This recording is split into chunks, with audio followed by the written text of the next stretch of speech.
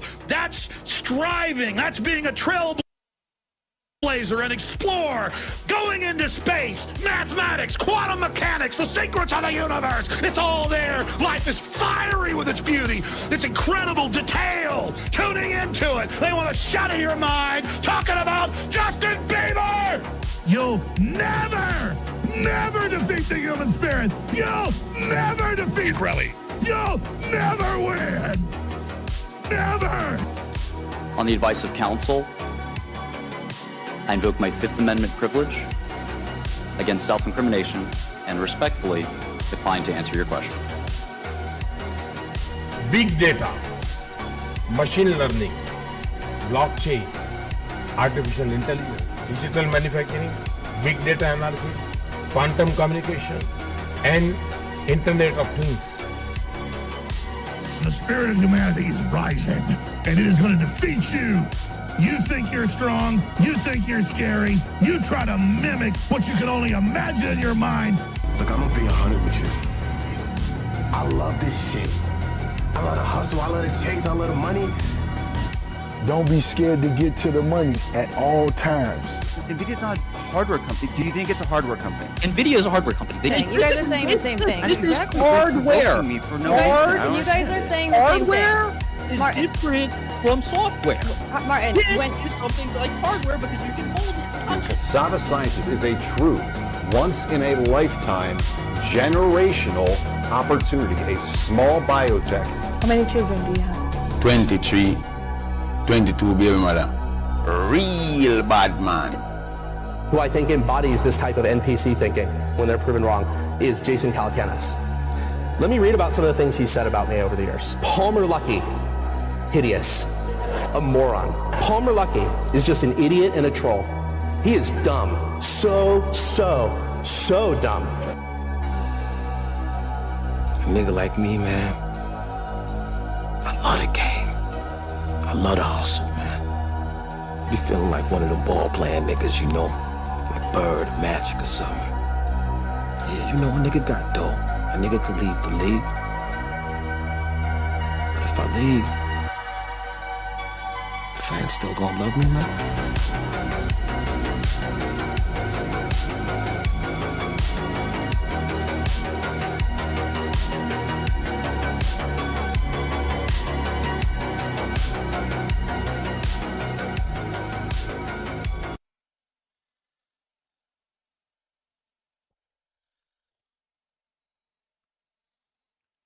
What's up, guys? How are you? Hope you're well. It is Monday. Happy 4th of July.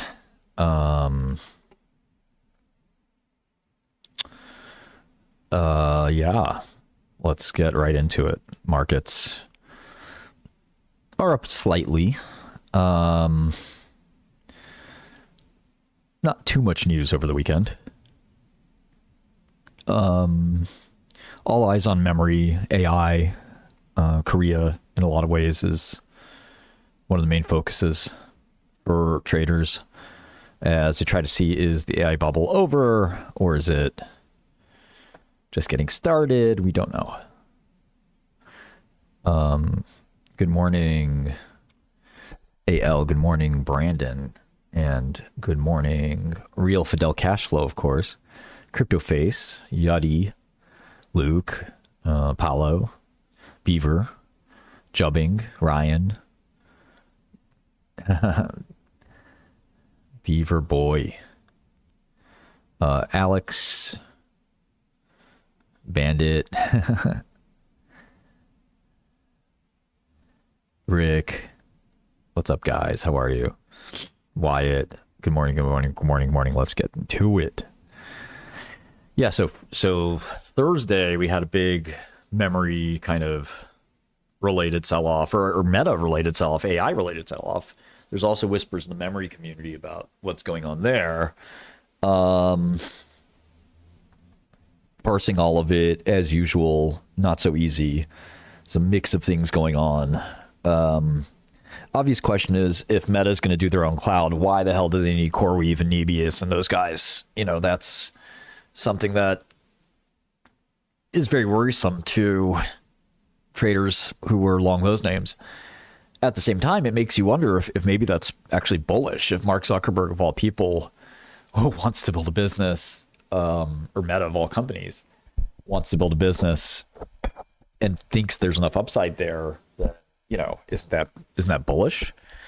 And they can partner with CoreWeave and Nebius, but if there's really this feeling that we're so short on supply of data centers, things like that, then maybe it does make sense to, be in that business and work with those other companies. There's going to be plenty of customers.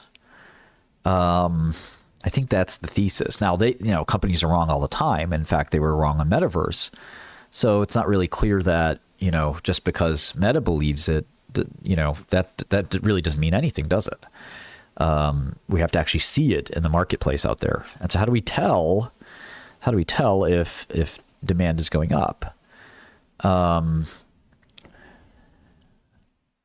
We'll talk about that in a second. Why are all the single managers closing down? Like who?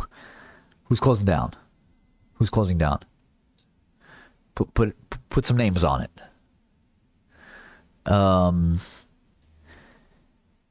Yeah, the pod shops are it's a tough business model as well. I wouldn't envy the pod shops. Some have actually done pretty well this year. Some are up 10%, which is pretty good. You're running 20% annualized. So it's kind of been a beta market, but soon will be sort of a stock pickers market in a sense. One of the big questions as well is we'll talk all about SaaS apocalypse. Shaz, this weird company. It's kind of this bizarre company run by somebody that seems to be a scam artist, from what I can tell. But Leopold owns 20% of the company, and in some ways, if Leopold can get them an Anthropic contract, Shaz can go up 10x or 5x. So I'm long Shaz, even though it seems like a complete scam. Even the ticker sounds like a scam, right? Scopia, the guy was Eminence. The guy was fairly old. Rick Sandler is kind of a legend. Been at it a long time. That's not that uncommon. Alua I didn't know much about, but obviously know who Tom Purcell is. Scopia I know well. A guy went to my high school actually. I think he's working at Millennium now, right? So I think that's not a shutdown per se. That's just a kind of a or is it a full on shutdown? Are they closed? I don't know, but I'll have to catch up with those guys.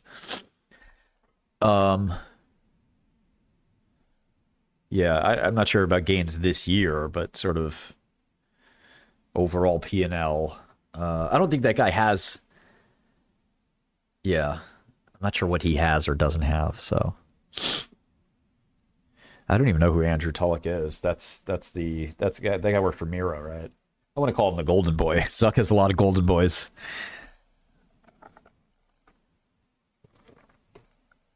Oh, that's cool, Kai Lang. That's amazing. What school? Kai Yang.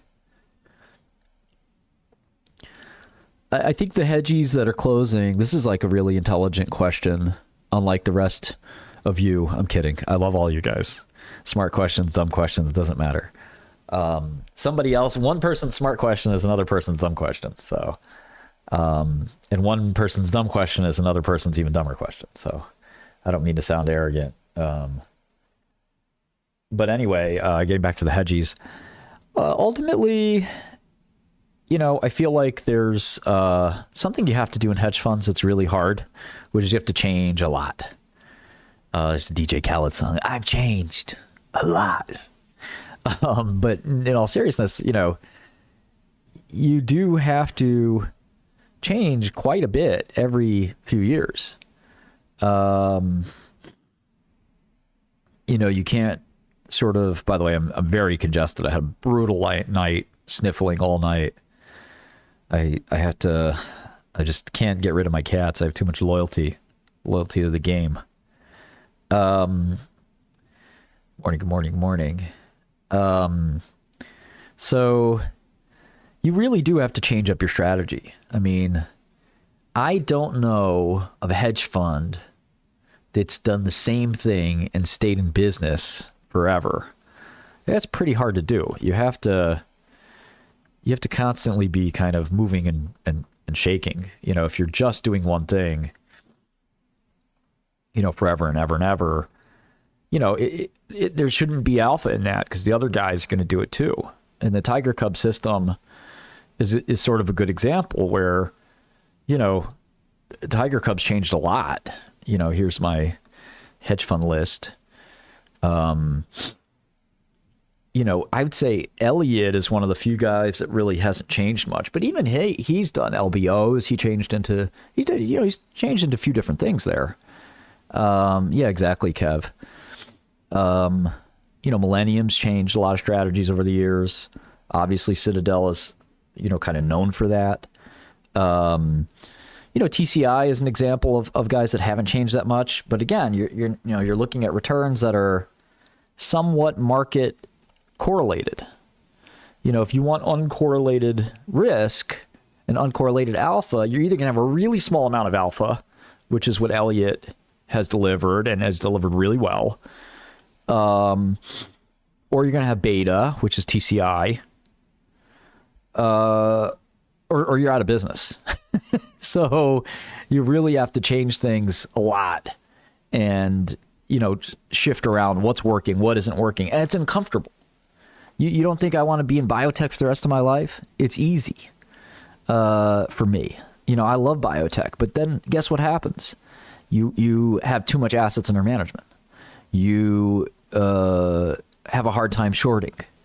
You know, all these things start to happen, and it's not easy to just, you know, coast on one strategy forever.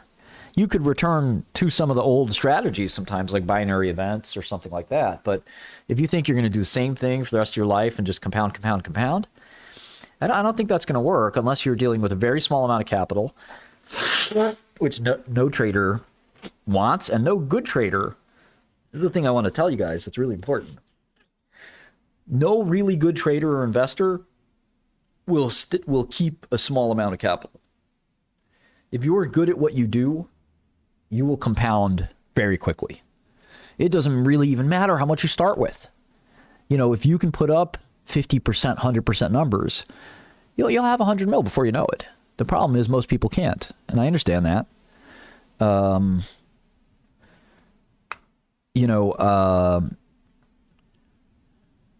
But buying momentum is an interesting one. T10 has a point there. Now, you're really also describing beta in some ways. The market's going up, you find these high beta stocks. The problem is you got a few assumptions you're making there. One, the market is going up. What does that mean?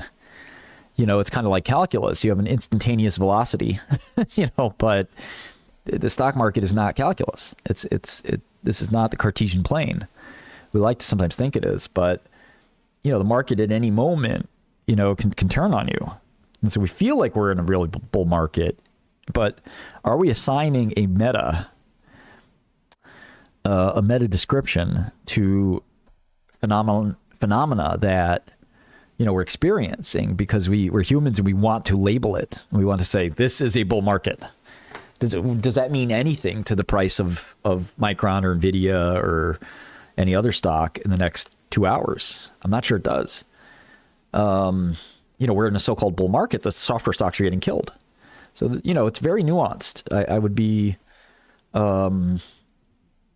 careful about making any big pronouncements. So the one thing I'd say is that try to be nimble. And so the hedge funds that closed, you know, no shade to any of them.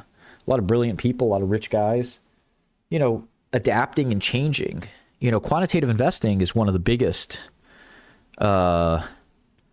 trends in the history of finance. And there's still a lot of people that don't believe it, don't want to get on board. that don't want to embrace technology. Warren Buffett's, sit and read the balance sheet. It's not working. It hasn't worked in a while. And, Buffett's sort of trailed the S&P in some ways. And, he's obviously retiring. Munger pushed Buffett hard into new areas and new things. Even though Munger is known as Dr. No, Buffett and Munger pushed into doing new things. And you have to do that if you have more capital. You have to do that if you want to be a trailblazer. It's very hard to just sort of stick to your knitting. And that's the advice, by the way, you get a lot of times. Stick to your circle of competence. The problem is my circle of competence is quicksand. Quicksand is something that'll, it's hard to sort of build something on. So I feel like, it's really, really important to sort of be able to be flexible and change things. It's also important to be able to have conviction. I'm not long biotech, William, if that's the question. I try not to, yeah. Anyways, I've been trading now for 3 days or 4 days. So, try not to ask me stupid questions. Okay. Yeah. I don't think, it makes sense to read too many finance books. Finance is a discipline that is basically asks the same question over and over again, which what is the present value of a future dollar? And, ruminating on that's important, but at the end of the day, it's really not the most important, question in the world. I would understand if I'm a French. I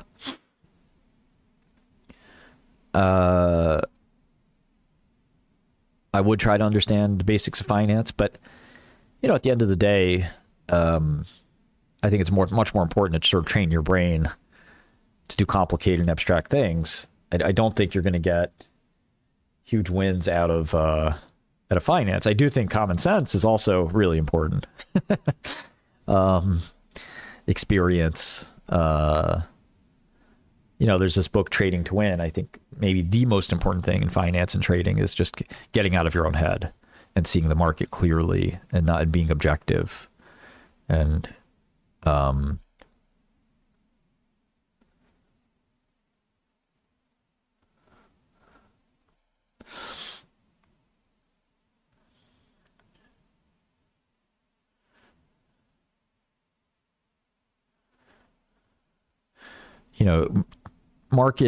market direction is almost impossible to predict.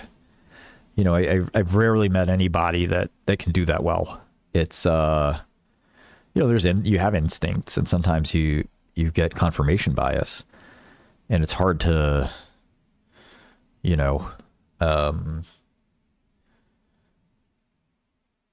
understand when you were right or when you were just remembering that you're right.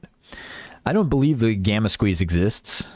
I think the idea of a gamma squeeze is sort of preposterous. I remember when Tesla was going up a lot, nobody could explain it. And one of my friends is, it's a gamma squeeze, Martin. I don't agree.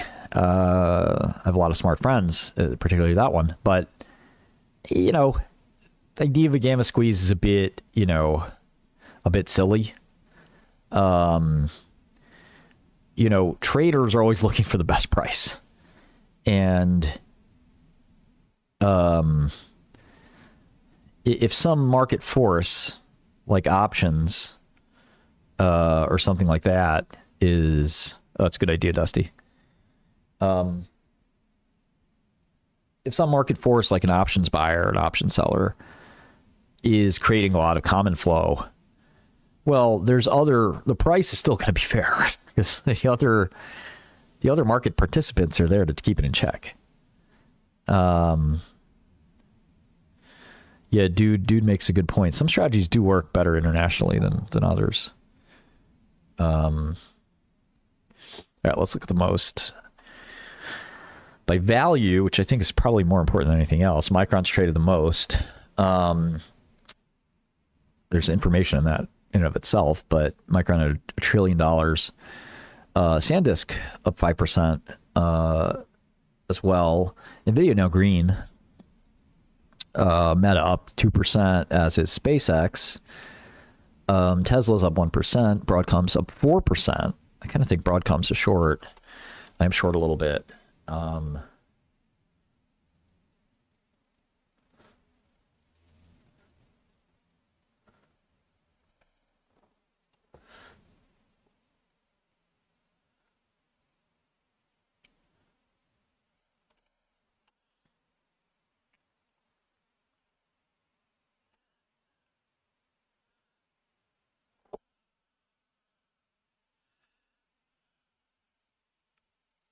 New press releases or anything out of Broadcom, I'm playing around with my filters here, but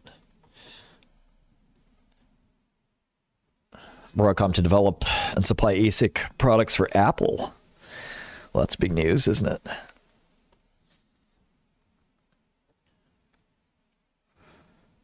Broadcom and Apple have agreed to expand their long-standing technology collaboration through 2031. Wow.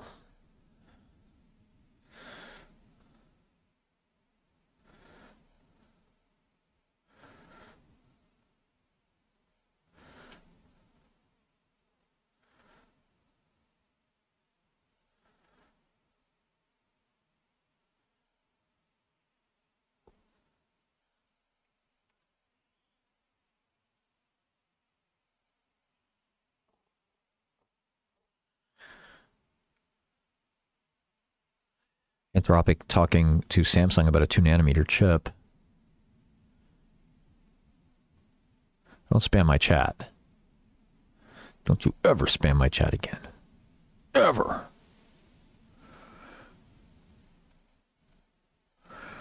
Will memory prices ever come down? I think it depends on what kind of memory. I think we're treating memory as this monolith. There's all kinds of different memory.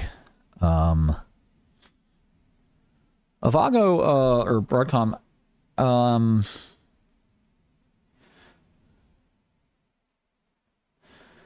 yeah, you think semis roll over? We'll have to see. We'll know in 20 minutes. Yeah, I think Avago's poorly positioned. They're losing TPU contracts. Get the roses out. No, I wouldn't be trading Israel or macro or something like that. Now, if you wanted to be a macro trader, you can go learn that field. I don't know if macro traders trade on something like that, the sentiment of how people feel about a country. I'm not sure that's bullish or bearish. That might be a counter signal. Okay, let's keep going with most. ASM is up 4%, so is AMD and Intel. Apple's down fractionally. Strategy just keeps disappearing. Kind of uncoupling from Bitcoin price now. Marvell up 4%. Microsoft down 1%. Interesting. I wonder if that's worth buying for a trade. TeraWulf up 16%. What is the wolf doing here? And United Healthcare down a little bit. We're getting into earnings season in the next few weeks. Anthropic enters 20-year lease to use TeraWulf data center. Wow. Not bad. Oh, wait a second. Isn't this bearish for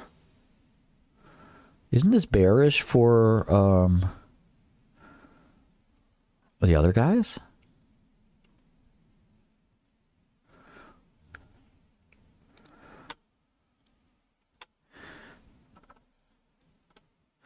Good on TeraWulf. Great job. United Healthcare, Gilead up fractionally, Oracle as well. Palantir down fractionally, Alphabet up a little bit. Western Dig up 5%. Notice it's interesting. By value, Alphabet is only traded a fraction of what Micron and others have traded. Fascinating. IREN up 7%. Another data center play. And Applied Materials up 5%. By shares traded, not something we should really look at. There's anything outstanding here? Not really. gainers, we've got Shaz up 9%. See, I wonder if I want to lighten up on Shaz because of this TeraWolf deal. But I don't know. Horizon Quantum. So is this new? This piece of trash new? New Quantum to short?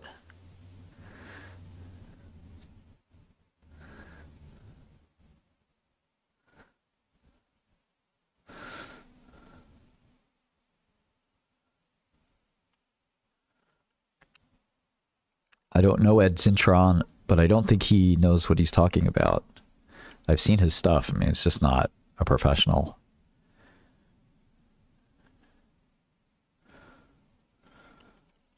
Well, Monte Cristo, they just announced the TeraWolf, so there's a second big Anthropic contract. ACMR 5%.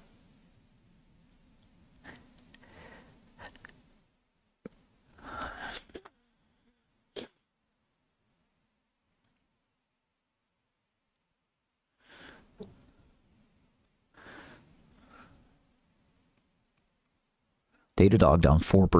FactSet down 4%.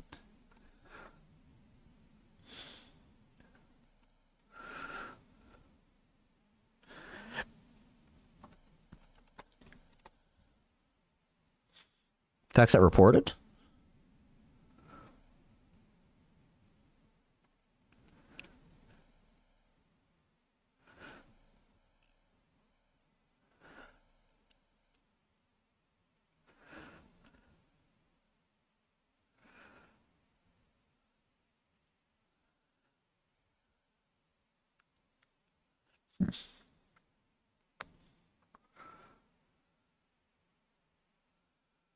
Interesting. Oof.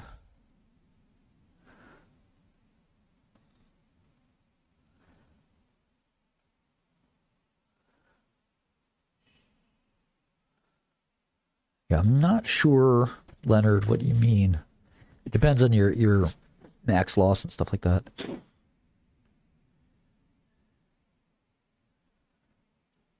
Yeah, Dusty, it's definitely not a new idea. But I definitely don't think we're at that emergency bottleneck kind of nature. That's why Bloom Energy is up so much.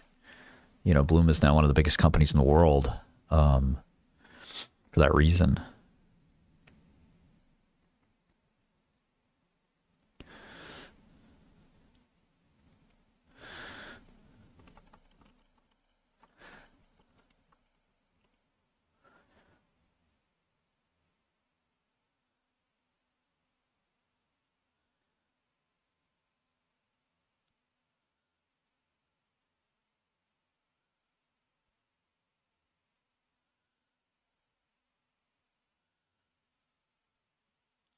Godel is partnering with a brokerage where you can use a brokerage account with Godel, yeah. Or you can trade on Godel. Micron dropping a little bit here.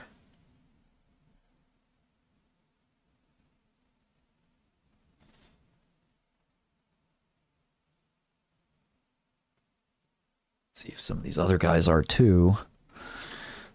SPY up 40 bips. NVIDIA up 6 bips. Yeah, the AdComs are going to be very interesting. Can't wait for the briefing documents.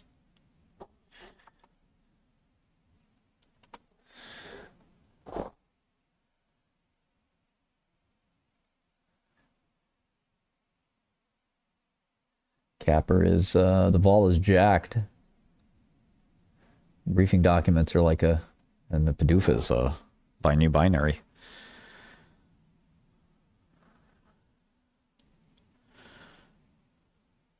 I've always liked PayPal, but, you know, value investing is you got to be a very patient person.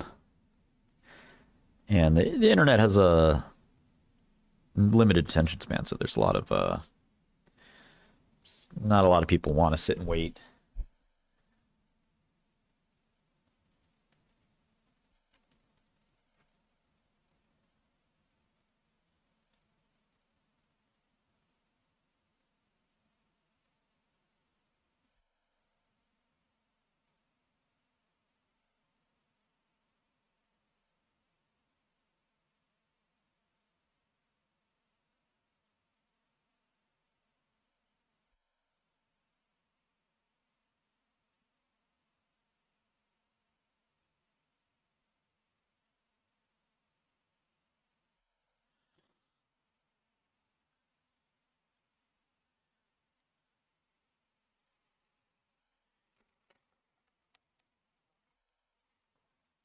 No, PayPal is just really cheap.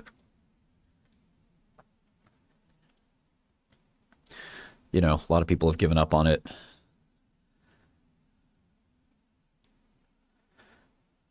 See if we can look at some cool stocks. Some stocks we haven't looked at in a while. Let's look at Vaxcyte. PCVX, $58.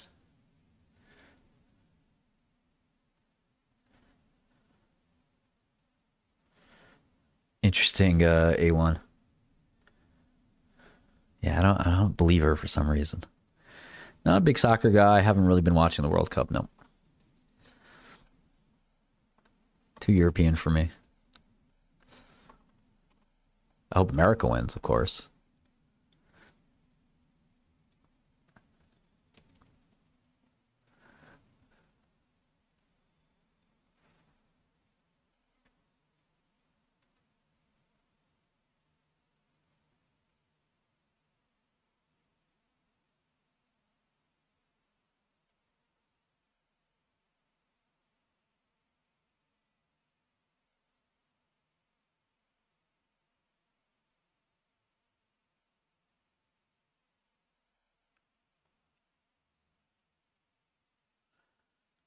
I like basketball.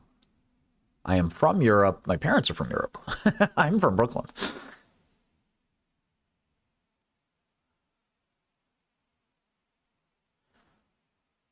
I'm from New York.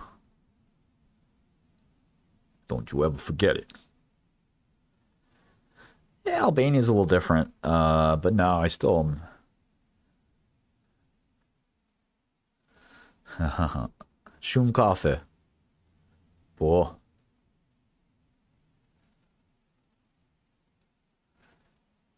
Yeah, we drink Turkish coffee a lot in Albania.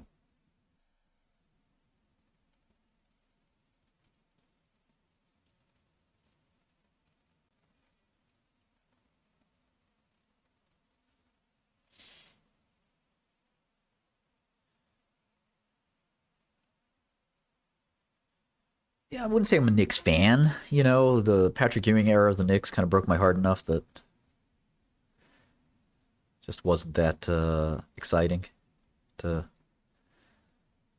watch this comeback. I just never trusted the Knicks again. Getting money at all times.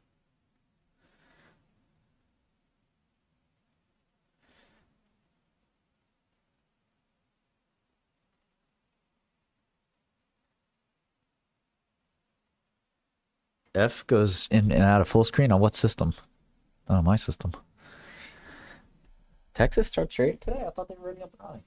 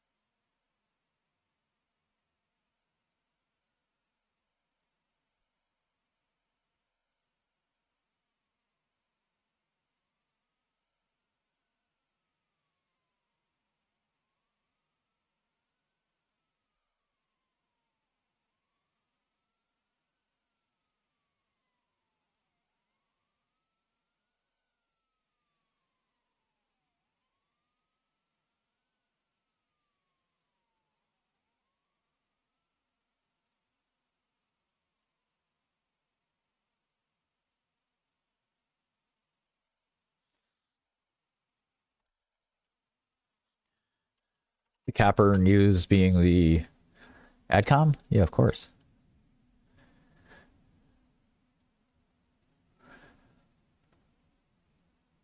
How do you handle drawdowns mentally?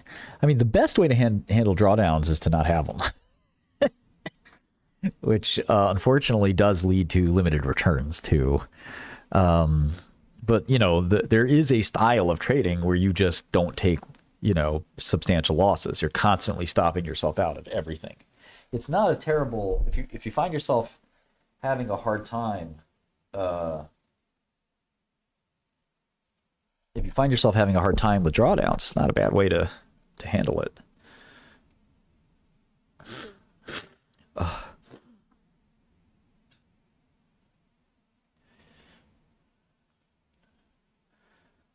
So if you don't have tons of conviction on the stuff that you're buying, now if you do, and you're in a drawdown, the drawdown's making you nervous, you're probably just too big in that position, because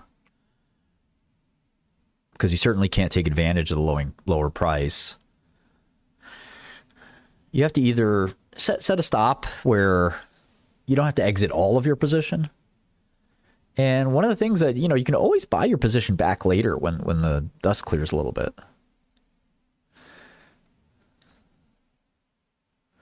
Yeah, max drawdown 2% in the year is unbelievably good.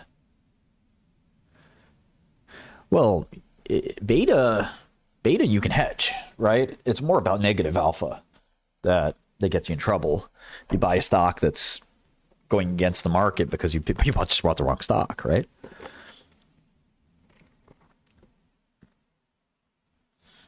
And the stop sort of protects you from doubling, tripling, quadrupling down on anything. I love the strategy never exist. I never exist, therefore I win. Sorry, William, that's a better strategy than never exit. Yeah, it's part of the portfolio, Clark. It's not an individual pick as much as it is. Yeah, exactly. Having too big of a position will often, get you out of it, unfortunately. Something going on. Stock's ripped a bit here. Not sure what the news is.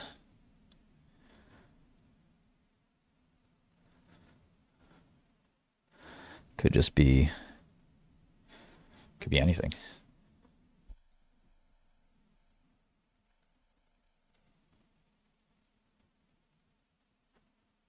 Strategy sold more Bitcoin, man. What the fuck?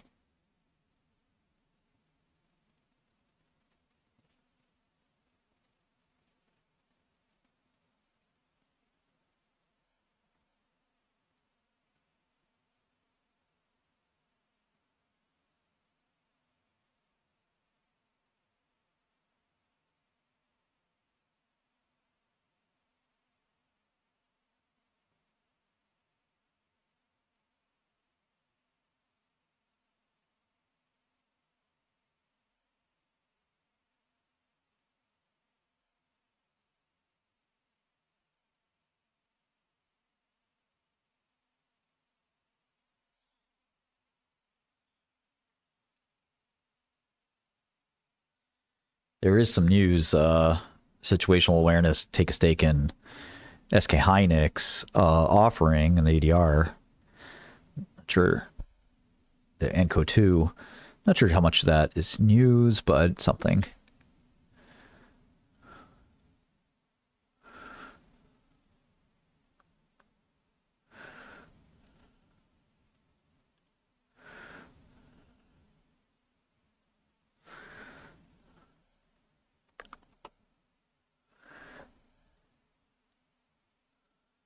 Sailor's dumbass.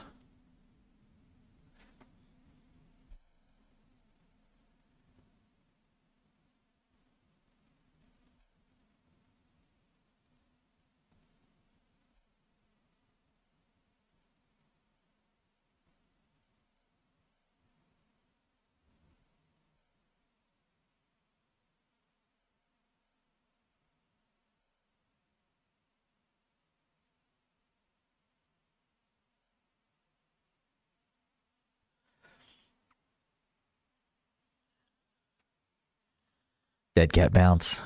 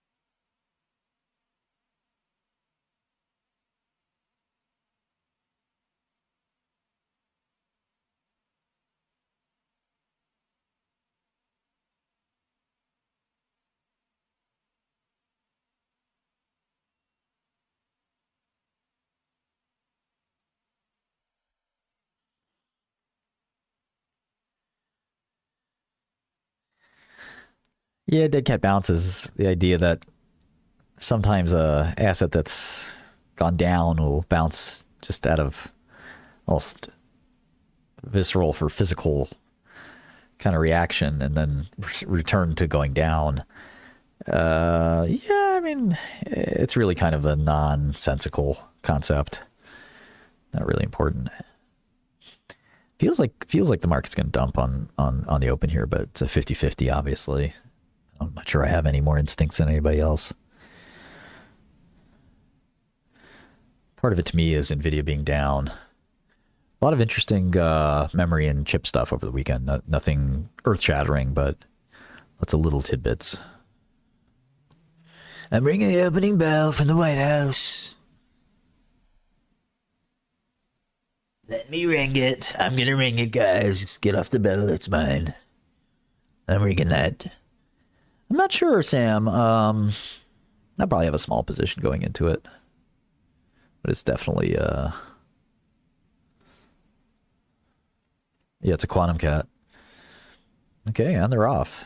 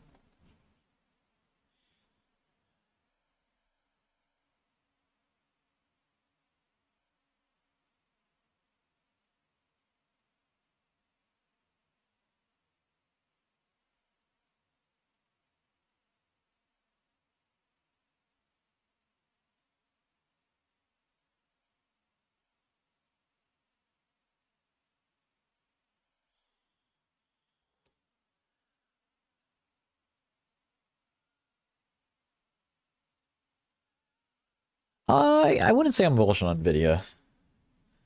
Again, it's very unclear. You know, we don't know where things are going and what's going to happen.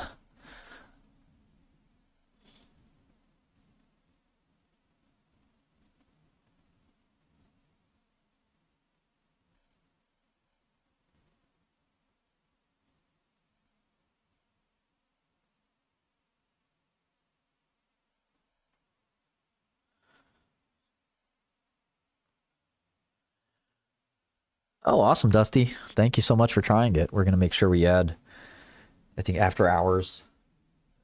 Pre-market is probably the most important thing we add.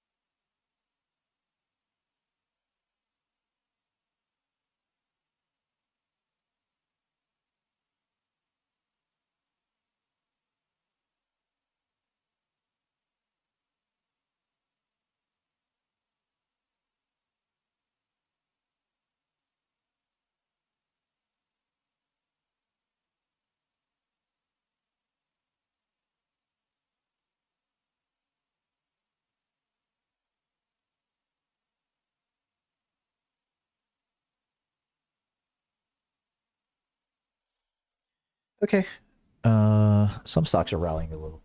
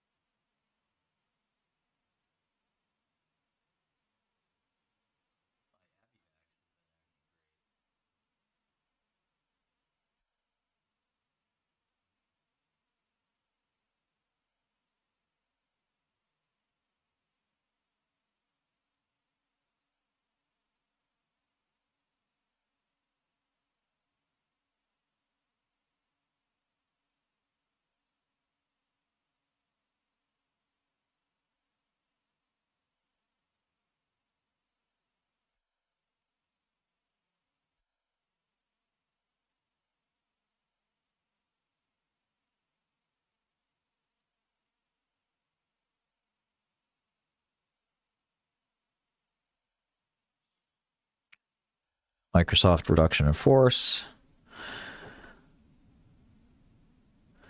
Choppy, choppy.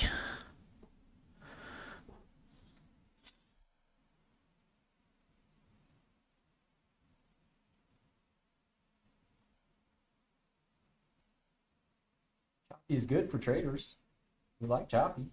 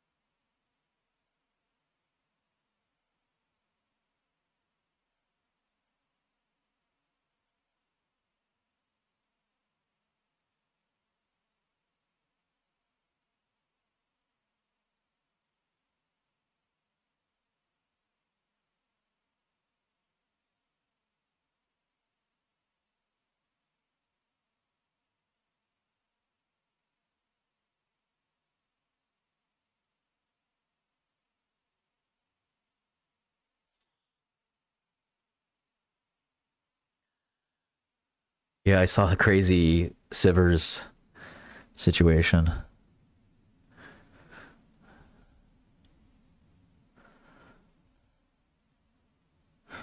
Trump urged buying Dell and thanked Micron. Hilarious.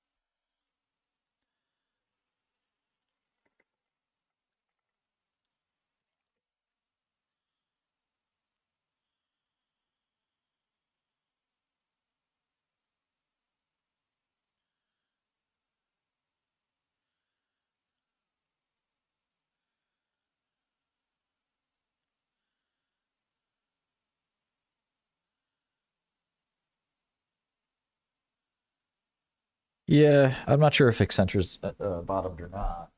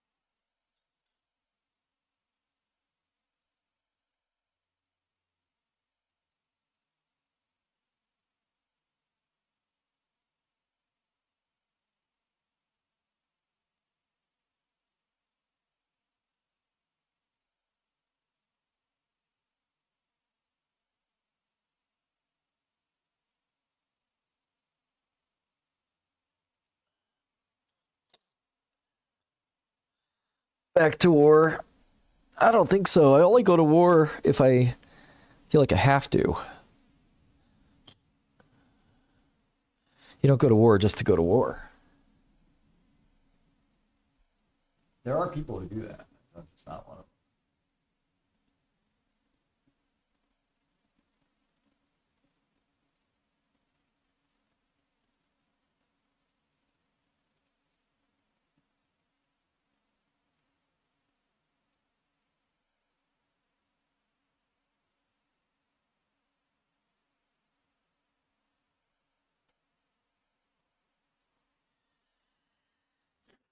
them.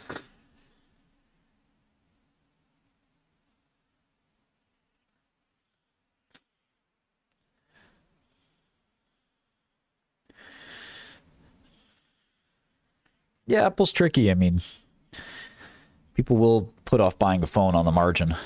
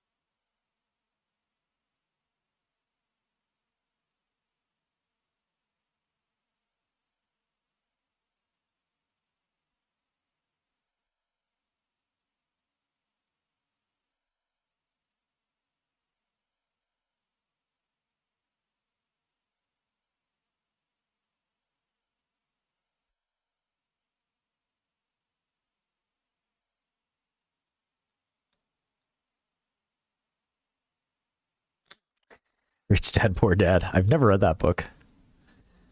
You want light mode? Not too many people ask for light mode. Make sure you try goodlterminal.com today. All right. We were going to look at a biotech.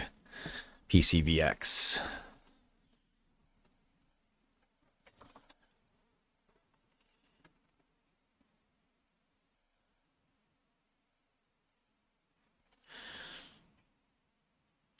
Talk to Sesame.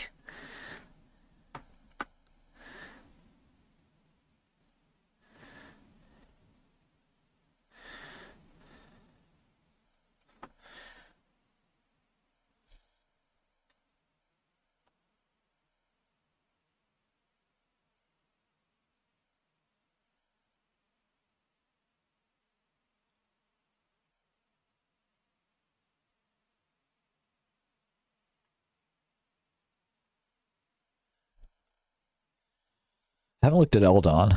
PCVX. This is a company called Vaxcyte.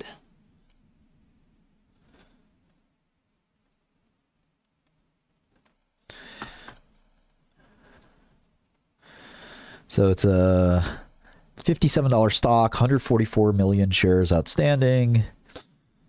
They're trying to do pneumococcal vaccines. Microsoft is one of the world's biggest companies. How would they be dying? Dying. What a weird word to use to describe the third biggest company in the world. Yeah, dude, it's over.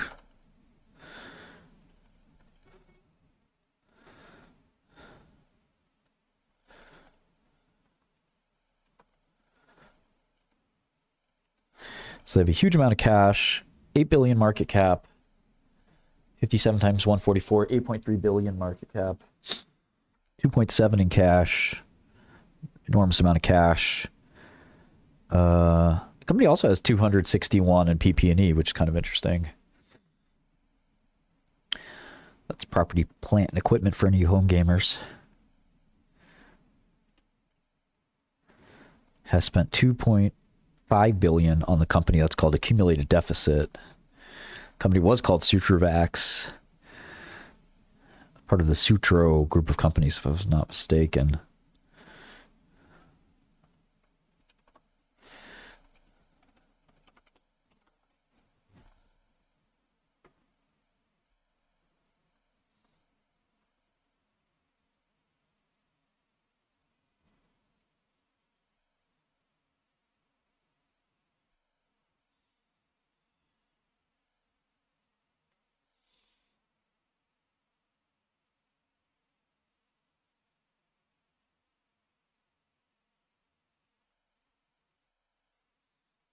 Pharma down substantially. Amgen's down 3%. Johnny John down 2.6%.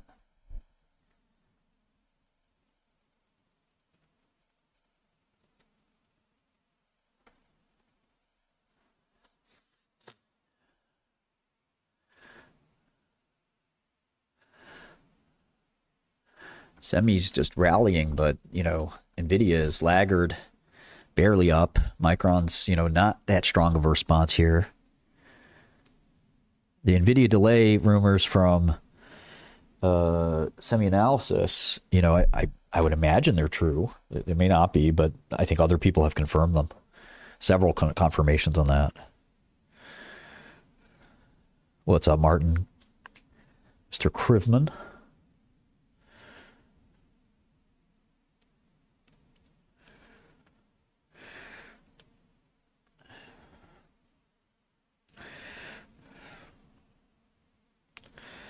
O'Reilly down 6%, along with AutoZone, Genuine Parts.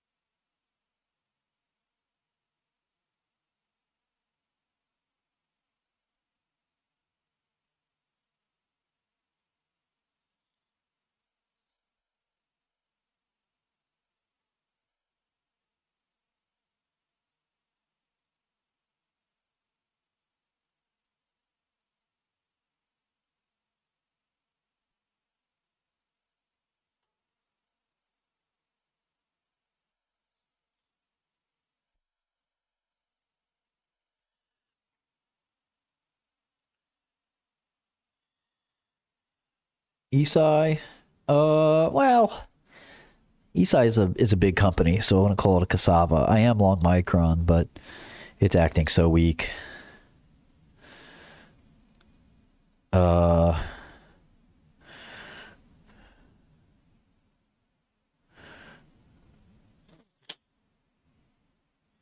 I saw the Capra news last week. I don't get fruit anymore right now, but it'll be back.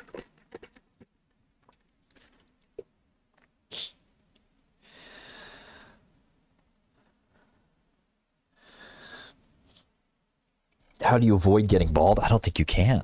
Is there a magic trick? I don't think it works that way, Playboy.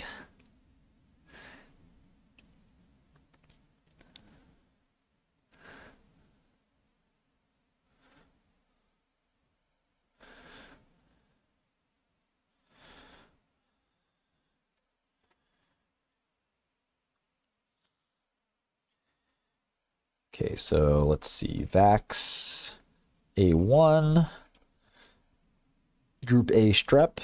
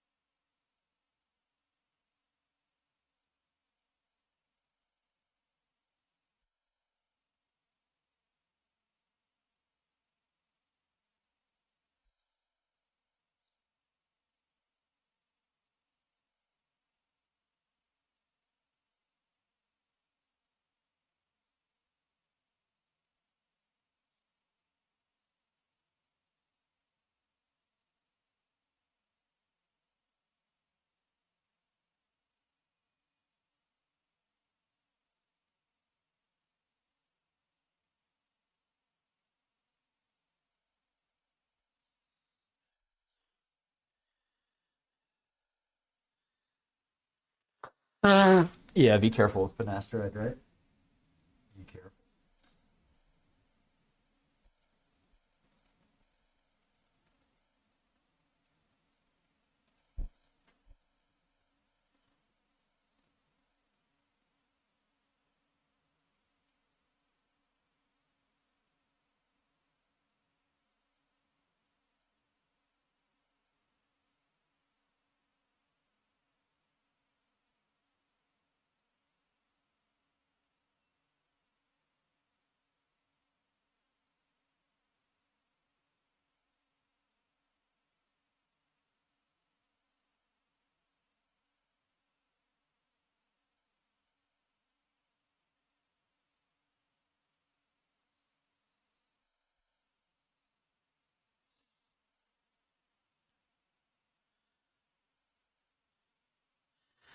Okay, so Group A strep, interesting new product.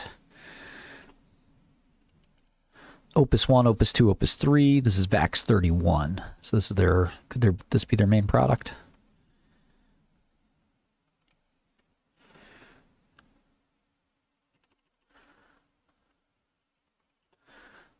ADCs have been hot for so long.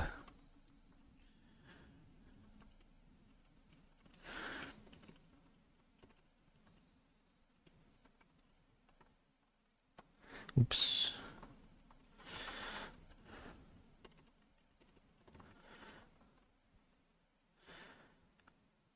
No, I think there's a real post-finasteride syndrome. Certainly seems to be real. It could be fake. It could be fake. I don't know.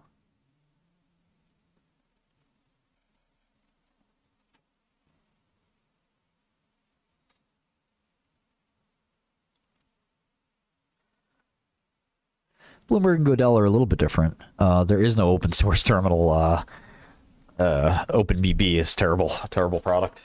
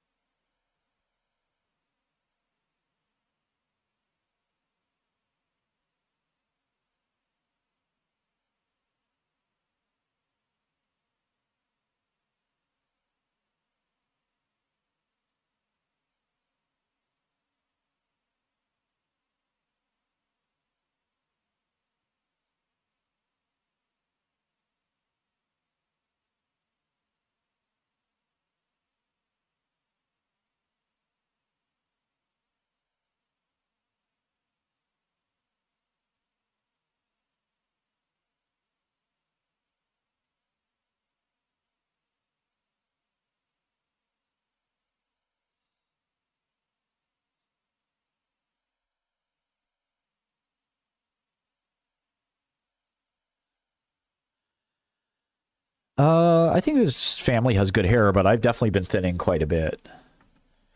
I had really thick hair my whole life. Okay, this is adult pneumococcal. I wish I could launch a meme coin.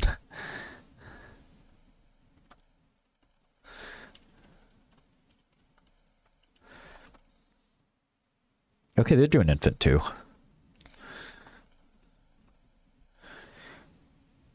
This is a phase 2 dose finding. Yeah, hair loss treatment would be it'd be a GLP-like opportunity.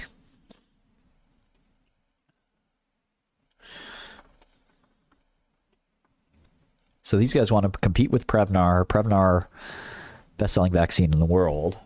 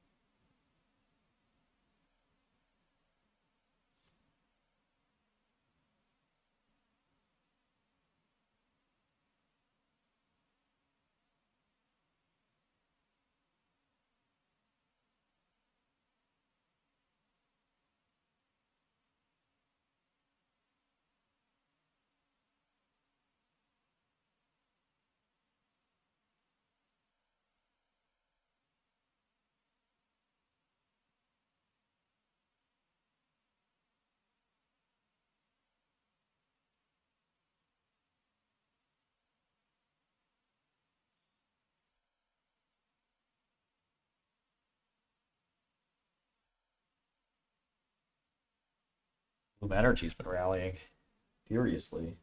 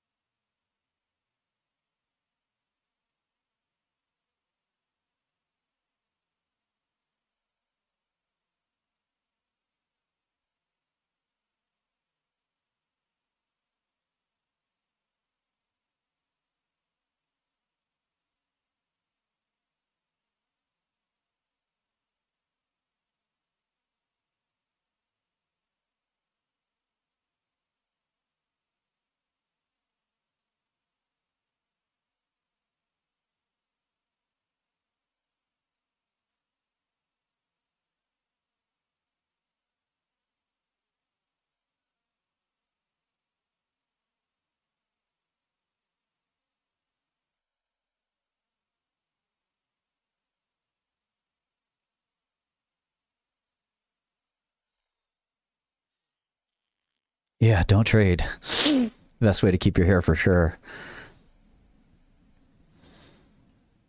Abby Vax, baby. Yeah, Lufty, we should do that together.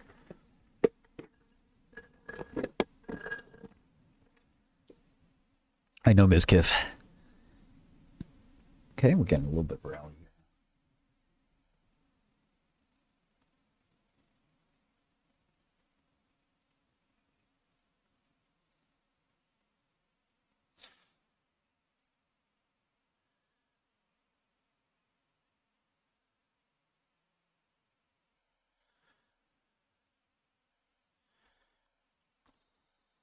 Well, the thing about Abivax is a lot of the traders are in it, are waiting for a takeout, and I think they're, it's very easily, they can be disappointed because those things just don't grow on trees. I haven't looked at Absolair in a while. 12C. I haven't tried 12C Platinum. It sounds baller as hell. Okay, so we get Q426 data on Opus 1. This is a brand new pneumococcal vaccine. I don't know how many serotypes it covers. That's kind of what's important in that world, but looks like just safety, tolerability, and immunogenicity data. Immunogenicity is not necessarily the same as efficacy.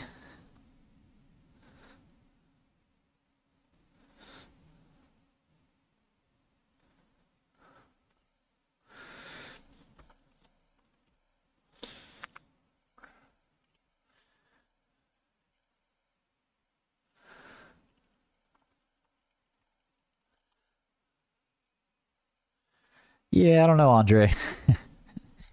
I've been in pharma a long time.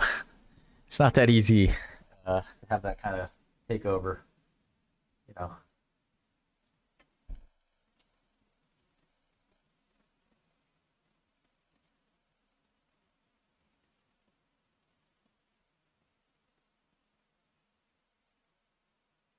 You just have to be prepared for the long haul. $15 billion takeout is, yeah.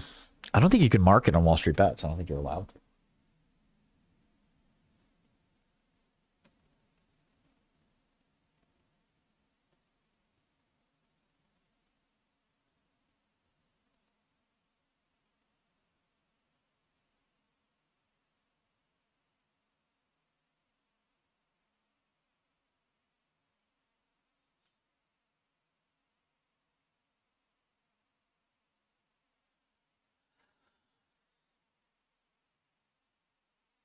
Oh, Nvidia's creeping up 1%.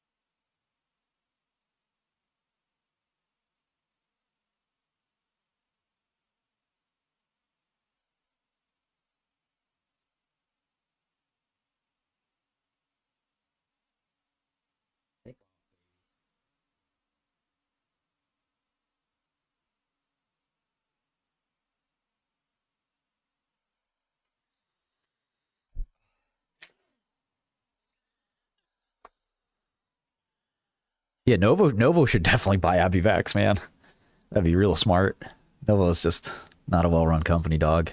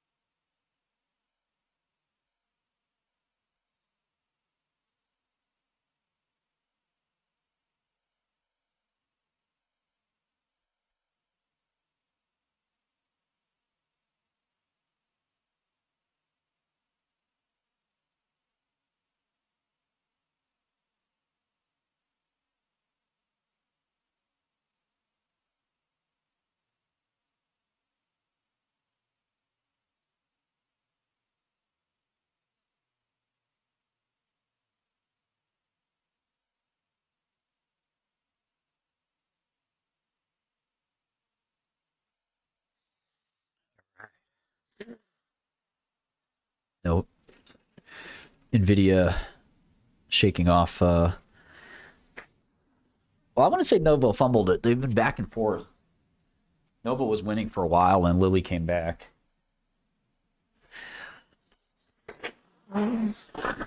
Oh.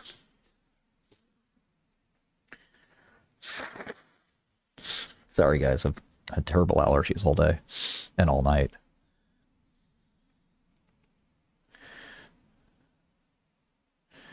But yeah, the market's picking up here. Memory's still lagging logic a little bit. Microsoft's still down. Buy some Microsoft.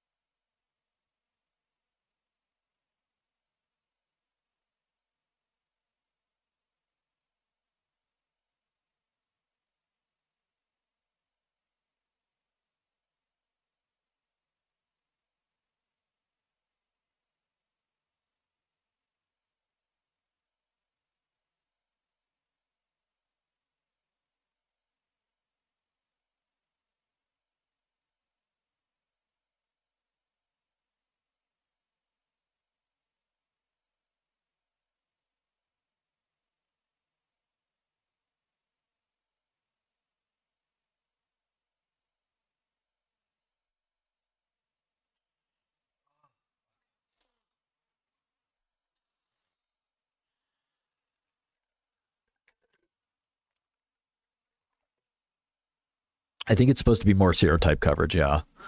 With the recent completion of Opus 3 enrollment, our trials are now fully enrolled, on track to deliver results, top-line results Q4. Not only a best-in-class vaccine, but also a new standard by which other vaccines will be judged based on unprecedented phase 1-2 results. Okay. That sounds like bullshit.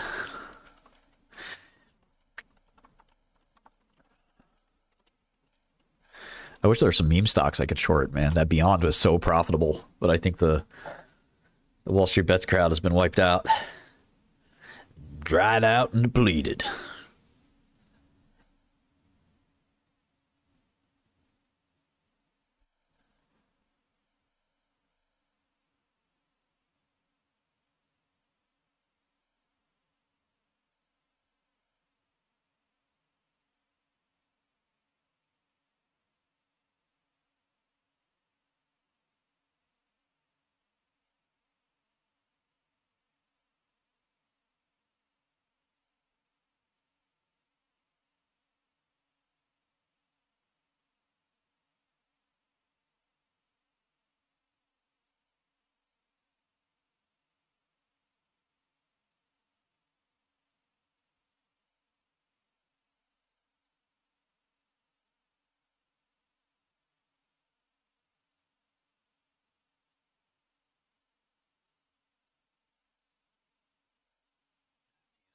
Right.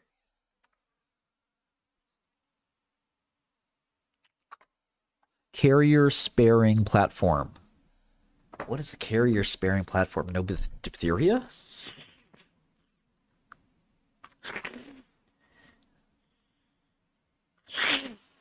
We designed Opus 1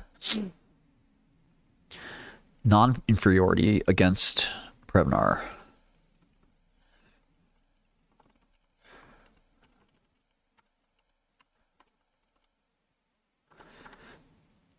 And Capvaxive.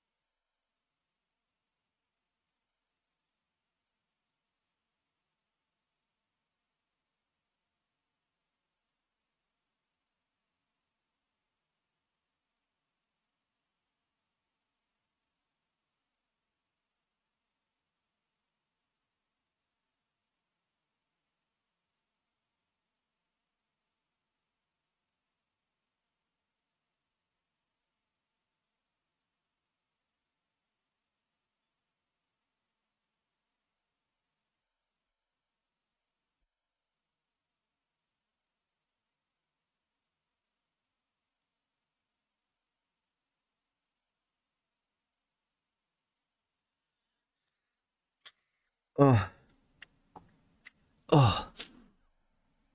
I think being an entrepreneur is the best way to get rich. I mean,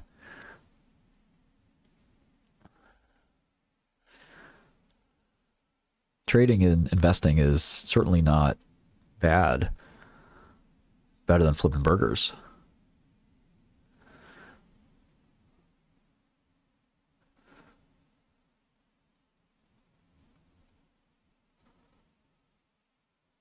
6,191 patients. Not bad.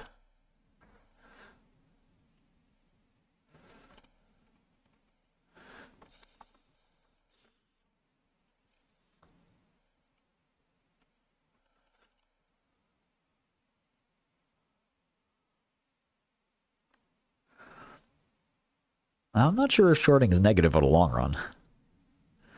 I don't know anything about Pershing Square stock. I'm using Flonase. Yeah, I like SPRB. I'm long. I'll buy some more now.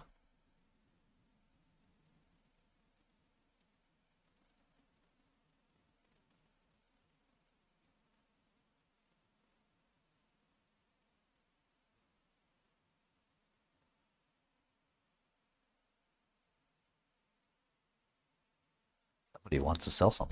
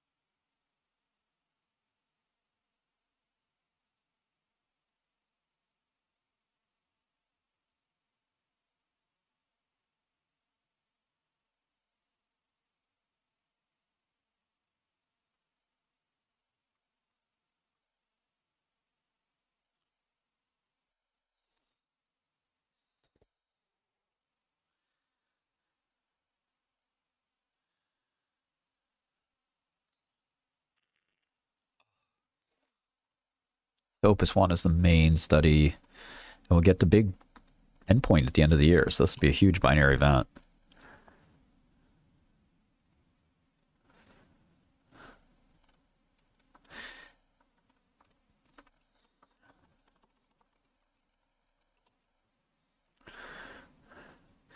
Yeah, the AdCom will probably not be great for Replimune, but I don't know, maybe they survive it, get approval anyway. You want a short going into the AdCom?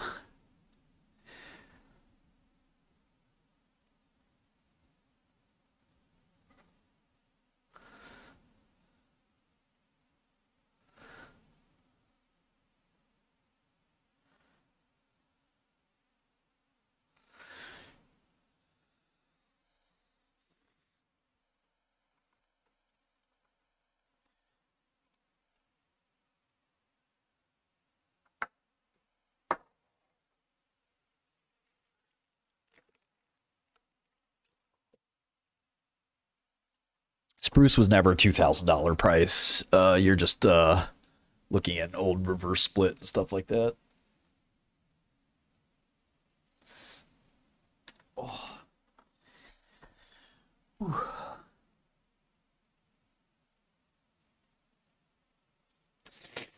Oh.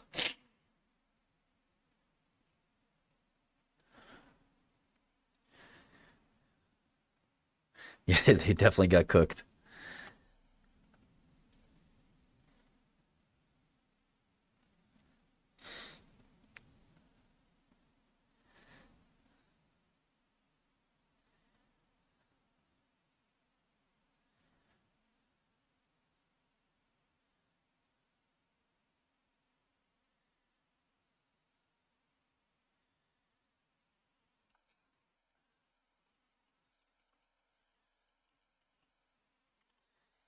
Yeah, we could definitely do a stream. It's probably a thing we should probably hire a camera crew for though.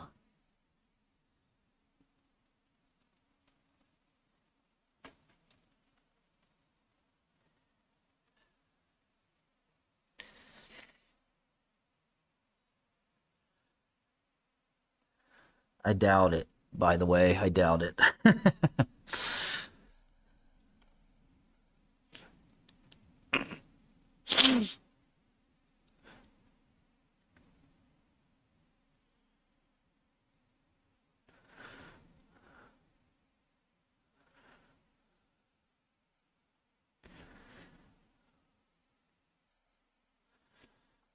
I mean, I've taken over public companies before. That's not the issue. I'm not sure that you can sell it. And last thing I want to do is be running Chegg. Where is this turd? 99 cents. Just such a dog. They could have pivoted. They could have pivoted to AI and made it work, but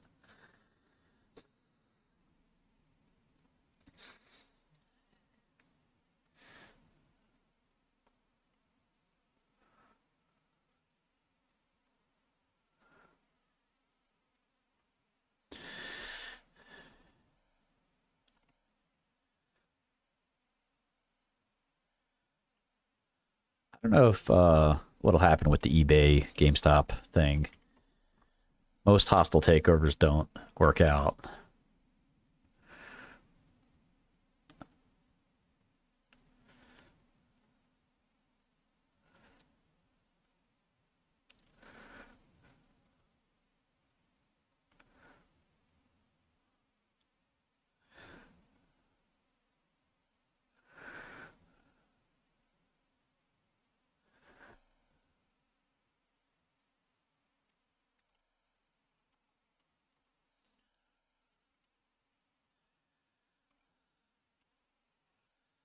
Yeah, I'm shorting some Quantinium.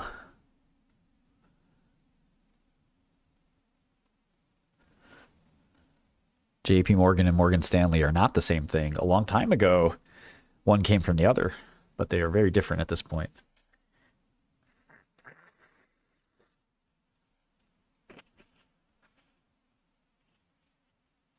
Oh, Lord have mercy.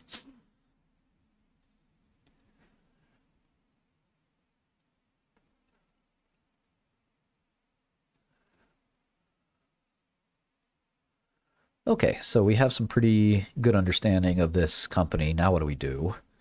Well, we got to get a sense for what kind of upside there is. I think VAX24 may be gone. Let's see what happened to VAX24 real quick. Yeah, you should definitely use Godel Terminal. Thank you for reminding me, Drek.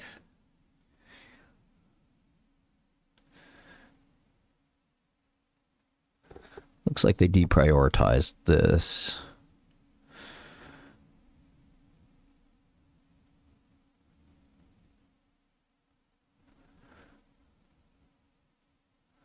This was a 24 valent.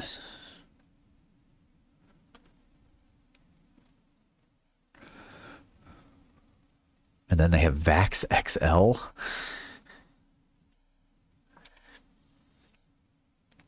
Okay.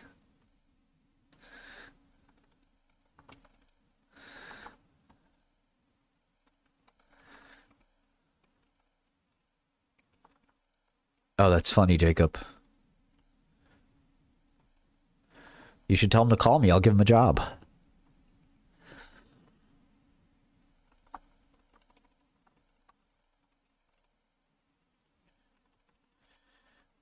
I don't happen to know the average weight of MPS patients. I would assume 60 kilograms or something like that, but I don't know for sure. Okay. So what does the model look like? Well, here's Prevnar's numbers. Let me pull up our Pfizer model real quick.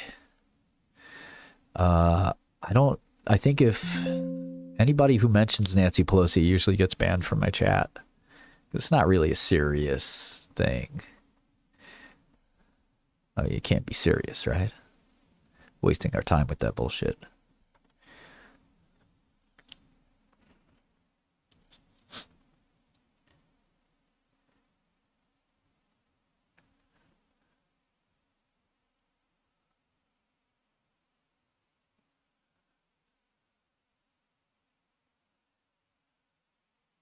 This isn't an instant decongestant. This is Flonase. This is steroid. I do need the other one, the Afrin. Maybe my homie can go get that for me.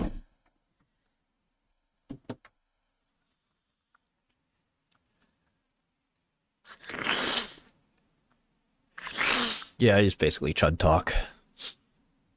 Deep chud. You know, deep value. Deep chud. Okay. So let's see. If they launch this thing in 27, which seems somewhat unlikely given...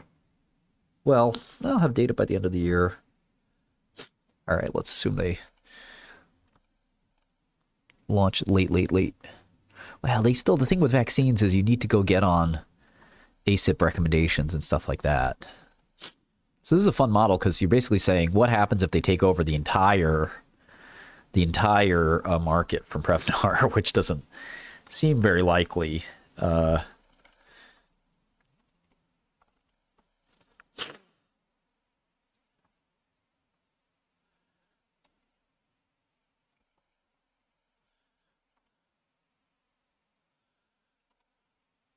it divides by 0 now? Interesting. Okay, so 70% gross margin, 9% discount rate. I should probably have a negative terminal there. Let's see here. Bump that to 10. -5. Okay, I mean, there's still reason to get long PCVX. You know, there's Merck, of course. Let's look at who owns this thing. Henderson has $1 billion in it. RA has 600-700 in it. So what does RA own? 7% of it. T. Rowe, Fidelity, BlackRock, Vanguard, Wellington, Paradigm, Deep Track, Kinem, Callaghan, Shaw. Yeah, it's not too hedge fundy. There's no RTW, no Perceptive, no Baker, no Voro. Huh. One question is, what's it going to be?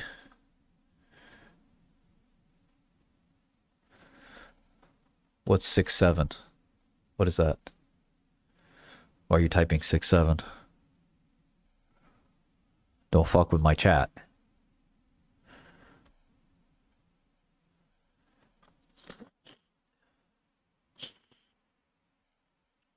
So let's see here.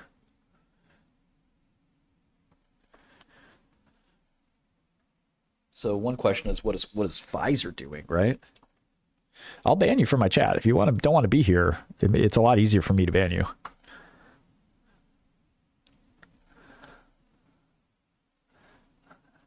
I don't give a fuck.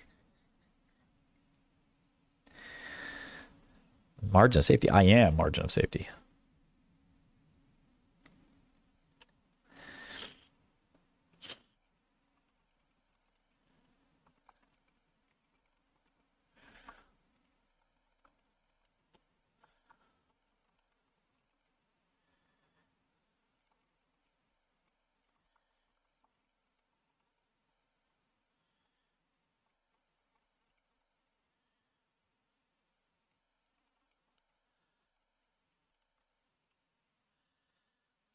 Pfizer's a trash company, dude. Worst pipeline ever.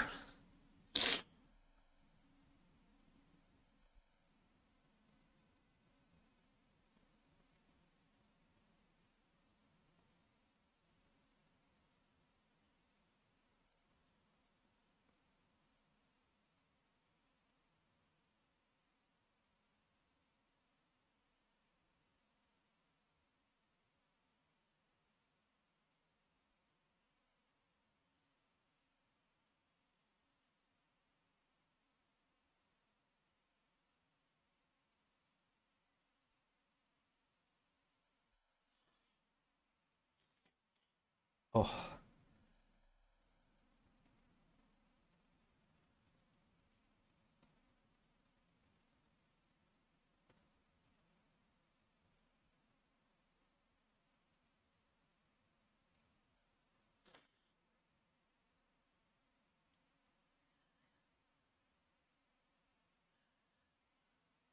Not sure that's true, fan. Not sure that's true. Even if Pfizer buys Abivax, that doesn't solve their problems.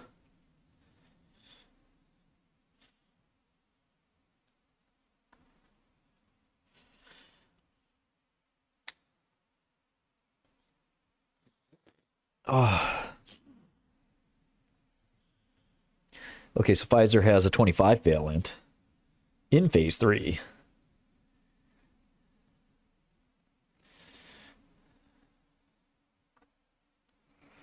And a 35 valent, but not in clinical development. So this is just vaccine wars, right?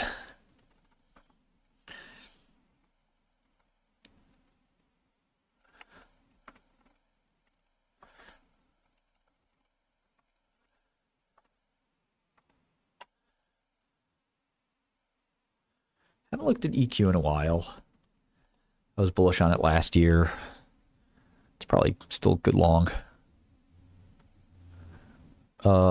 No pump. I don't really run a copy trading service. I certainly will give you my input on stocks, but I'm not trying to do copy trading. You should make up your own mind. Not saying you don't, for what it's worth, but.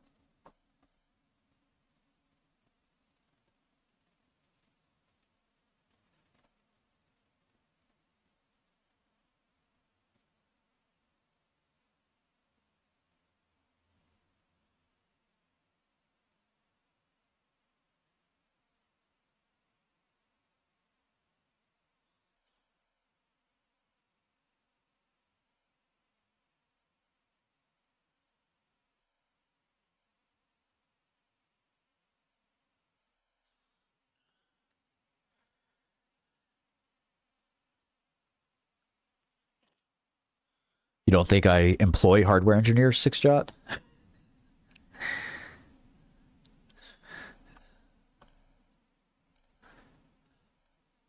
Okay, so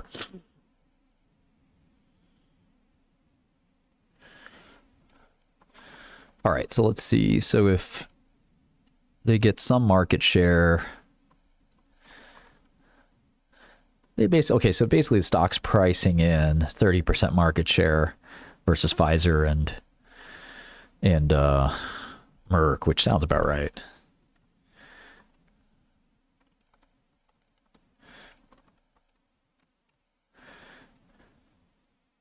So Vaxcyte doesn't look particularly great to me.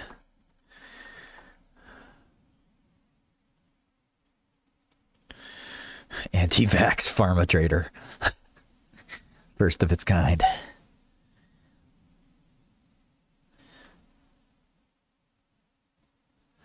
Binary for Vera in a few days. Let's take a look.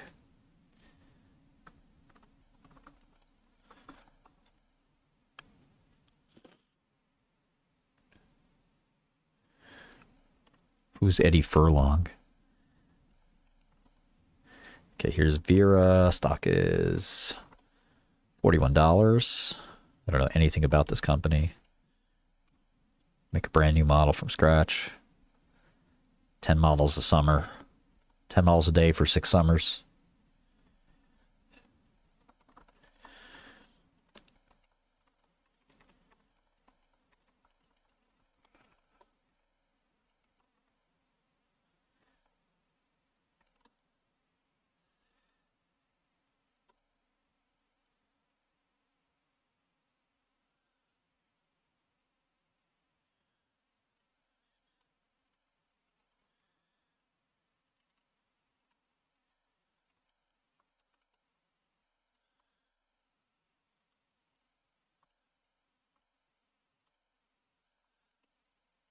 $3 billion market cap.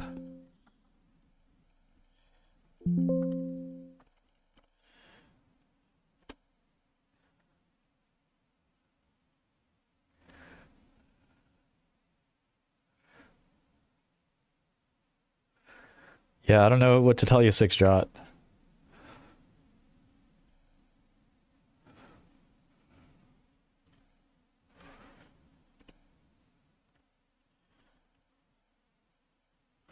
So annoying.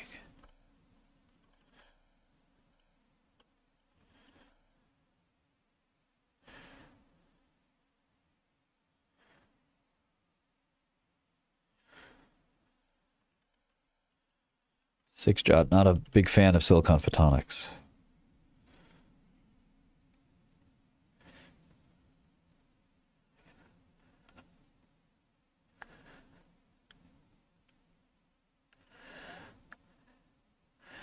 Yeah, Gratter, I think it's really hard to tell what the mechanism is. I wouldn't read books for value investing, man. Value investing's dead. And value investing is a misnomer. I mean, everybody's trying to do value investing.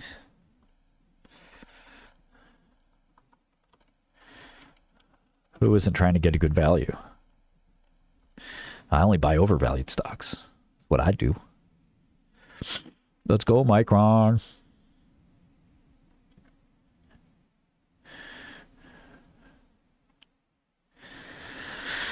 Okay.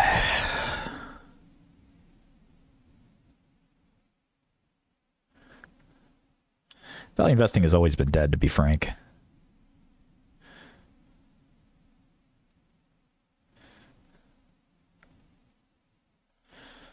Name one good value investor.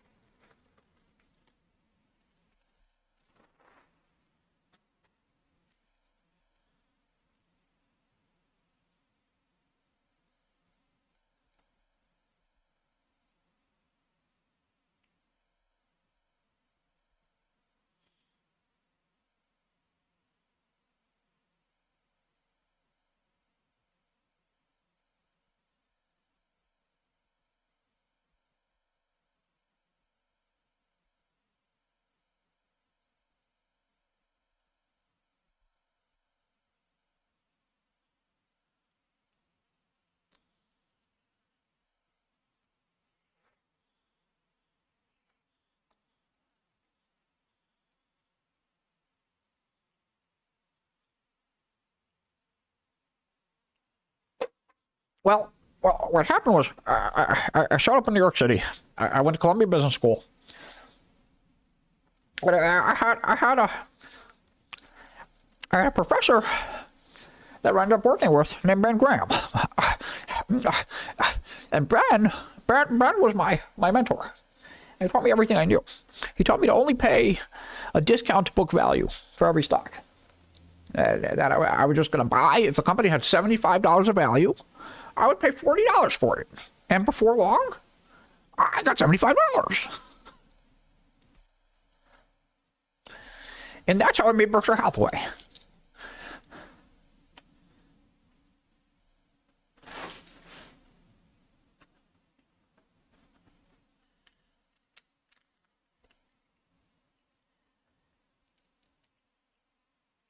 I've been listening to Buffett my whole life. I know more about Warren Buffett than just about anybody. I don't think Warren's a value investor anymore.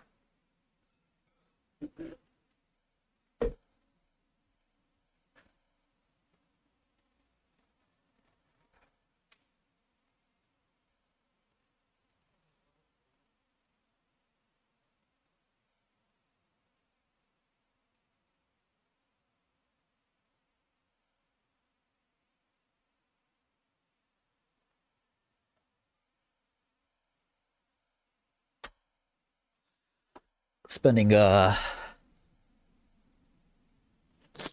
Becky, quick.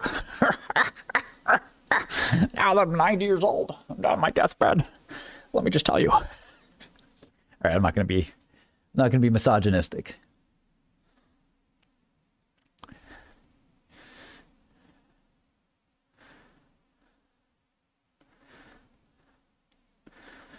I think that Monish Pabrai guy is just a Warren Buffett groupie. I think Buffett said so himself.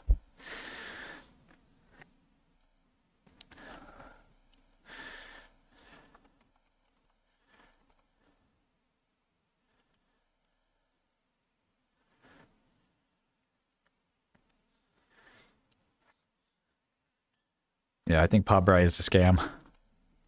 I think I saw one of his bullshit books.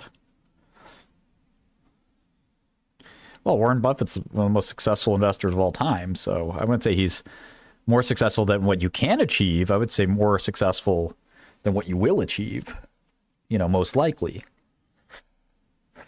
Nothing's stopping you from being as successful. Just probably not going to happen.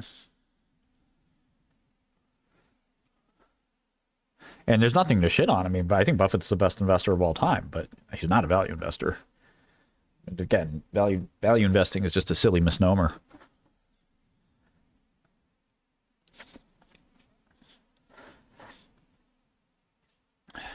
The definition of value investing has changed a lot.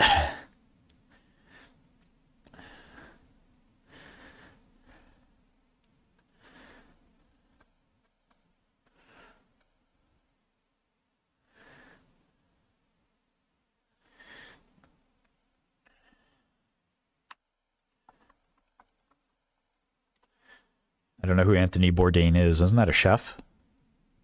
Why the fuck are you asking me about a chef? Yeah, someone time this guy out. Had enough of these clowns. You're done. You're done. You're done now.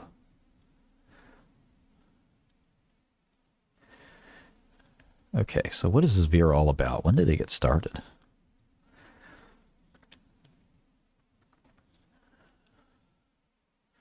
Okay, they went public, Series C, 2021. Yeah, I wouldn't look at 13Fs. I definitely wouldn't look at congressional filings. If you're looking at congressional filings, turn that shit off. Go get your head examined. Fucking waste of time.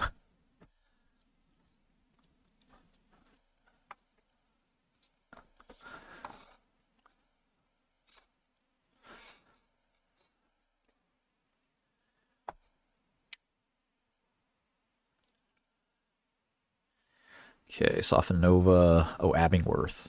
Okay.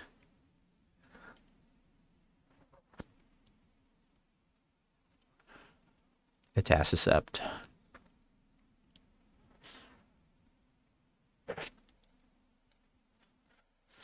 Isn't Etacicept 100 years old?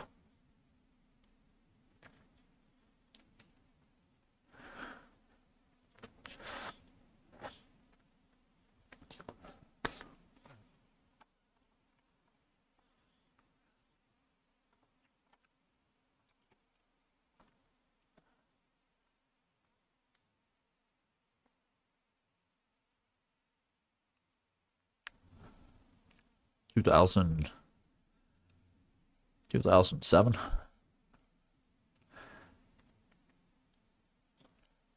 Patent's long gone on Etacicept. You get 12 years of exclusivity.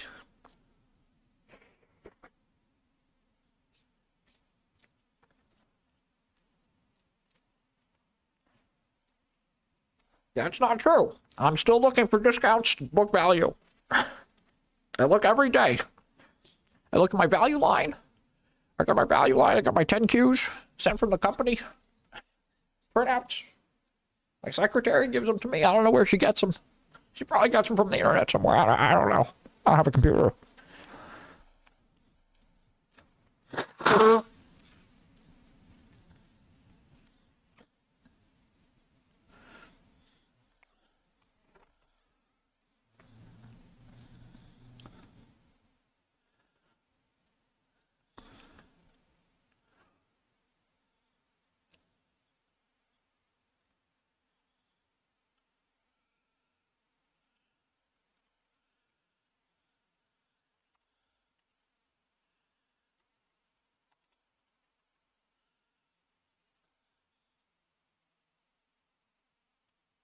Oh.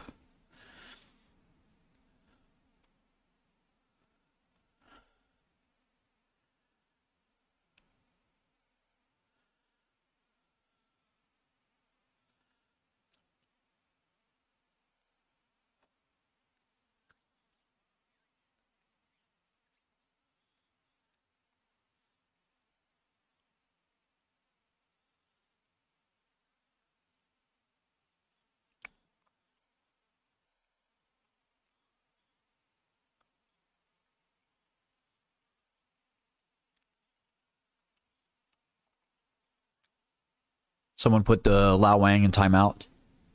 Wasting our time. 5 minutes. Timeout!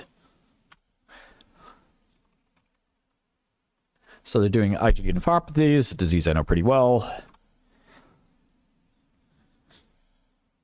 What's my main goal? What the fuck kind of question is that? Time that guy out too. Fuck out of here. What's my main goal? What do you think? Conquer the fucking galaxy, okay?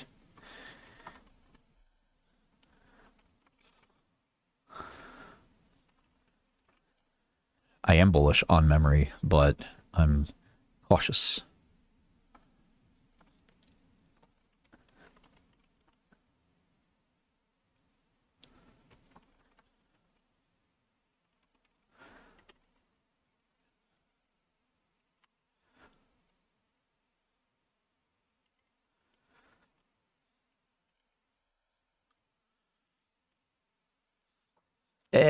What's my goal? Fuck your mother. That's what my goal is. It's a real New Yorker in me.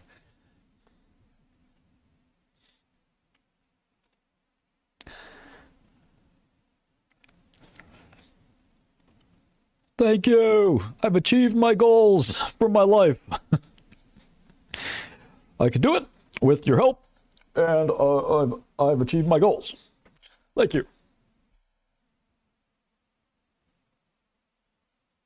Special thanks to your mom as well.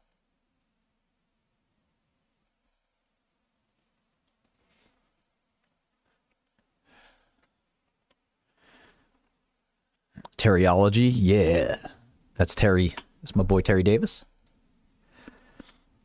Thank you. Thank you. Yes, we can.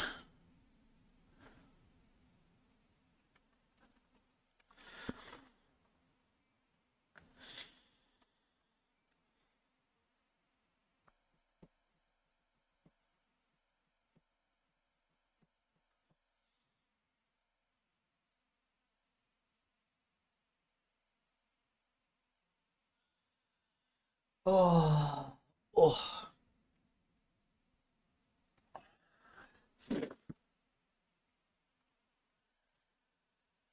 Yeah, we got Samsung earnings, we got Taiwan Semi earnings.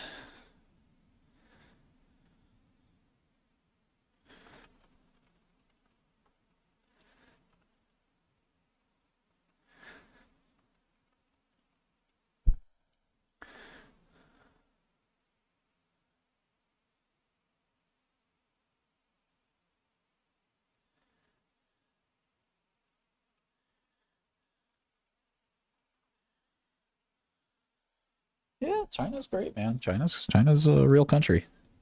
Hard to knock our adversary. They're doing great.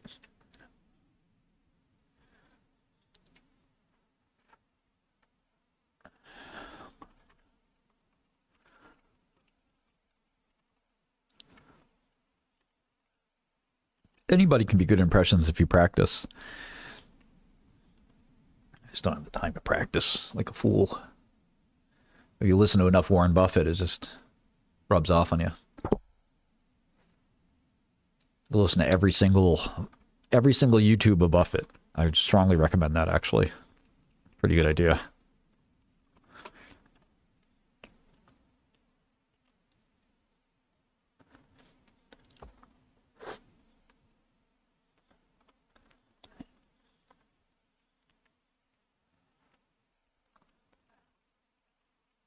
Yeah, we should probably watch the soccer game. 8 p.m. Okay, cool. Man, I've been an AAV bull for 10 years and it's not gone great.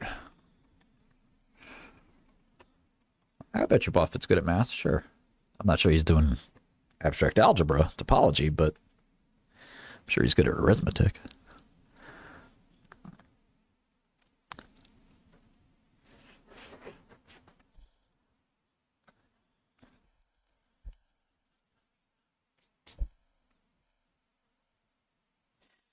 Oh, man.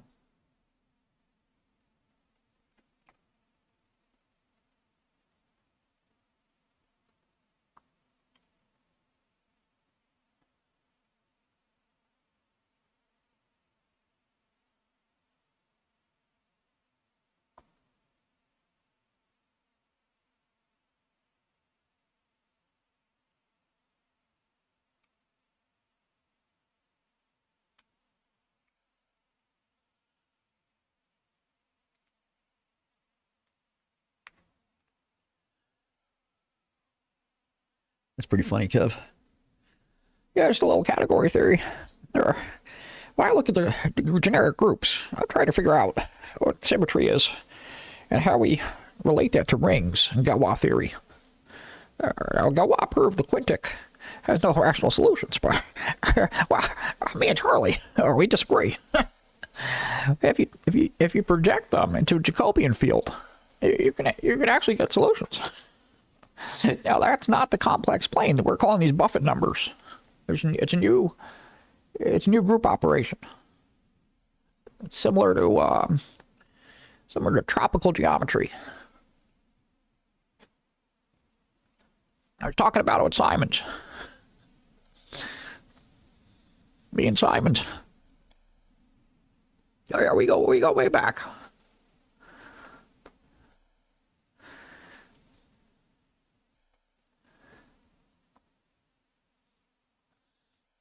My favorite is Aries Spears, man. What a great impression this guy can do.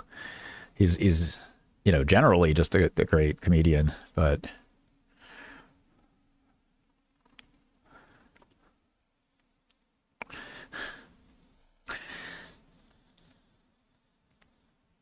No, one more tandem. Let's go. Right. Now, Andy, I really need you to make sure you ask us a few questions. Okay, what do we And I know sometimes we get caught up in the impression. You get caught up in it. I'm caught up in watching you guys do the impression. I'm sorry. So I know you do a killer Jason Statham. All right. Okay. And I'm gonna do Tony Soprano. Oh man, you're Tony Soprano. So my God, just ask us some questions. Your Tony maybe Soprano in the vein is unbelievable. We're like trying to plan a hit. Like just we're planning a hit. Right. Hold on. Let me get this water. Me.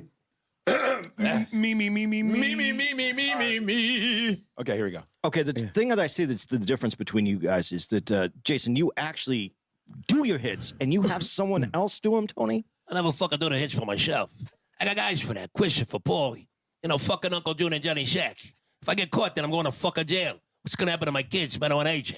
I got to be there for the business. I just know what I do. Whenever I see something, I just take it on myself. I don't need a whole bunch of people, a lot of fucking people ruining my shit. Understand what I'm saying? So you rather control it? Yeah, that's what I do. Sometimes I talk to Tony and he sends me the assignment. And I do what I do. Do you ever feel weak because you don't do your own and he does his own? Or do you, don't you feel a little... What? I'm the fucking boss. The boss of fucking New Jersey. Despite what Uncle June says. If I have a fucking problem, I go to Jason Statham. He makes it nice and fucking clean. Still fucking evidence. I'm back home for the fucking barbecue. It makes sense. I never thought of it that way. And you should, and don't ever question me again. Otherwise, you'll end up in a trunk of a car in the fucking BQE. What's your favorite flavor of ice cream? Let's see. I like chocolate. I like Neapolitan. I like to mix it up every once in a while. And yours? It's definitely not chocolate because of the fucking niggas. But everything else, I like. I like the fucking vanilla. I like the whipped cream and the fucking shakers.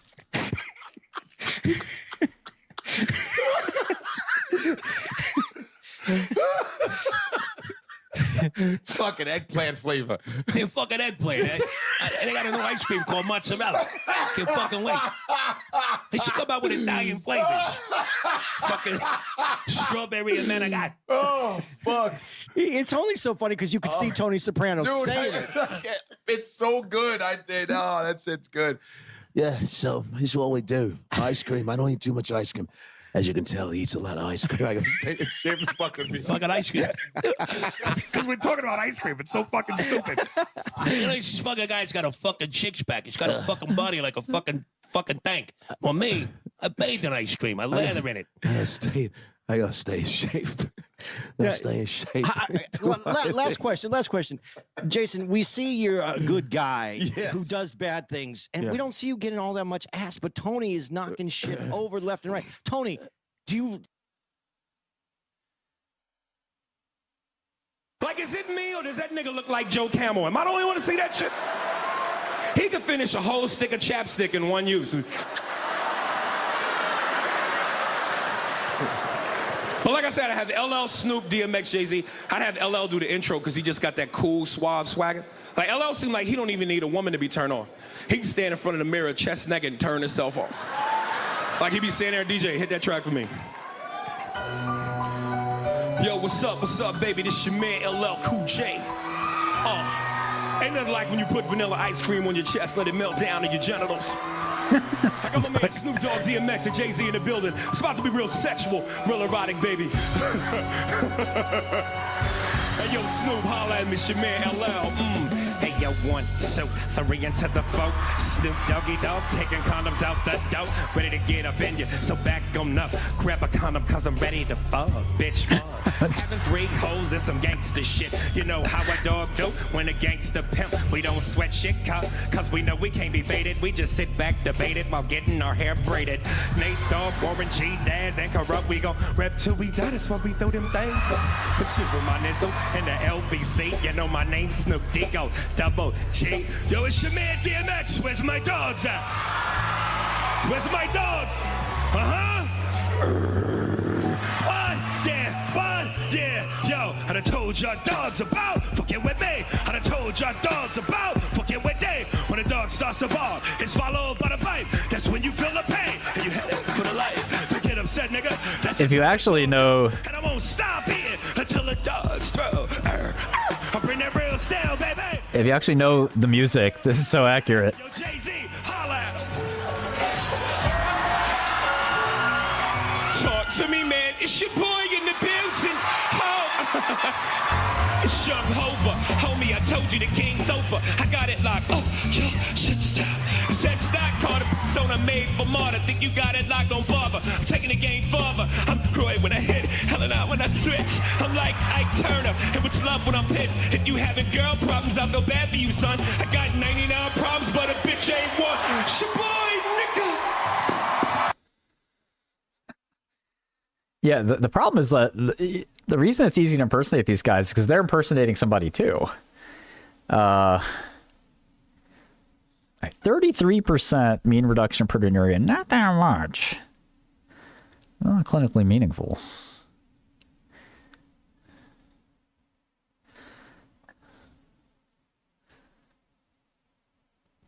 Let's see here. 31%, placebo subtracted.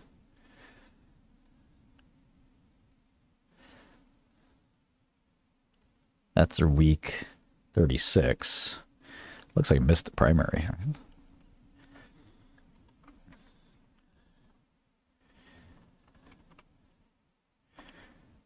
Yeah, I am short quantum.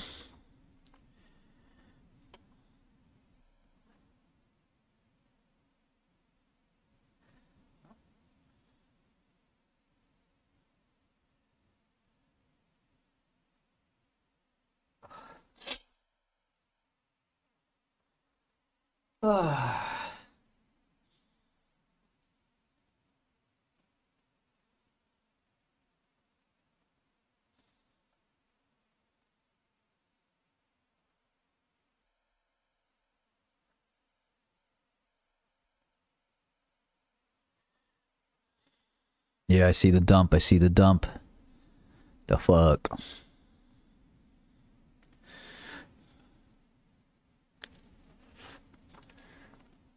What's the call? Who has the info? What's going on?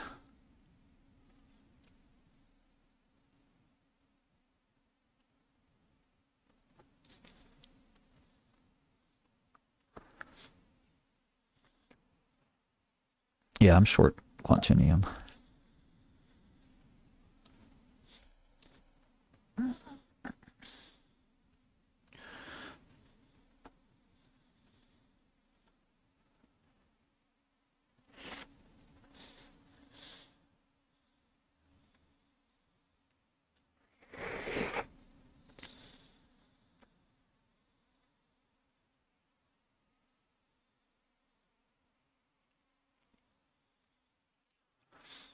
I'm never buying Ethereum. Fuck that.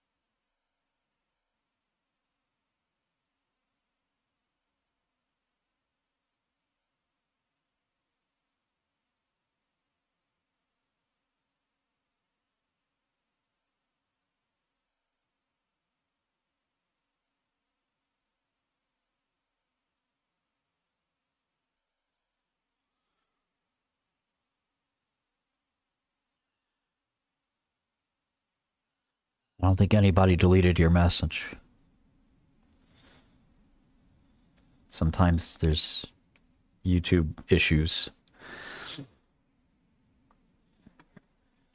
Man, Etaticept's been around forever.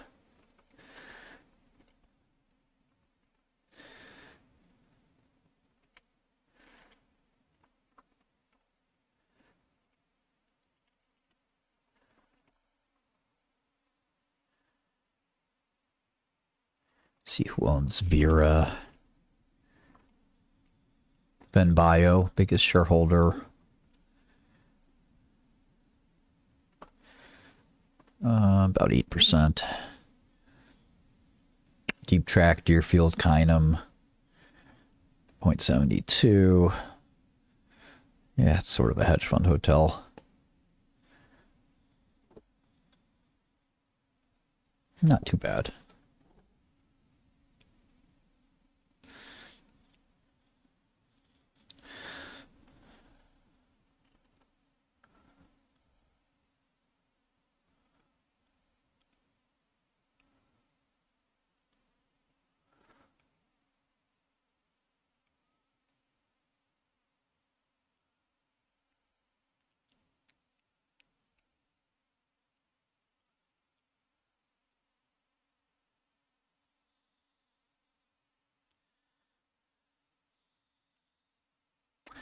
%26 reduction in 24 weeks. Terrible.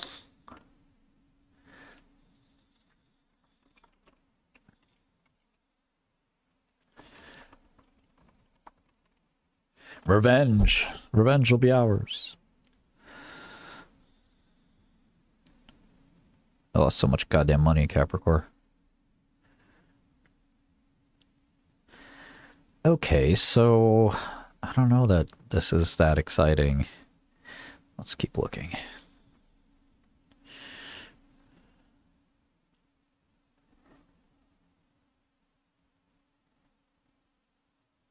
Didn't they already?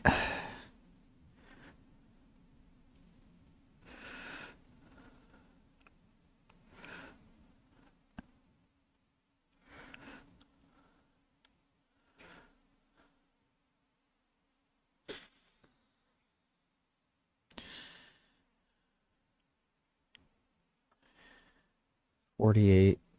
Okay, so that's more like 45% high dose and completers. Is that what I'm taking away here?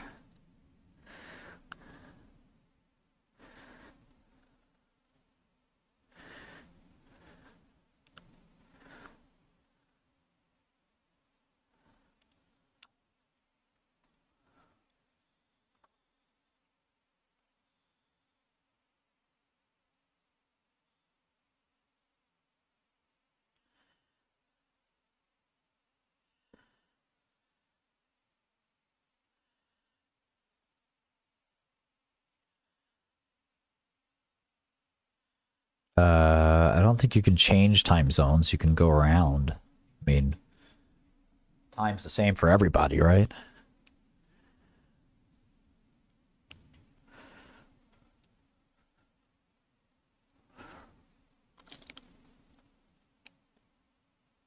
Your location may change, but your time is the same for everybody.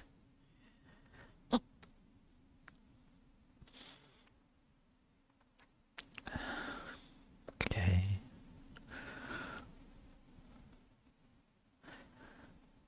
Origin 3.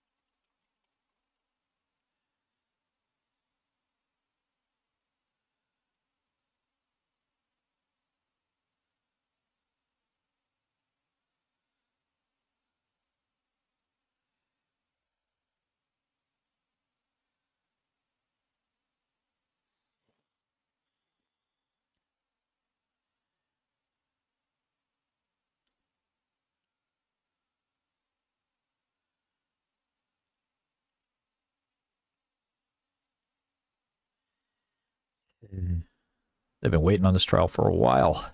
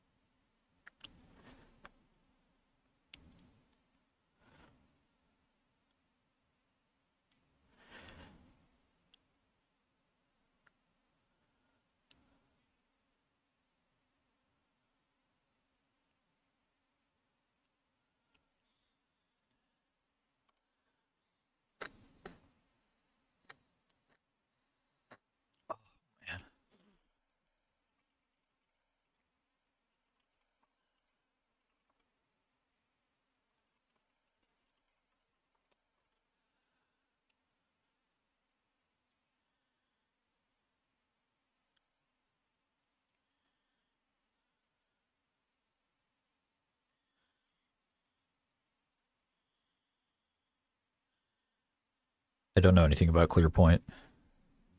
The device company. Back of the eye injections or something.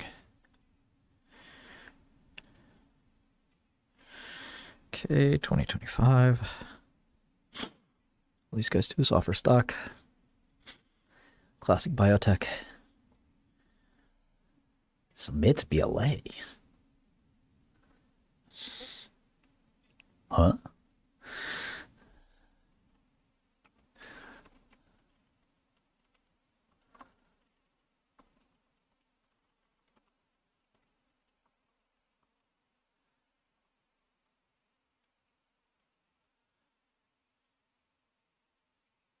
Oh, okay. Now they're calling it a phase 3. We used to call it a phase 2B. You're keeping shorts? What does that mean? Are you trying to say that you're short? Because nobody says I'm keeping shorts. You could say you're staying short.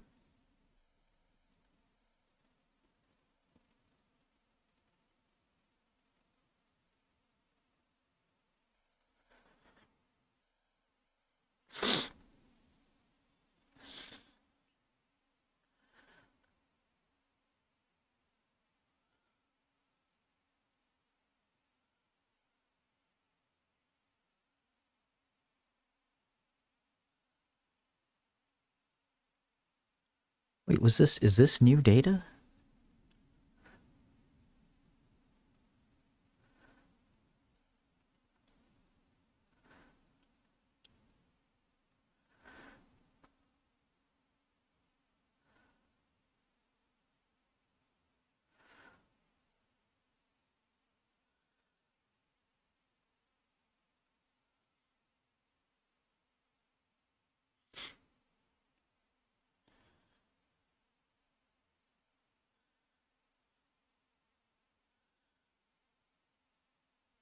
You can tell when somebody's brand new to Wall Street.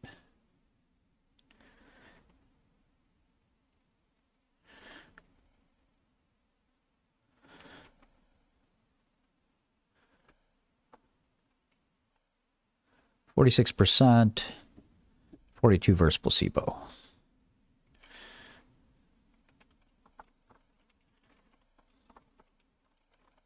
Okay, 42 is a little better than 30.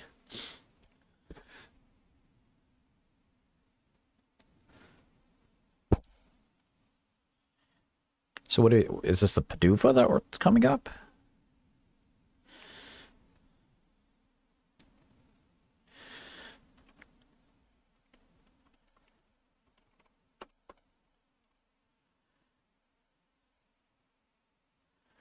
ADHD is a disease. It's not good to have ADHD.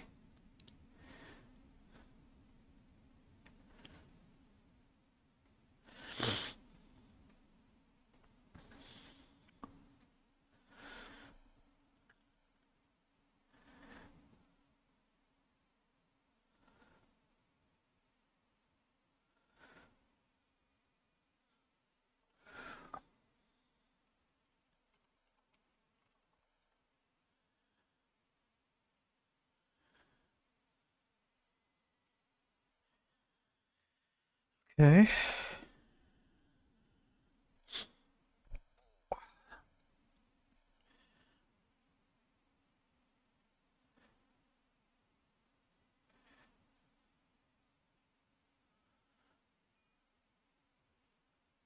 So PDUFA's tomorrow.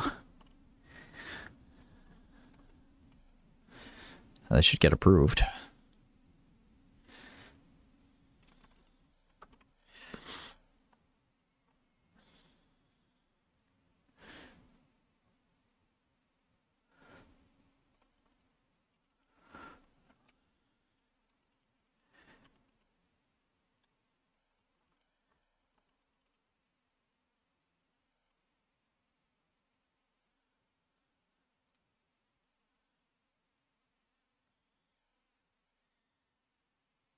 Yeah, so you don't say shorts. We say, where should I close my Micron short?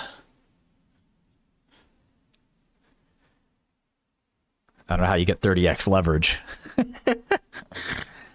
You trading a Hyperliquid, homie? You got contract for difference?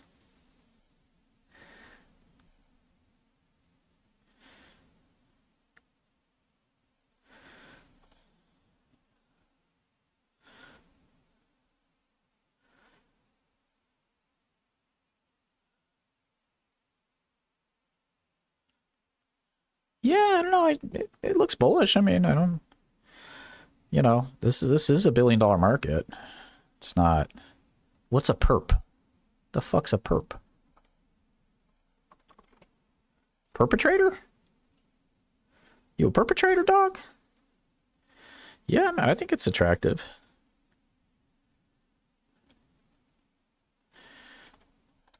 I'll buy some Vera.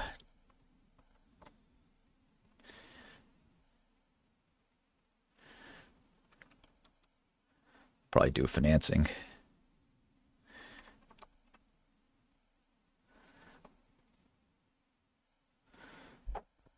You drink that perp?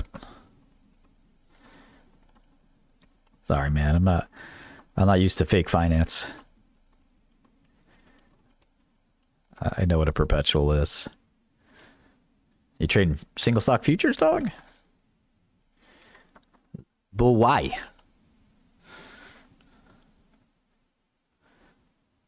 One of the most volatile stocks in the market, the leverage on a brokerage account, that's not enough for you?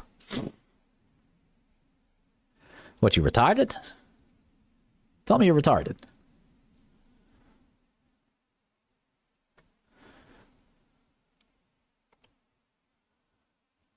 I don't care about your app. Why would I give you feedback? Oh, what's up, Bill? I see it's you. Yes, I will give you feedback. Did you cancel your Godel account?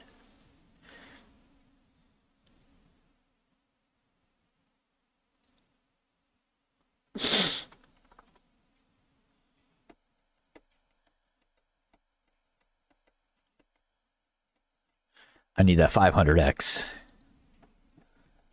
Good, I'm glad to hear, Will.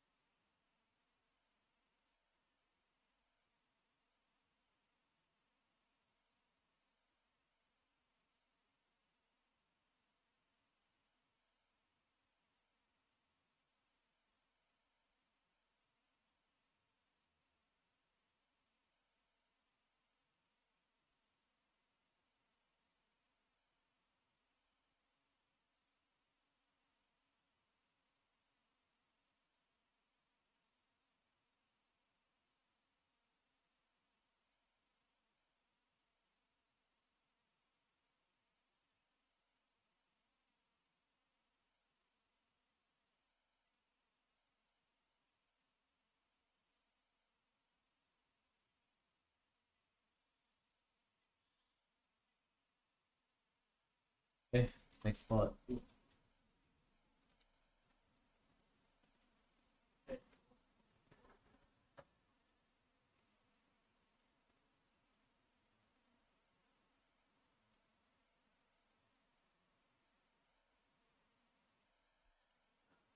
Okay, I have my Afrin.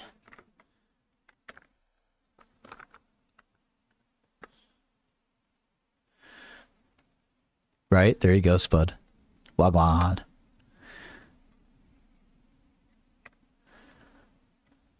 Yeah, there are a number of things like that, Tomato.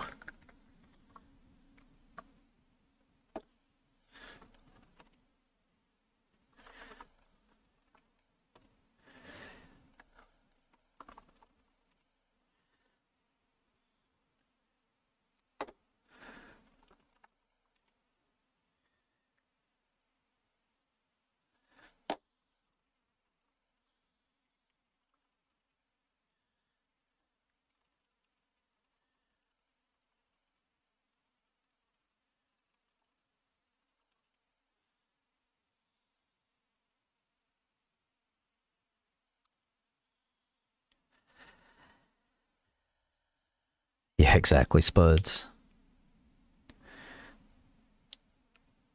Yeah, we got to raise the price. Got to raise that price.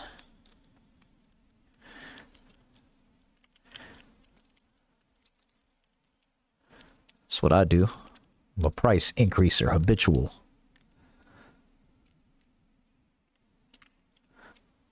Stay increasing prices. I mean, it looks like Vera can double or triple.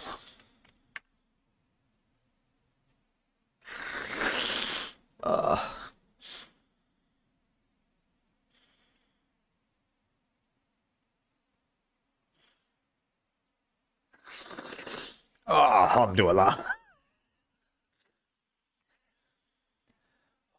That's a strong shit.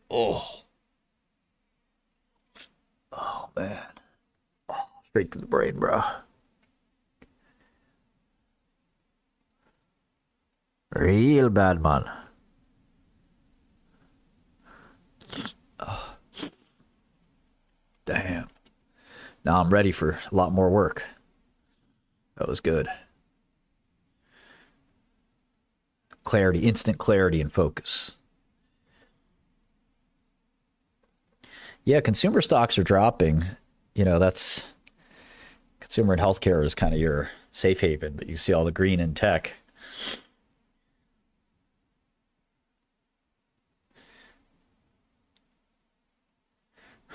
What's up, RM?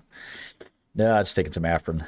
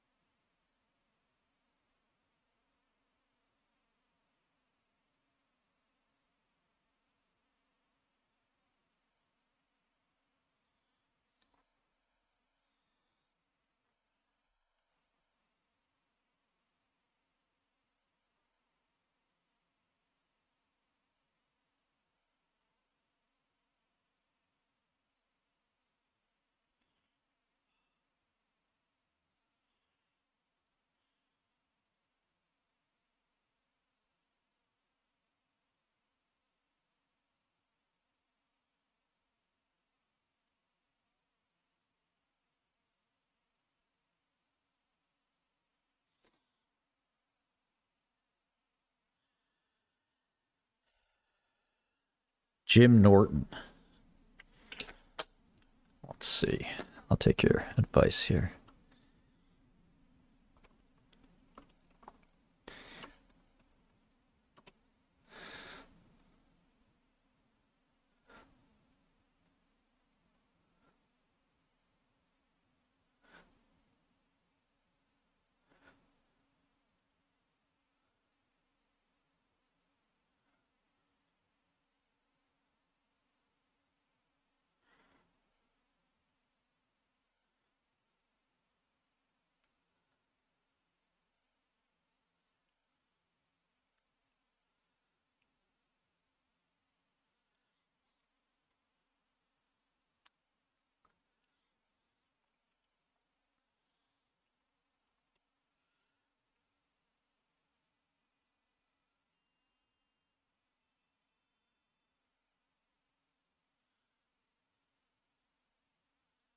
We're okay with the Asian talk, right?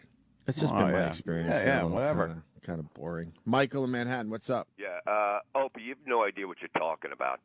That's why I took your call. That's why I took your call. I've dated Asians my whole life. They're the most awesome individuals in the world. They do anything you want. In the world. See, hold on. You said something there, sir.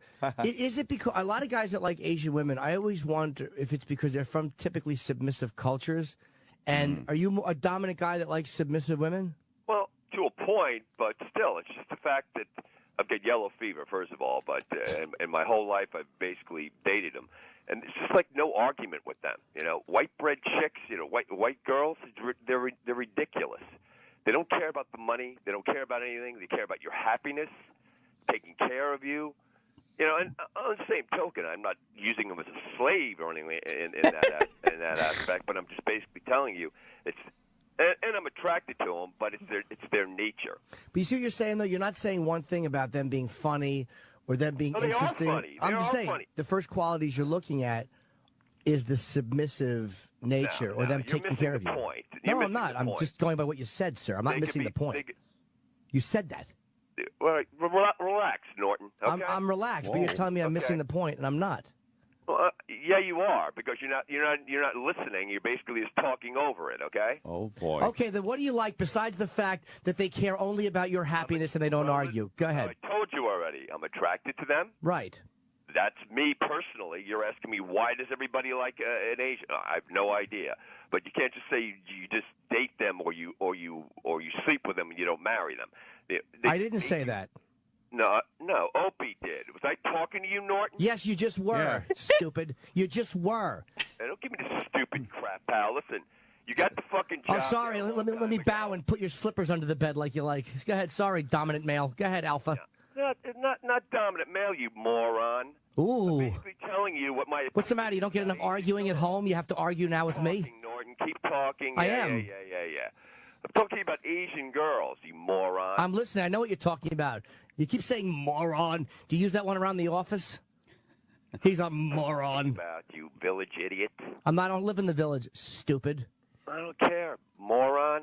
All right, go ahead. Finish with what you're talking about. They don't argue. Yeah, keep talking though, Norton. I am. Get your shit out there, man. Keep talking. Yeah, get your shit out there, man. It's not the O&A and Norton show, pal. Okay? Oh, real pal.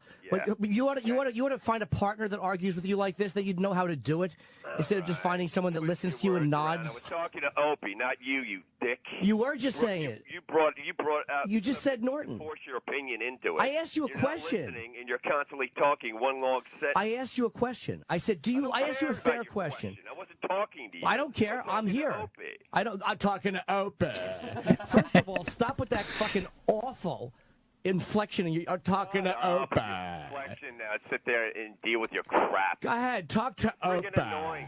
Shut up, Norton, you idiot. Talk to Opie. All right. Go ahead, Opie. Now you're going to double that. Yeah, okay. So, Opie, I like when I snap and they just show up.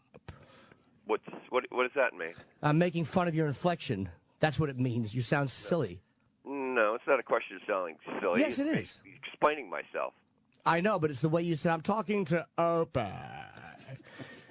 You really basically heard that? Yeah, we all. That's why everybody in the room we're giggling at you. We all heard it. Giggling? Yes, we're giggling. We're not laughing loudly, but we're giggling. Well, my point is, as far as Asians are concerned, if you shut the fuck up. No, I'm not your wife. I'm not going to shut the fuck up. That's what you're used to. You said you like people that don't argue with you. Idiot. I have an office job where I'm emasculated, so I like to go home and not have to argue. You have no idea about my life, you I idiot. like to clap and get things done. I'm talking to Opie. Go ahead, talk to Opie. I'll just listen. Like I said, as far as the Asian girls are concerned, they're basically best thing in the world. That's my opinion. Okay. Okay. Are you the racist Francesa too? What? Are you racist Francesa? No. Sound like him a little bit. No. A lot of people. I called you guys back in the NEW days. All right, listen. It's a long layoff, sir. Where are we? Well, I mean, I basically have a life, and the way the economy is, you you can't pretty much call into a radio show. Let me ask you this: I wasn't implying. Why have you been attracted to Asian women your whole life? Is it your whole life, Michael? Yeah, I dated them in high school, and the mentality is the way they think and their thought process. I mean, I'm attracted to them personally. I think they're gorgeous, but the way that they treat an individual is, or a guy for that matter, is key. Which Asian women are you attracted to, though? Like I've dated, Thailand's pretty. The Japanese, Chinese. The Thai women are pretty hot. Thai are a little bit. They're a little bit dirty. Chinese are pretty hot. Oh yeah. Koreans a little rough. Ultimate. Yeah, Koreans are the hillbillies of the Orient. And Japanese are all right. Oh, Japanese are phenomenal.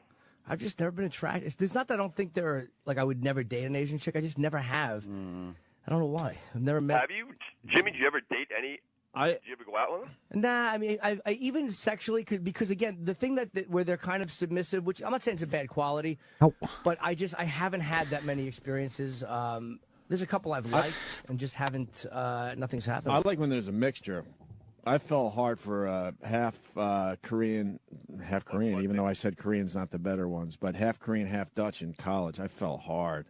Well, but in general, like a pure Asian, I have always found pretty damn boring.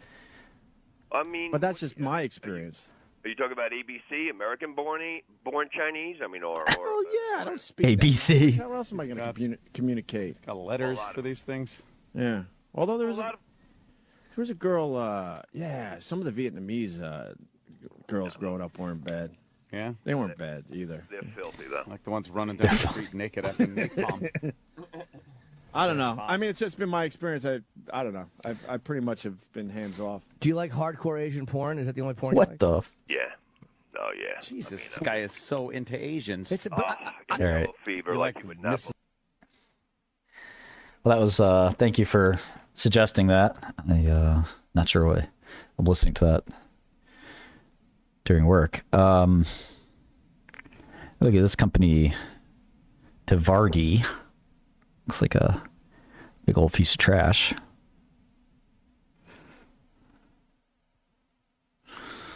Piece of monkey trash. The Rock says. Let's see.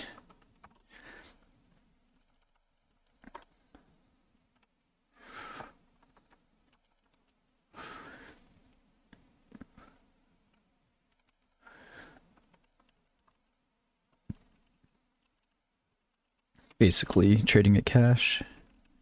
No value whatsoever. Shaz is Leopold, man. Leopold.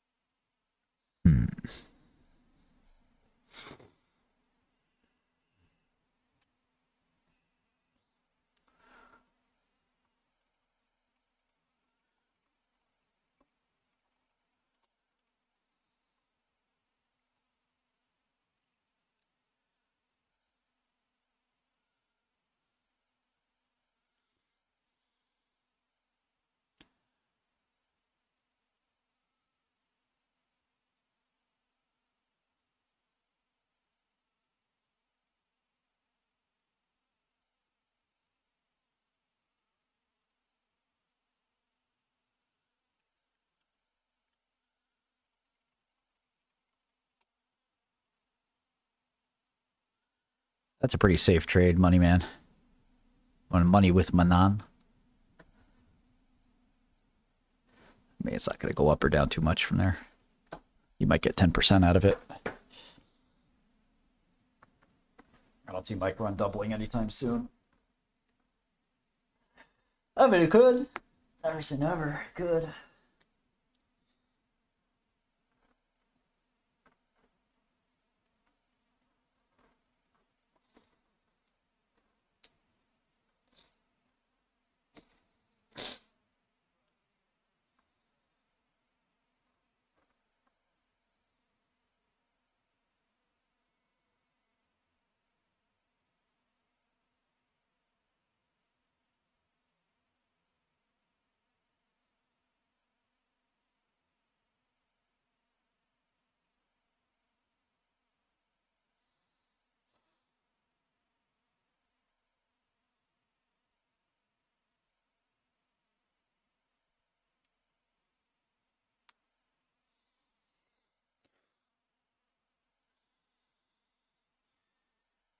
Hims.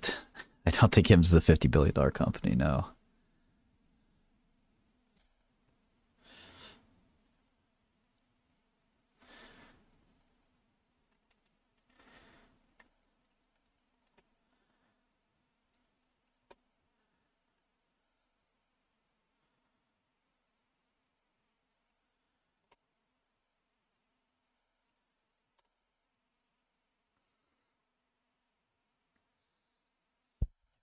Real underperformer.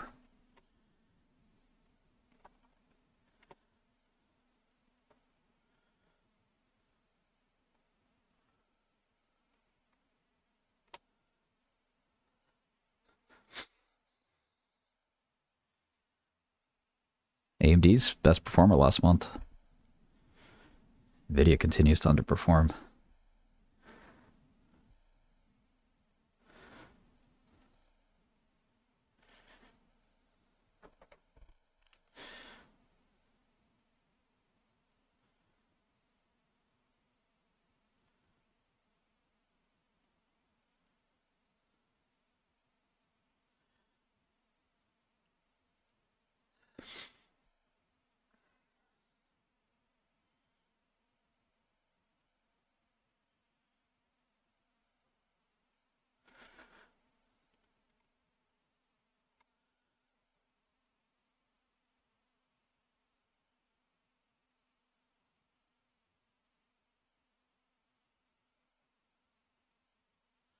I haven't looked at Rivian in a while. I'll look at Hims as well.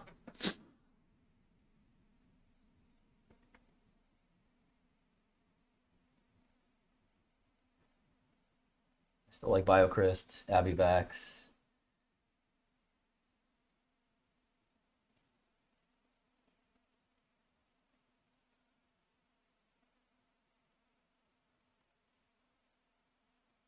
Spruce.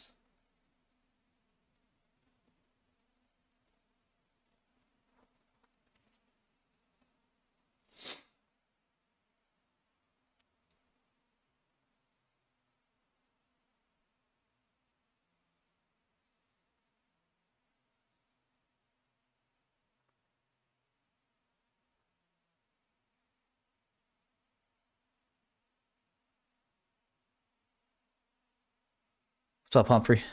How are you?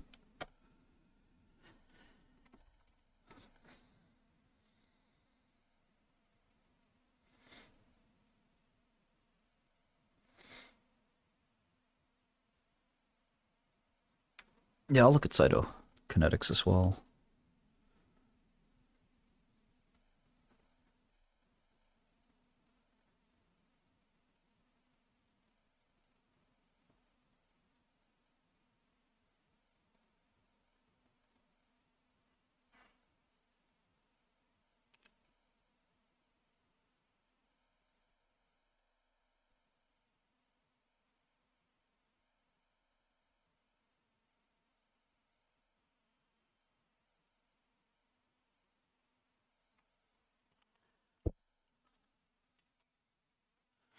Check out, oh, Norway, cool. Check out GoodLTerminal.com. Make sure you sign up. Free for 30 days. You can also use the product for free with limited features if you just go to app.GoodLTerminal.com. We call the free users pikers, for what it's worth.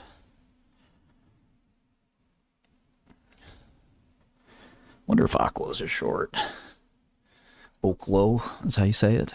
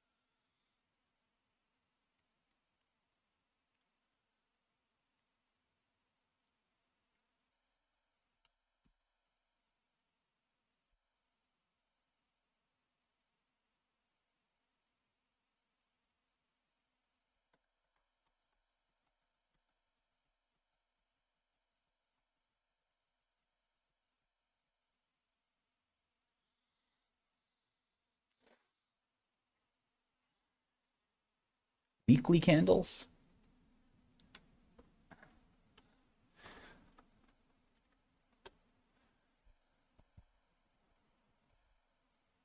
Oh yeah, we gotta add that. Thanks for reminding.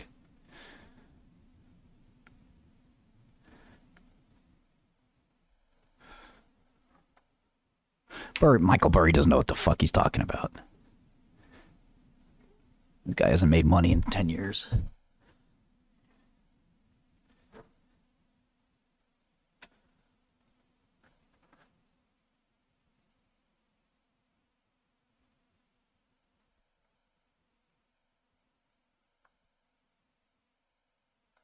Be right back. Gotta use the bathroom.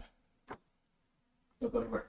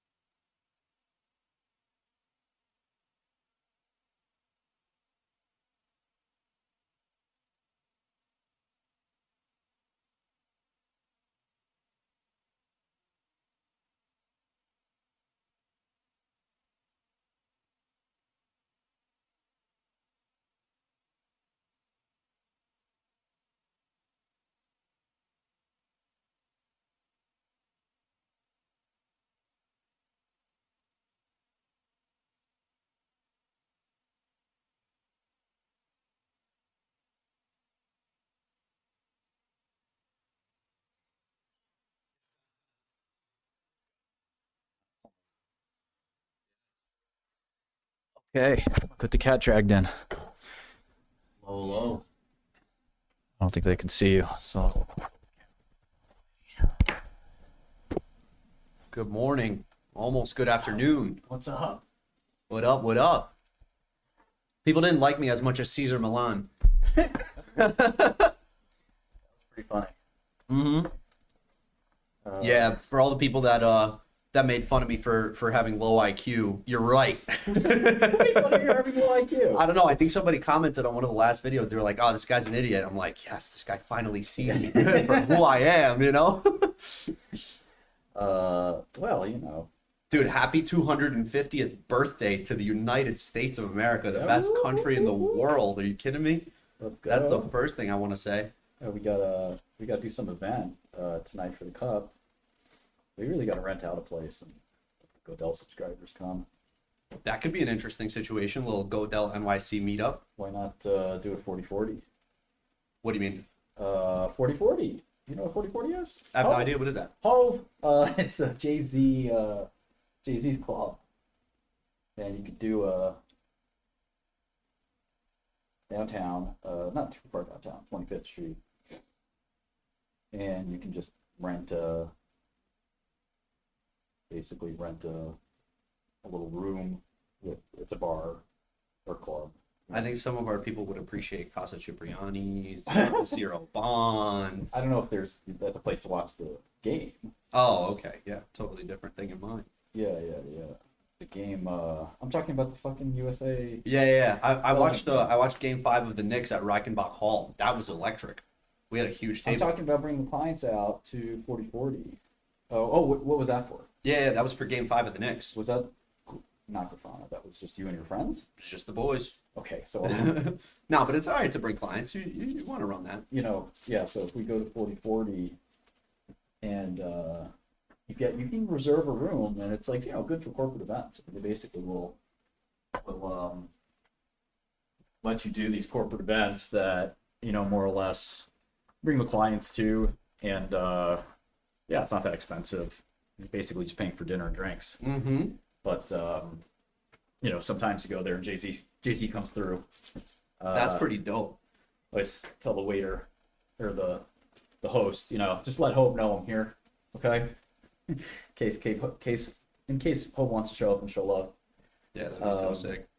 He's an idol for my brother. You know, growing up, he just listened to all that music. He was born in '93, so you know that was basically his childhood growing up in New York. For me, it was like A Boogie.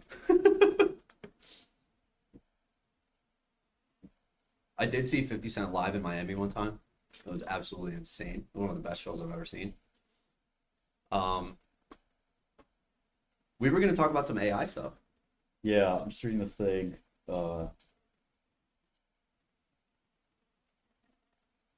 know, fascinating news here. Somewhat breaking is that Capricorn may have been accidentally unblinded.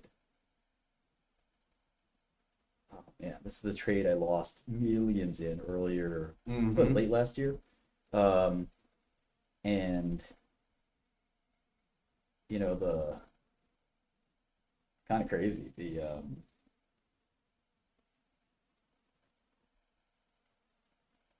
they're having this advisory committee.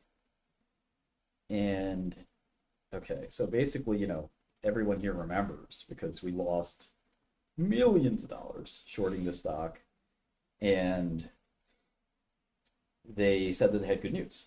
And then, you know, we got on our short, it was really bad, and we moved on. But we're sitting there saying we did all this homework, you know, etc. I remember CD and I were talking about that. So for someone that doesn't know what all of this means, right. Zero biotech experience, like any of this, when you say it was unblinded, is that the study being correct? Like double blind or whatever? Okay, then, you know, you can't, you know, and this is, I just gave a podcast last night talking about this. You can't you can't look at the results halfway through, right? It's kind of would compromise, you know, the trial if you Right, you it know, changes how you peaks. act. Yeah. yeah. Totally. Even though even though you're not, the doctors don't know, the patients don't know, you're still not supposed to peak because. Is that what double blind is? Yeah. And in fact, you could argue there's like triple blind, quadruple blind, depending on how you think about who is involved. Wordsmith engineering, Yeah, just it's like not- every other. It's not. I mean, it's more just like, a lot of people in a clinical trial. Raiders, the company, the DSMB, that's like the safety monitoring board, that's very important. So, it's sort of sacrosanct that you can't go fuck with the data. Right. And it sounds like they fucked with the data. So here's this guy, Adam Fierstein, who I've had long-term beef with. It's on site. Adam Fierstein, even though he's tried to be nice to me over the years, and it's like, no, dude, you played a part of sending me to jail, because he sort of created this environment around my proxy fight and my kind of ouster of my own company that I can never forgive. I did an amazing job as CEO of my first company, and find myself out of my own job that my own company I started was disgraceful. And I think people like Adam are fear mongers. They do this a lot, and they do it in a really scummy way. But in any event, back to the point. Our guest is Danny. He's the head of go-to-market at Goodell Terminal. It is not Fat Cat. Is he over 6'2" as head of sales? Unfortunately not. Yeah. Unfortunately not. Barely breaking 5'11" on a good day, man. Sad. Do you hire male models at Goodell or qualified people? Okay. Okay, dude, I'll take it. Somebody said last time I looked like Justin Gate. You guys are gassing me. Yeah, Honestly. he's gonna be feeling himself for a while now. Yeah, people said fat cat. This is not Fat Cat. This is catfished. Yeah, so Adam Fierstein, piece of shit, writes, noted piece of shit, writes, on July 29th, an expert panel will convene to review Capricor. This explains why Capra shares are down. I spoke to Capra CEO Linda Marban. The FDA hasn't asked us anything that has made me think that there are flies in the ointment, or there's something they are really picking on. But one issue the FDA may bring to the advisory panel, Marvin speculated, based on some of these information requests, is the possibility that Capricor may have been inadvertently unblinded to the study results. What? How does that even happen? Inadvertently unblinded? What the fuck? Like, to me, is like... It's inadvertent. Now, they could be saying that the inadvertent part is the toxicity of the drug. So if the drug is toxic, and I give it to 30 people, and especially if it's injection site, so you get injection site reaction because you're giving the ground up hearts of other human beings, as the drug. That was their idea. What? Their idea was take some hearts from cadavers, dead people, grind that shit up, don't grow it, don't expand it. I think just inject, like maybe they might have, now that I think about it, they might have harvested the cells and expanded them. But I calculated that it's 2 hearts per. I mean, this is crazy. Per injection. I'm not a doctor. I am not a pharmacist. I am not any type of medical professional whatsoever. Look, I mean, there's a disease called serum sickness. You can't take your blood and put it in mine. The Jew blood. and Albonsky, they just don't mix, But no, in all seriousness, you have to have blood types and Rh factor and other things balanced before you can just drop somebody's heart or blood or other cells into somebody. And they don't do any magic.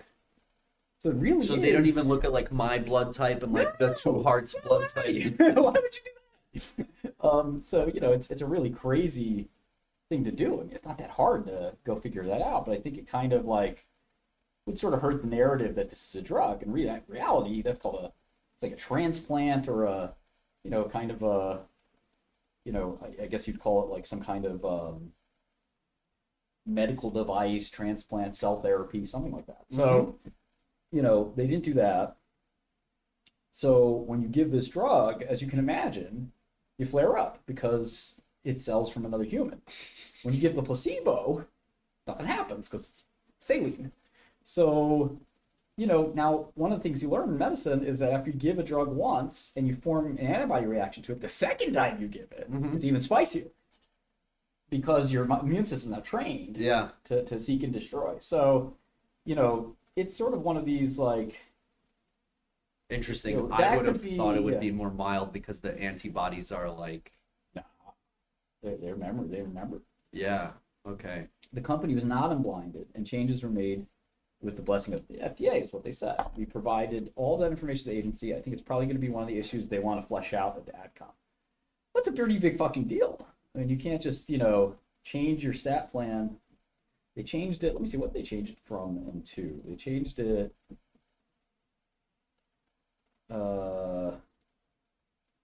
Let's see. What's the stat plan?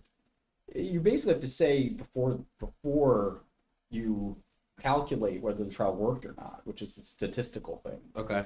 Are you a good coin flipper? Well, if you flip a coin 3 times, you can't really tell very much. If you flip it 300 times, it should be average. Yeah. And there's a lot of fancy math about probability statistics that tell you, well, you performed, as you would expect, or if the coin is fair or not, or whatever.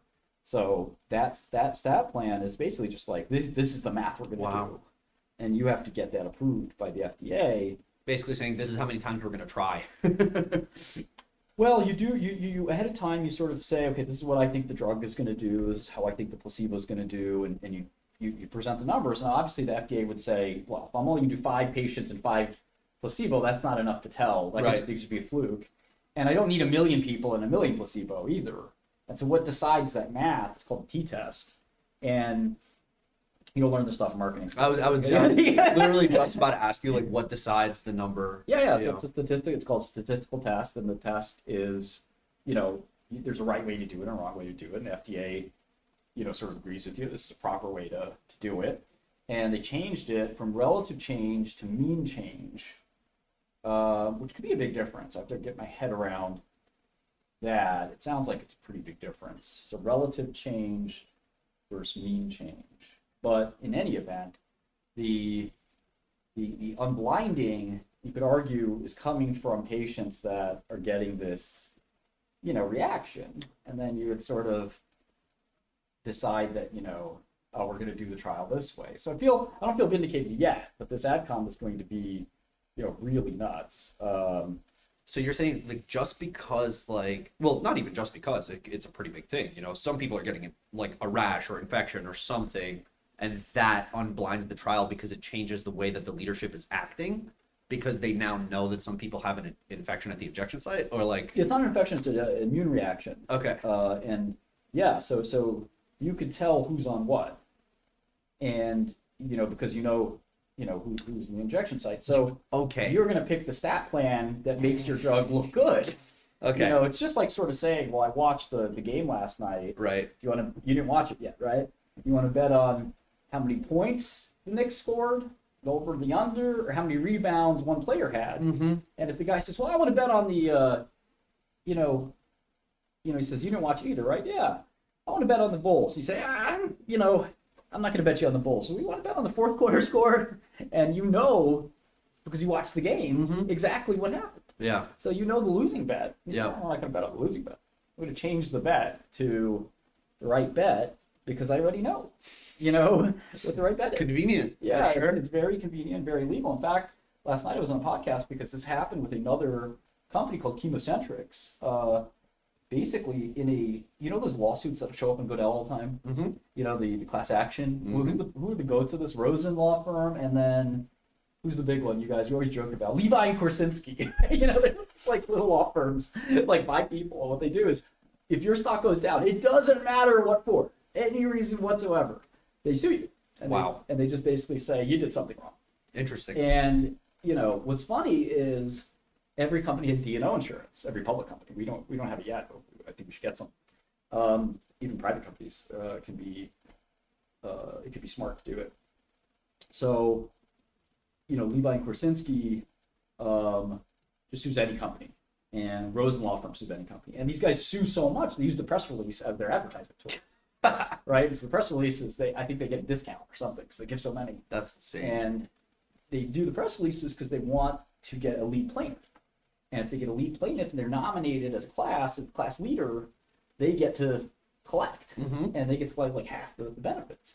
Now, the company says, we didn't do anything wrong, this is bullshit, but you want to spend $10 million right defending yourself, or do you want to go settle for a couple mil? And that's a pretty good living if you're doing 5 of these a day.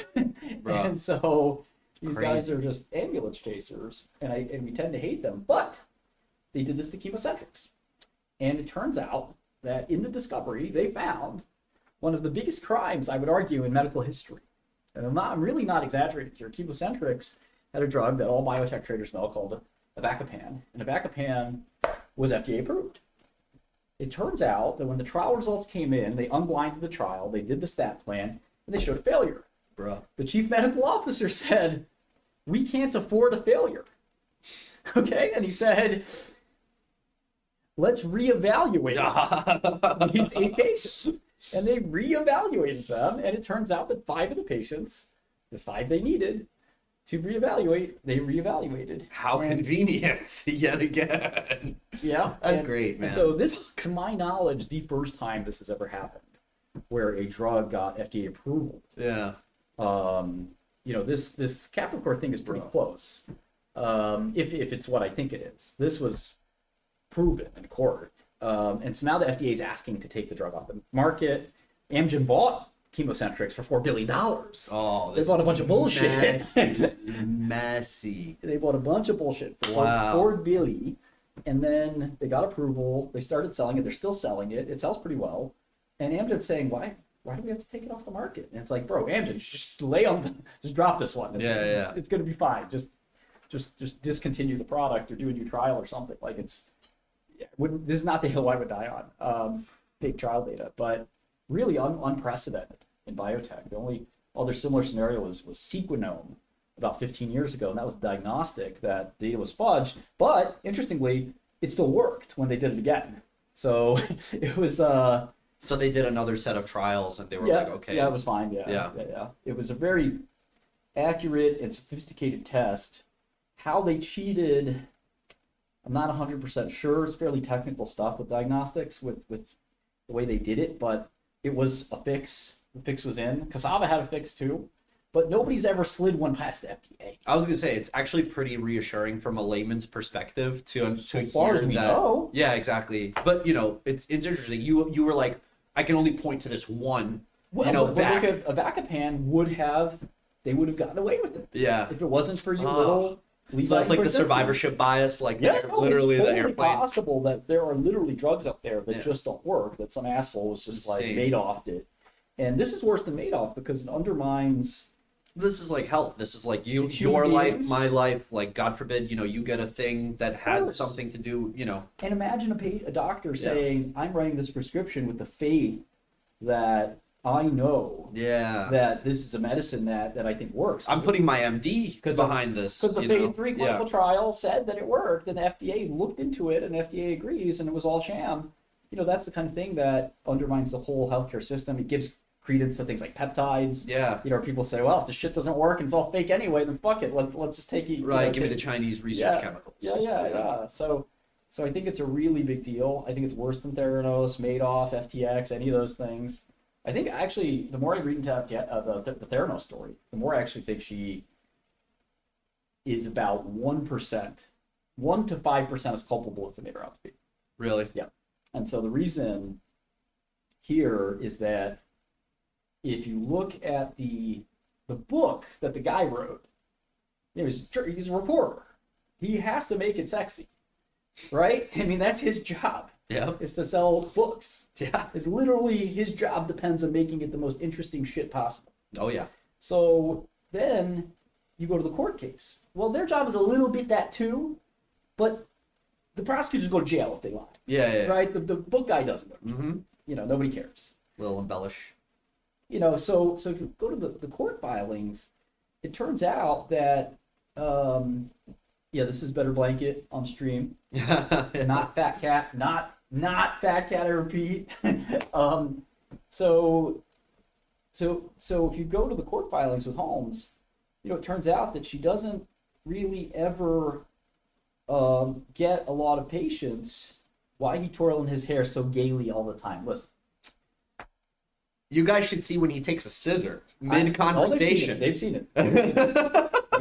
And he's just like, and I'm trying to tell him like, yo, Martin, listen, these were the sales numbers. Like, he's just like.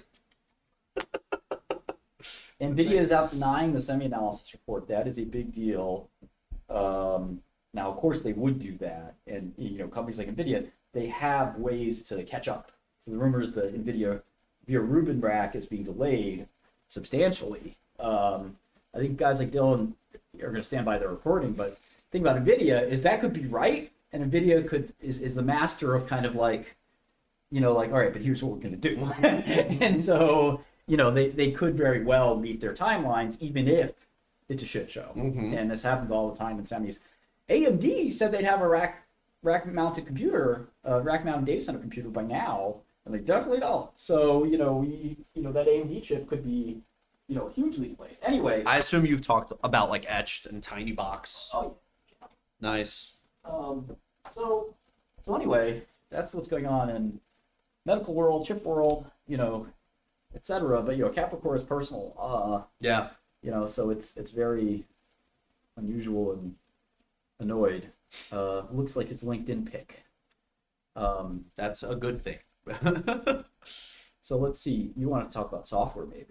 Yeah, I mean, well, people don't want to talk about software because it's just really getting ripped on and pooped on in the market. I'm still a buyer always. Like, and I think that's controversial. And I think, I don't know, because of like you're a sasshole. Yeah, I'm a total sasshole. But also because of our working relationship, Martin, like I've been so much more interested in the stock market and investing. And I think that, I look at, for example, like Duolingo, HubSpot, and CRM stock like all the time, and I look at their FA and Godel. Yeah. And if I actually HubSpot's been destroyed. Dude, it's been getting cooked, and like that stock has just like changed my family's life. Like my brother worked there for a long time. So HubSpot sitting here at 10-ish times earnings. Wow, it's nuts. Now, are they going to grow? Dude, I love HubSpot. I mean, also there's just such a big service economy built around it, and I think that they already own a lot of trust within small business and mid-market on like the sales side and marketing side even.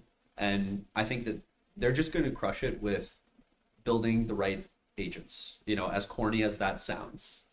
Like, I think that Dharmesh, the CTO, he's got like a really good understanding of like where the business needs to go. He feels the pressure from the entire market, around AI. They're releasing the CLI, they're releasing API, like all of this stuff is a big focus for them. And I think that's one of the reasons why they will win. And I think part of like an even bigger reason is just they've already built the brand and they're the trusted brand to go to for CRM.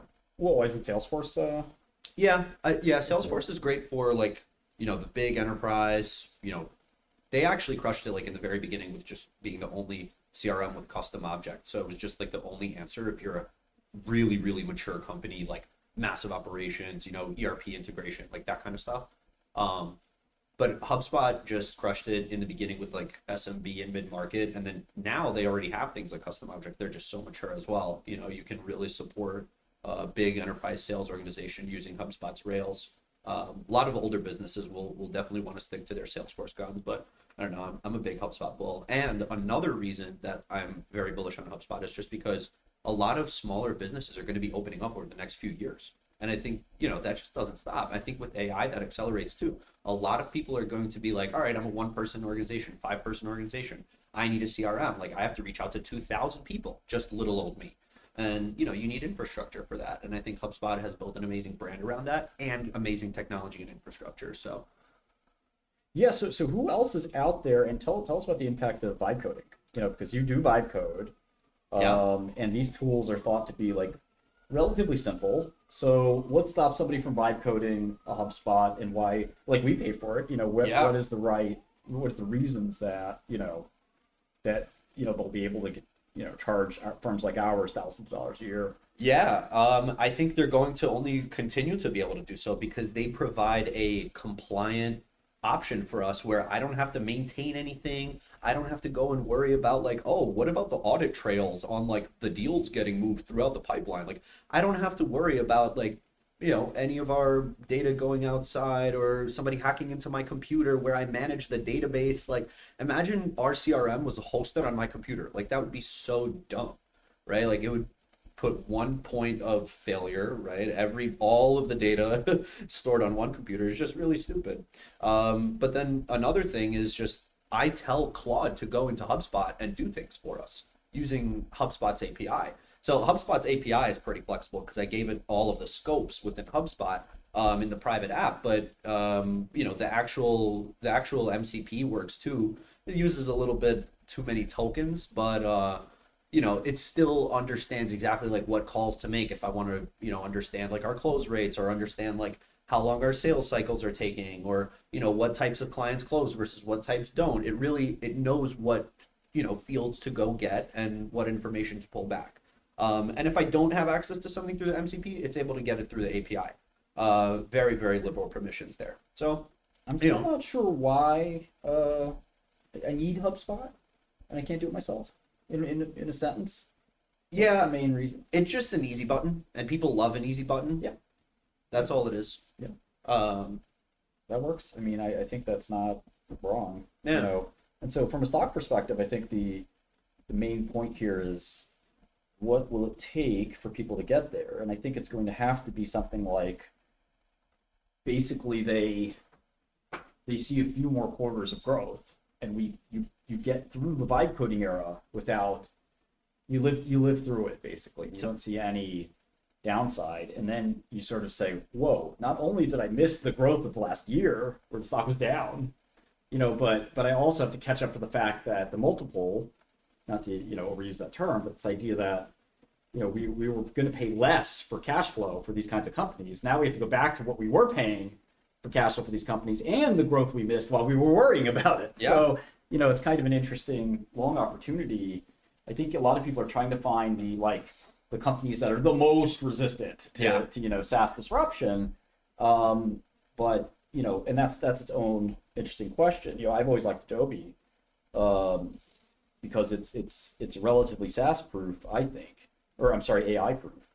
You know, people who don't understand Adobe's business model and think it's this like, you know, tool that folks use for fun. You know, this is a professional tool. It's a prosumer style tool, but it's a mix of professional and prosumer, where these are graphics designers and people that are not going to just jump over to their own vibe coded thing. Vibe coding's not that easy, by the way. Nope. You know, it's not simple at all. You know, could you know, you see companies like Anthropic and others kind of embed, you know, image editing, document editing in their systems. They already have to some extent. Mm-hmm. But, you know, it's still one of these things where you're not fully comfortable yet. And again, stocks discount 10, 20 years from now, right? So it's not like you know, we know that it matters what the product does today. Of course. The question is, can you see 10 years from now, and what happens 10 years from now? Is anybody using Photoshop anymore?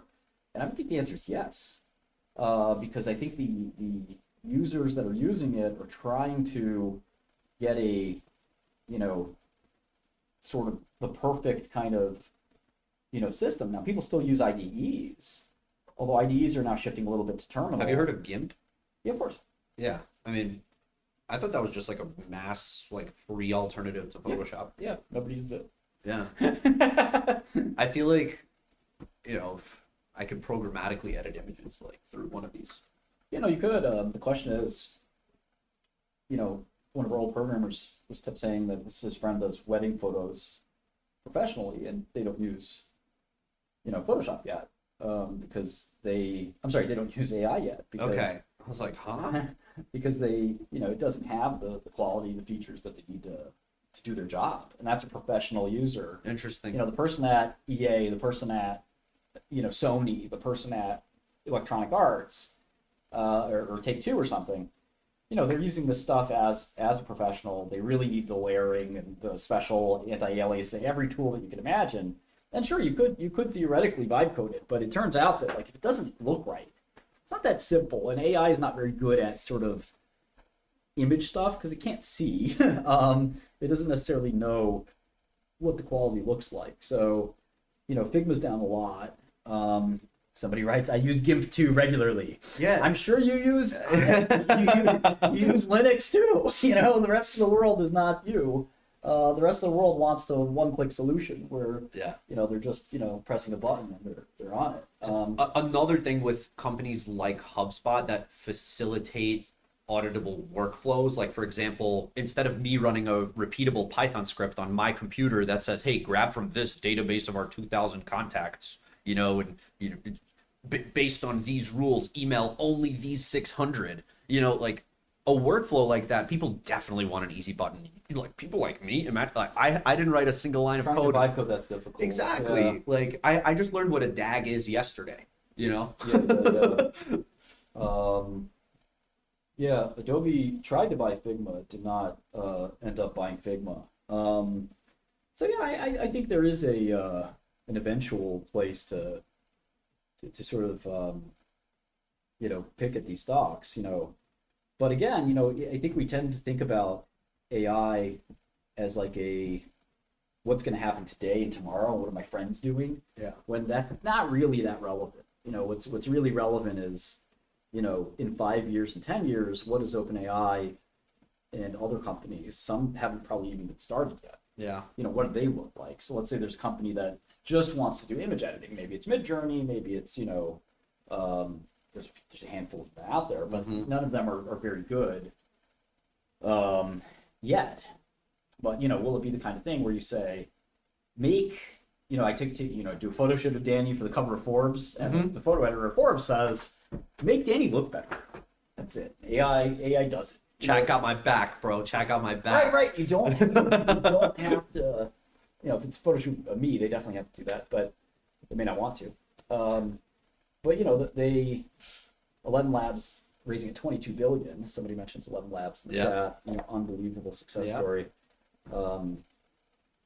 Carlos Reyna is Carlos Reyna. I don't know if I'm saying his name correctly, but he's a legend there. He's like the head GTM guy, and he famously gave every salesperson a $2 million per head quota, and people are crushing over there. Unbelievable. So, yeah, unbelievable. One of the most successful GTM plans ever executed.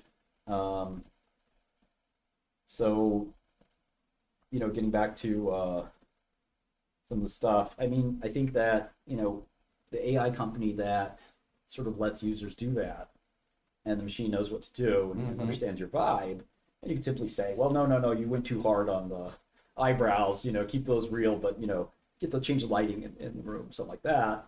These are the kinds of things that I can imagine Adobe doing too. And professionals want unique control over their tools. It's a little like old photographers and, some of these old jobs that are sort of going by the wayside, calligraphers, all this stuff sort of moving because of technology.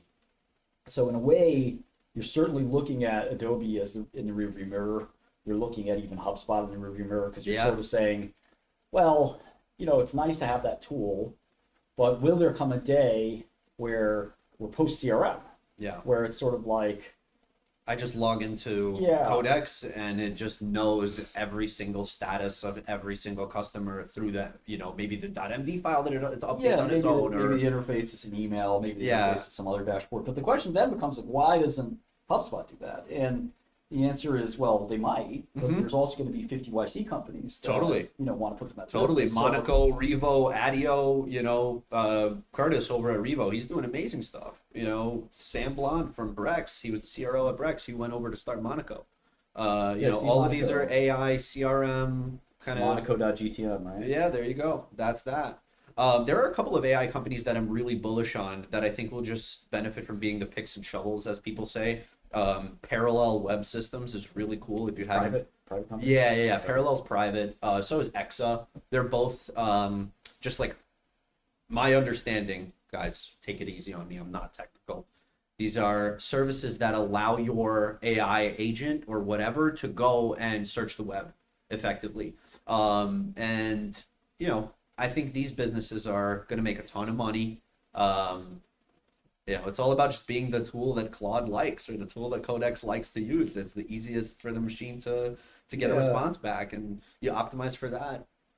Yeah, Make some cash. I think the how do agents monetize, and how do they get deployed, and will they get deployed by who? It's a whole question that remains to be seen. And these are all private companies, so by the time the market sees them, it's kind of a little bit of a lost cause. So we'll sort of see how that plays out. But I certainly see every company now launching MCPs and launching different toolkits that allow agents, quote unquote, to interact. And again, I don't think that's for today. That's you want to be the guy who's doing agents in 2026 and MCPs in 2026, because in 2036 or 2046, everyone's going to say, "Oh, I can't believe you dropped the ball on agents." And you want to be dedicated to it now. Just like Metaverse for Meta, I mean, they had to be dedicated to it in case it was the next big thing. Correct. And you don't want to miss the next big thing. You'd rather waste 10 million, 100 million, a billion even, if you're a big company. Yeah. And say, okay, we'll tear down MCPs later. It turns out they were a fad. Agents were a fad. It's unlikely they'll be a fad. Zuckerberg did come out and say that that things are going a little more slowly than they would like, and that pummeled everything over before the weekend, right? It did, and Alex Wang had to come out and say, "Well, he meant what I meant was that it was actually everybody on the agent side, not Meta, but everybody, the whole industry." And it reminds me of a conversation I had with some of the people just mentioned, which is that I was relatively bearish on agents, and people were surprised to hear that. And I said, well, look, it's not that I'm bearish on agents; it's that I'm bearish compared to you guys who think that every person on planet Earth wants to be a software engineer that wants to tweak agents. While if you ever actually use this stuff, it's not. I have a Hermes agent. Did you set one up for yourself, or like an OpenClaw or anything? No. You never set it up for yourself? I'm sure a lot of the viewers that you have already fiddled around. That we have. Yeah. No, there are plenty, but the question is, what can you really do with it? If you want to send an email, you can tell your agent to do it, or you can just go to gmail.com, which is not that hard. I did want to tell everybody about the FormD thing, because I think that's actually useful. It's like one of the only things that I've found to be practical and useful, like from this little Hermes agent thing.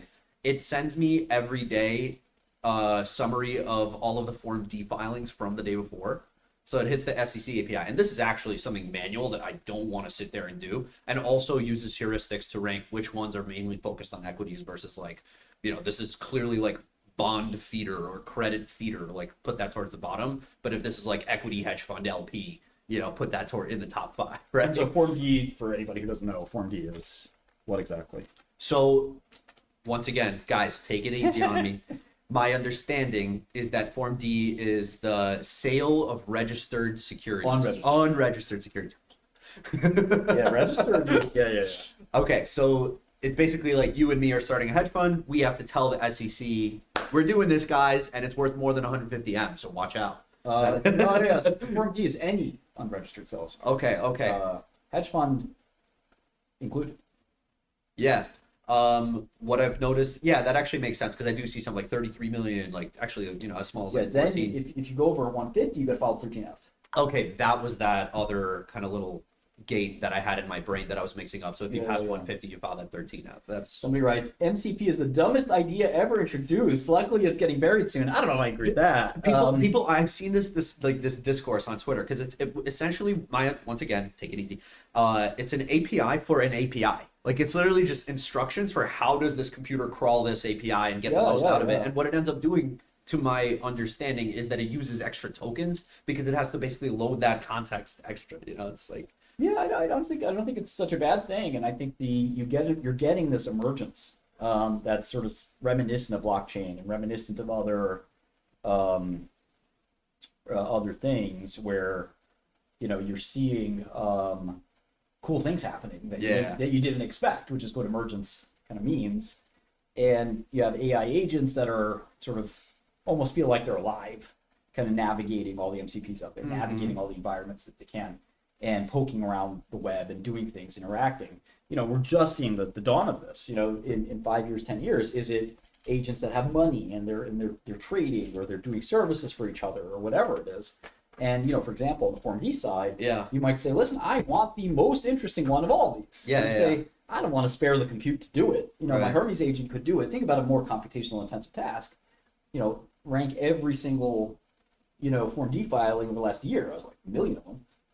Give me the top 10 for what I'm interested in. Yeah. Well, your Hermes agent might go to another agent and say, rank your agent. Can you do this? Oh, you're the best ranking agent in the game. Here's $50 and do it, and give me the results back. So Yeah. I think that there's definitely work to be done here. Someone's asking about Venice rug pulling their token by raising equity. I do think they raised equity. I don't know what that means or meant for their token. Final comment on that API MCP thing, because it's in my brain, and I actually would like people to correct me if I'm doing this wrong.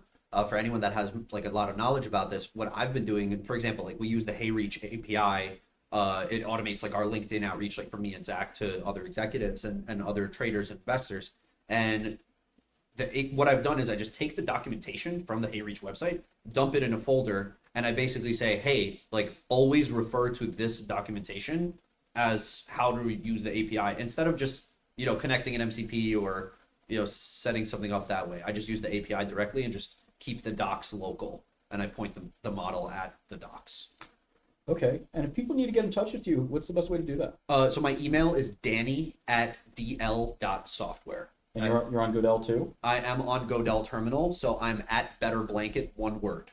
And if I type your name, it should work, but it doesn't. You can also find me on LinkedIn. I'm pretty open, and I'm on Twitter also. I'm at Danny Grinberg. Have you filled out your bio?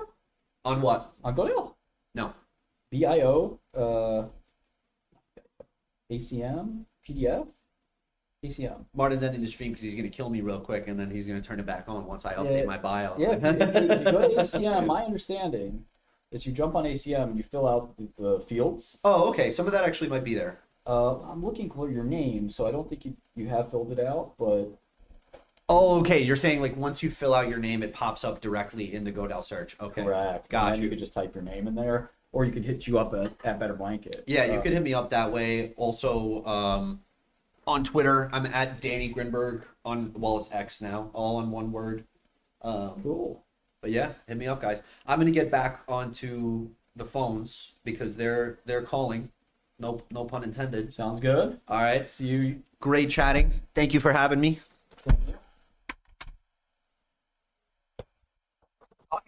18%. God damn. 18% coffee future rally. Not sure who's drinking all that coffee. It must be me.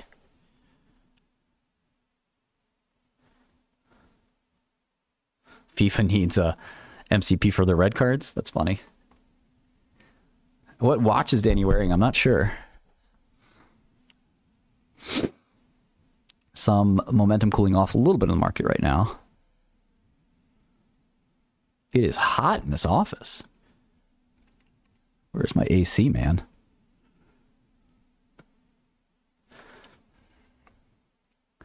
Looking at this crummy Stat3 company.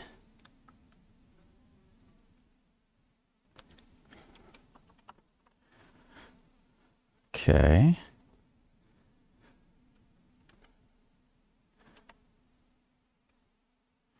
I get the name of the company wrong. Let me see. It is Tvardi.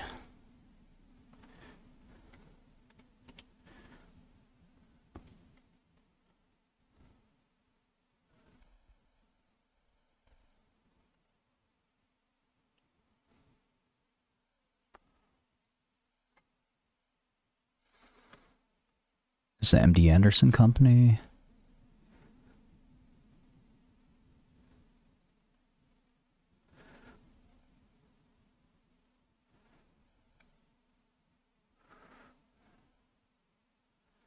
MD Anderson.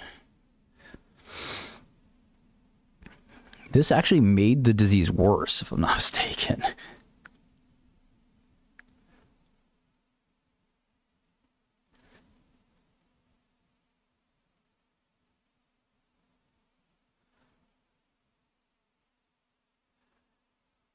That was ibuprofen, I think. No restaurant in the building, no. We may be complying with Mayor Mamdani's order. That must be what's going on. It's too fucking hot in here, I'll tell you that.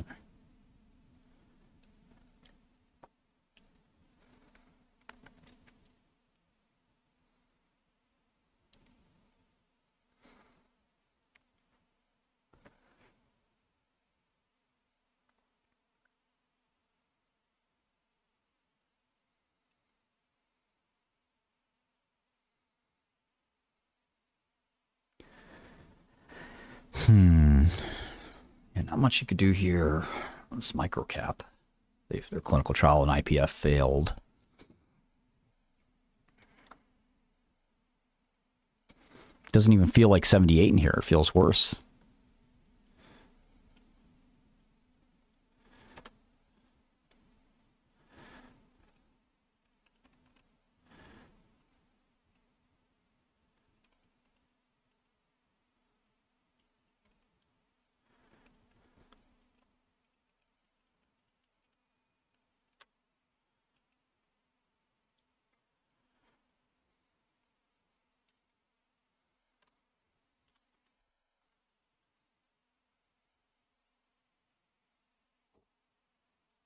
Oh yeah, I should look at Maine.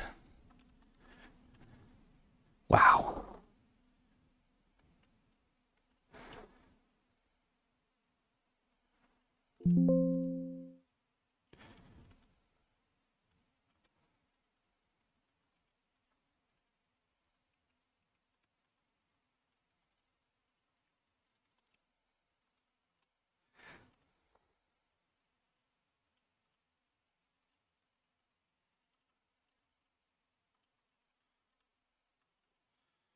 The 5 billion market cap. Holy shit.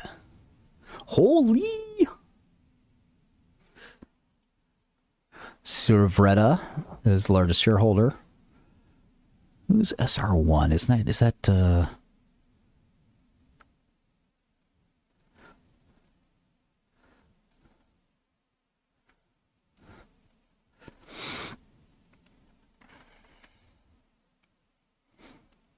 biotech venture firm? Yeah, they're an older one. I'm trying to remember if they were a part of Glaxo.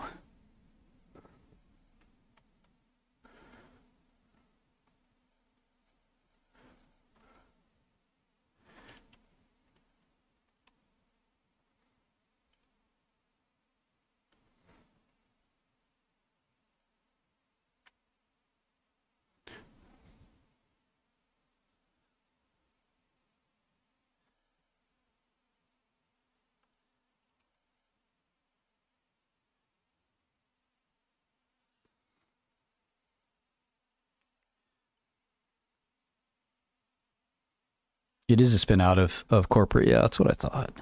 I remember that name. I remember they spun out. I'm just too old. So Veramedics. This is Maine.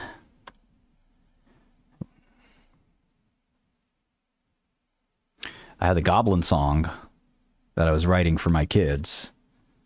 Or my kid.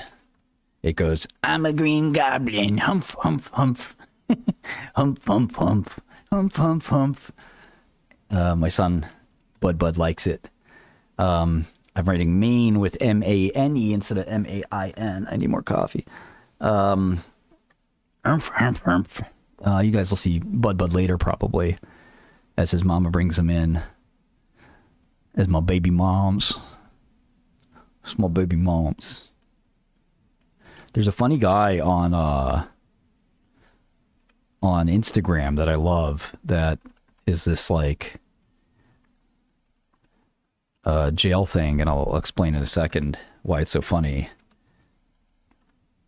But we looked at Vera earlier, like that. Obviously the IgAN market is pretty big. It's pretty crowded, but lower is better is something. Proteinuria is something I've been saying for 15 years now, and it's finally happening. It's not normal to have protein in your urine So anything that lowers that, it's a good thing to most doctors. So $5 billion biotech, no revenue, typical. Let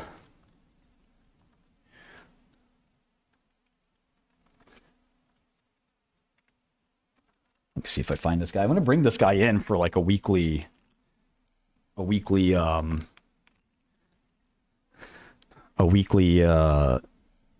sort of segment because he's so funny.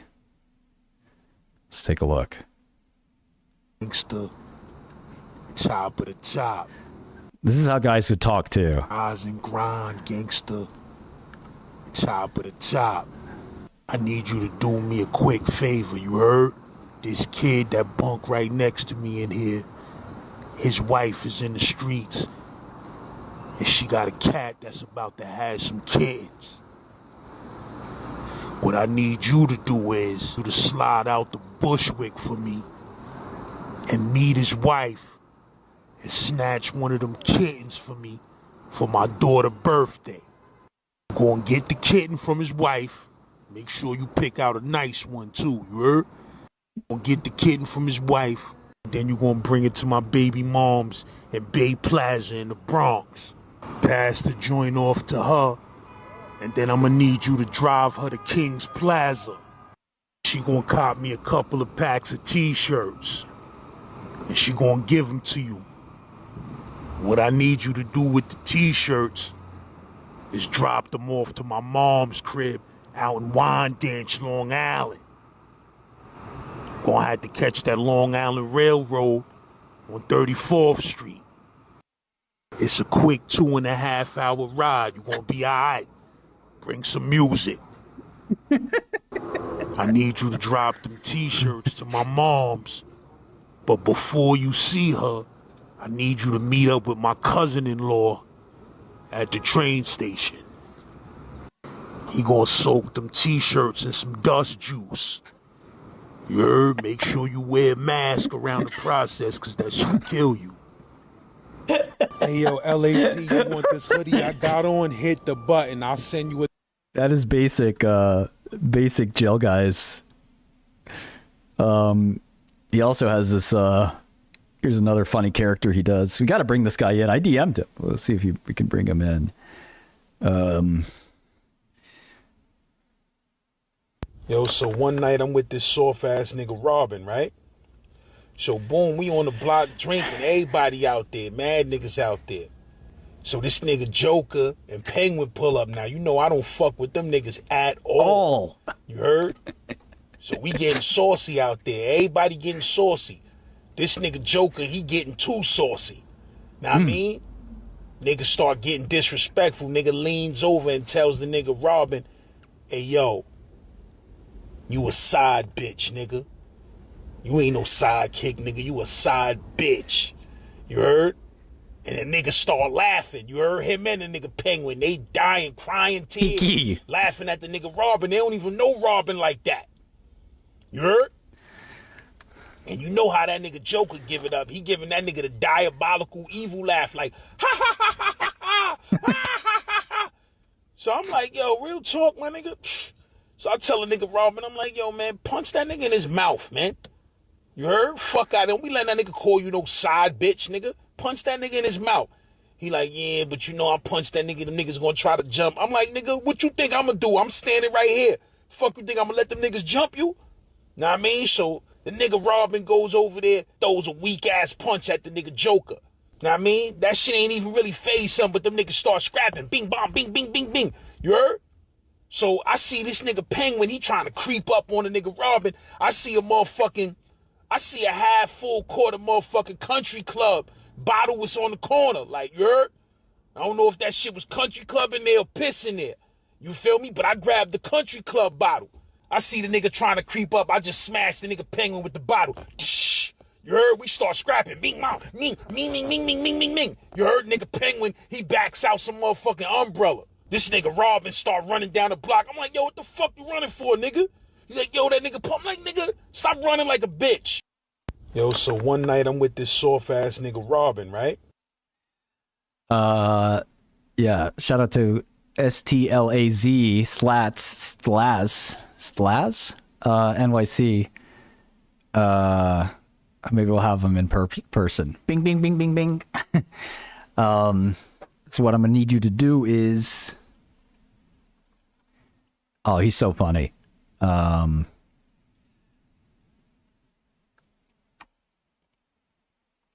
Matt, I'm glad you're 43 and retired. I'm 43 and not retired.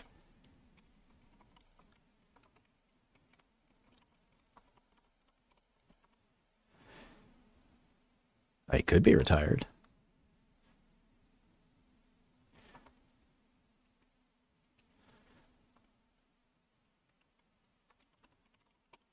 I like working. I did see the Terrorwolf news.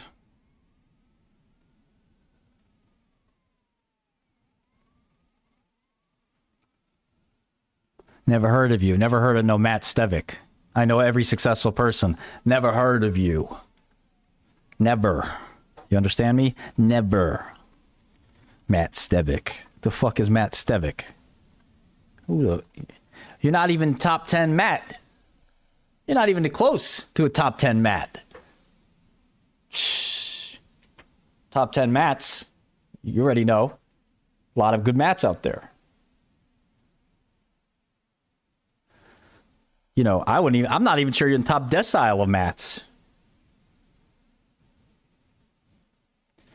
A lot of strong Matthews out there.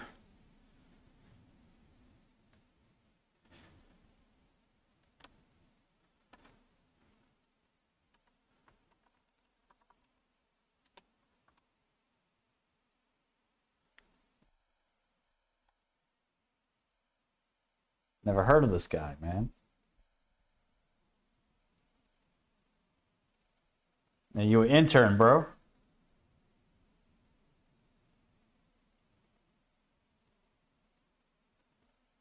Never heard of you. I see you follow me. I see. With your cigar. You think you're tough with that cigar? You broker, bro. You a broker.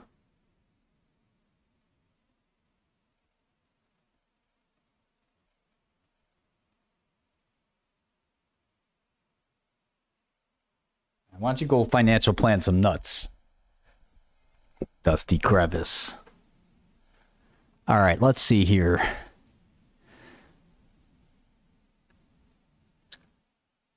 Pattern hair loss. Allegations.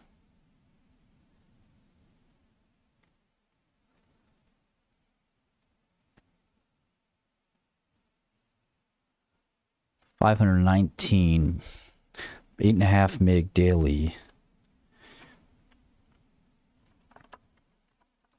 Matthew McConaughey. Yeah. I saw 4th of July. But what's happening on the 4th of July is we're all supposed to love each other.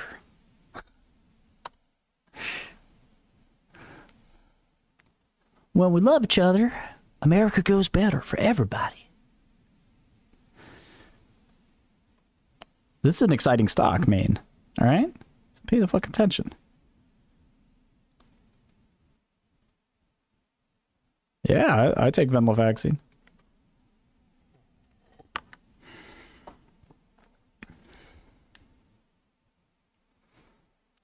All right, so how is this just different from minoxidil, dude?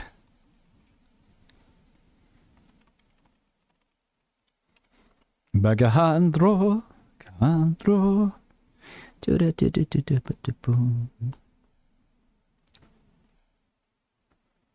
Good question, Stefan. You know what I'm going to do, though, is I'm going to keep shining no matter what. And whether it's this president that recognizes me or the next one. There's AXTI.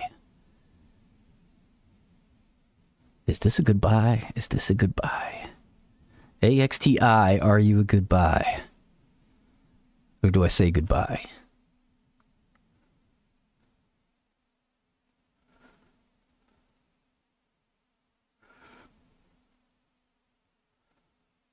Bagajandro is the Begahondra was long quantum, dude.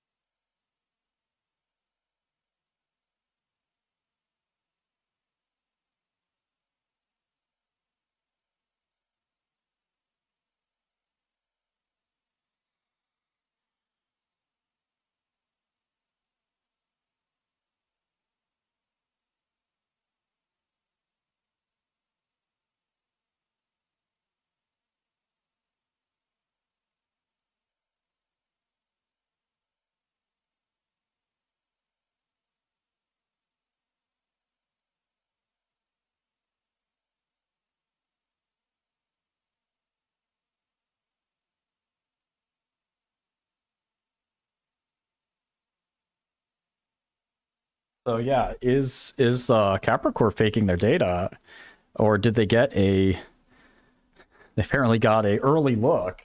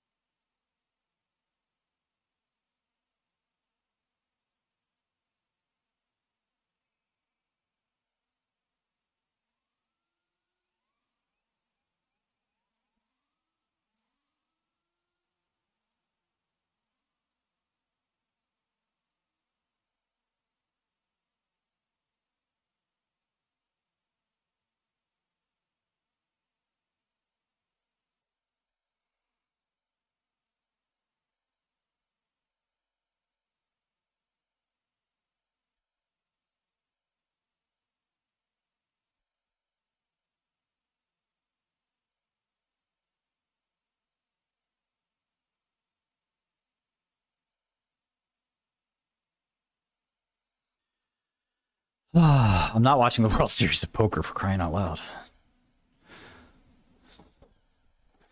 All right.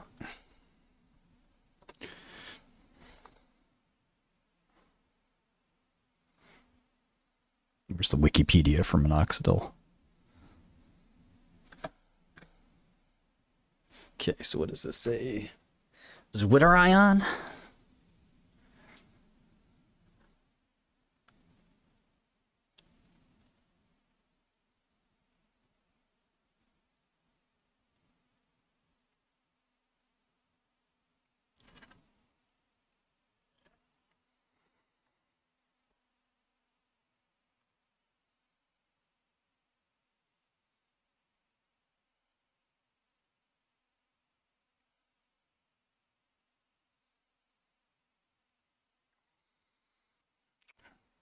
So rational quantum mechanics, there is enough information in the quantum state to allocate even one bit of dimension to each dimension of Hilbert space.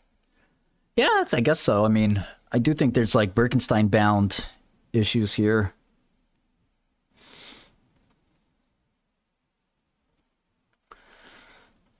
So minoxidil is OTC. Oral minoxidil, that's topical, obviously.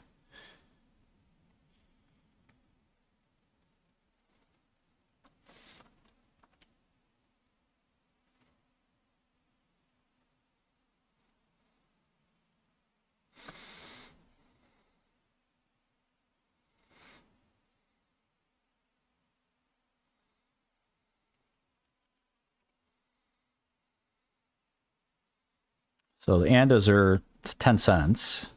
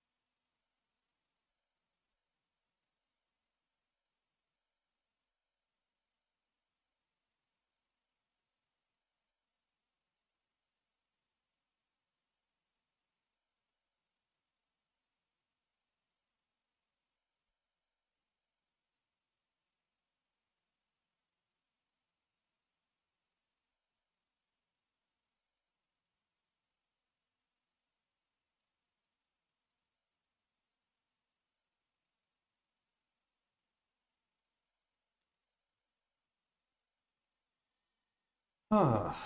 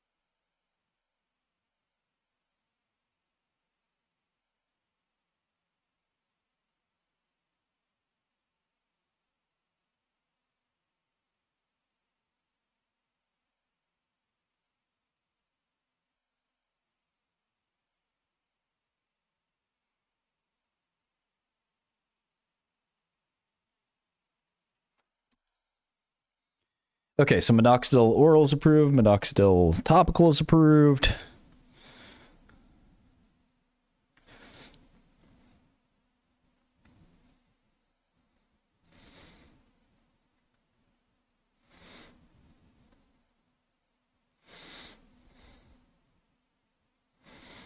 Go ahead. CBOE data is not on.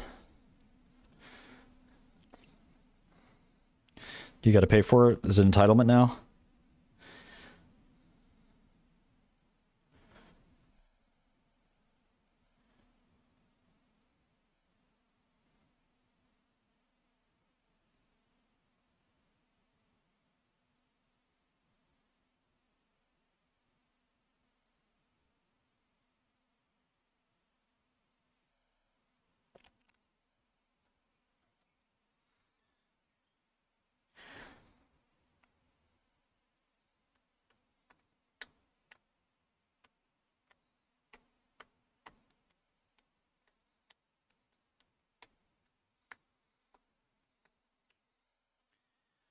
Now I want to see what the long thesis is here before I take any action.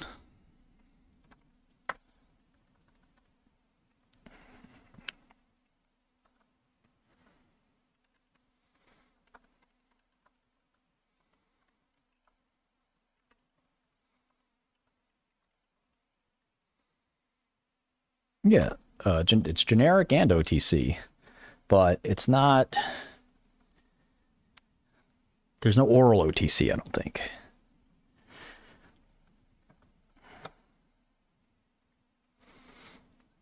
I had to use the bathroom. I'll be back soon, guys. Don't go anywhere. GodellTerminal.com. Trading on Godell coming very soon. Some of you already in the beta. Thank you for participating. Be right back.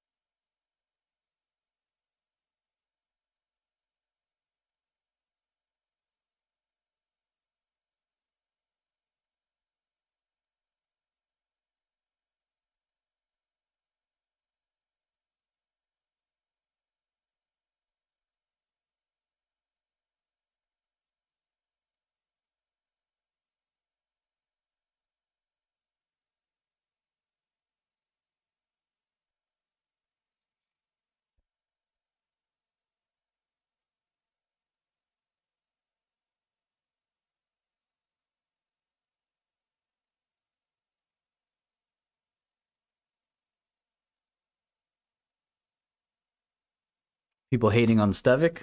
Damn, why you hating? Let Stevic win.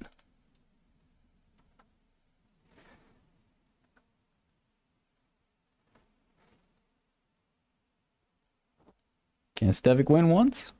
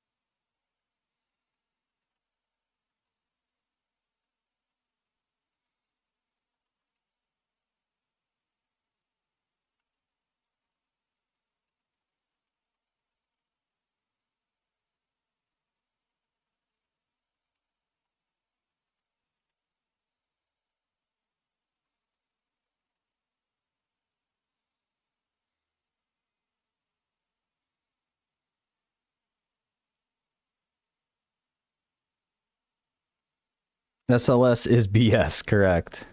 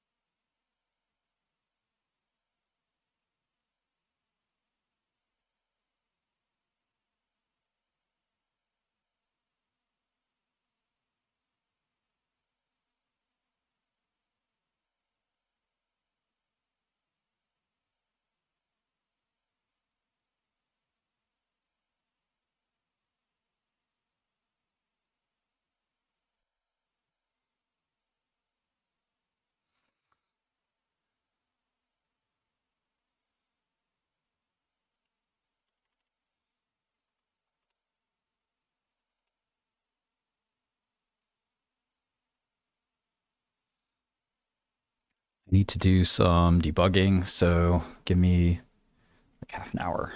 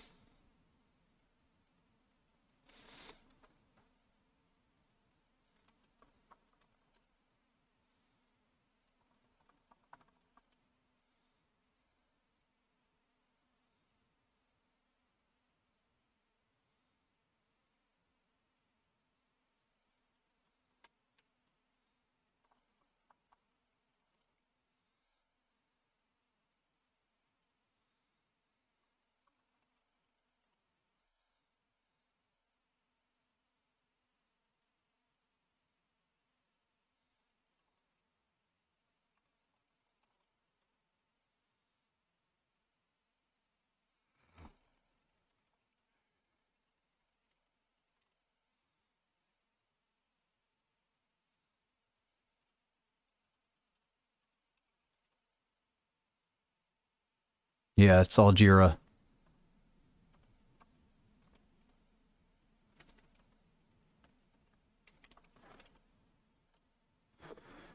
Gotta do this Jira shit.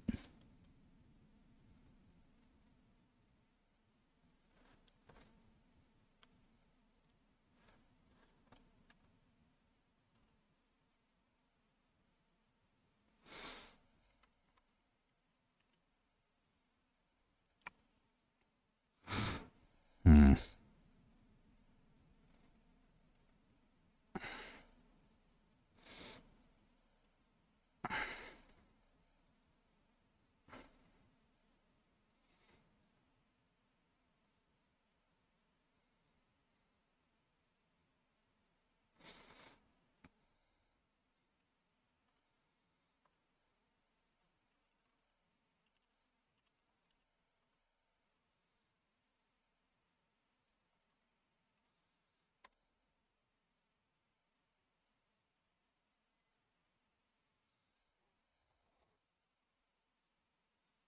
No, I have to write it still, Teddy.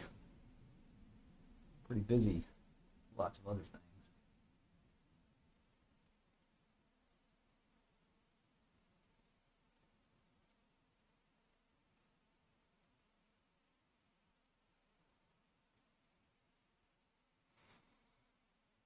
I haven't looked at Fair Isaac in a bit.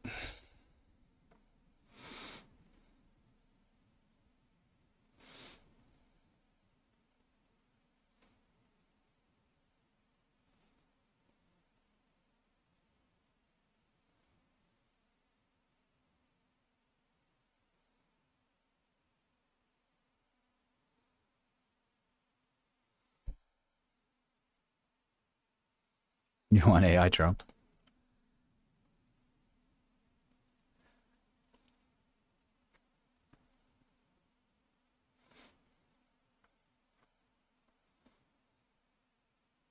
All right, I'm gonna look at Sarepta.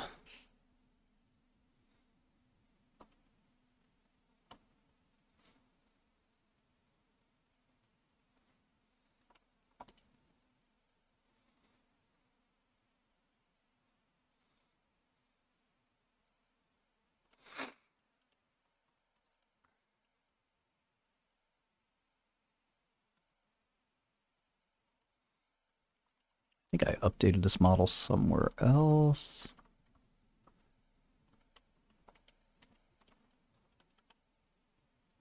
No, new office.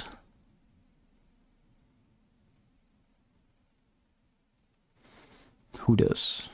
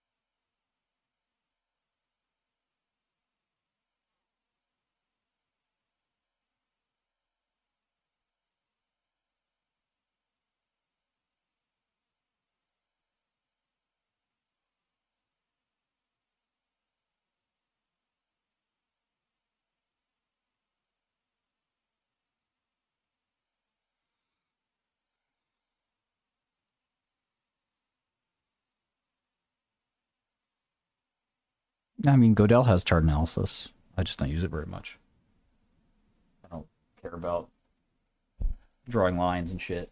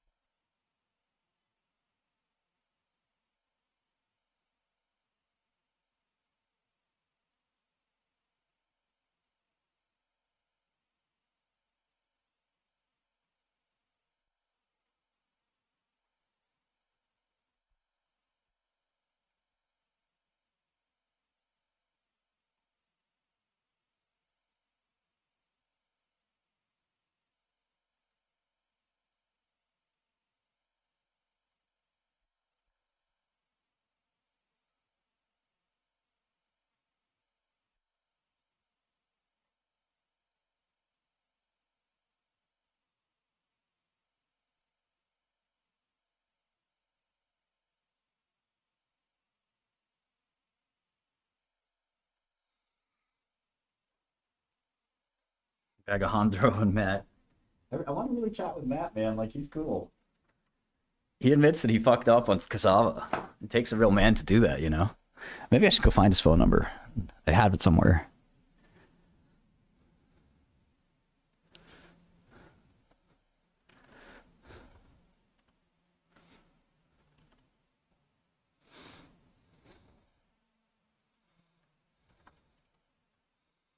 So, did Elevidus sales continue to drop, or do we get a rebound? If we get a rebound, the stock's in a moon, I think.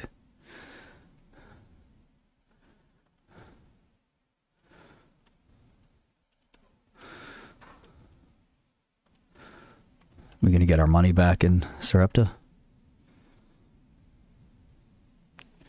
Forgot how much money I fucking lost in Sarepta. Motherfucker. I don't think I have a reading list on my GitHub, but I'll check. I could try to work on one.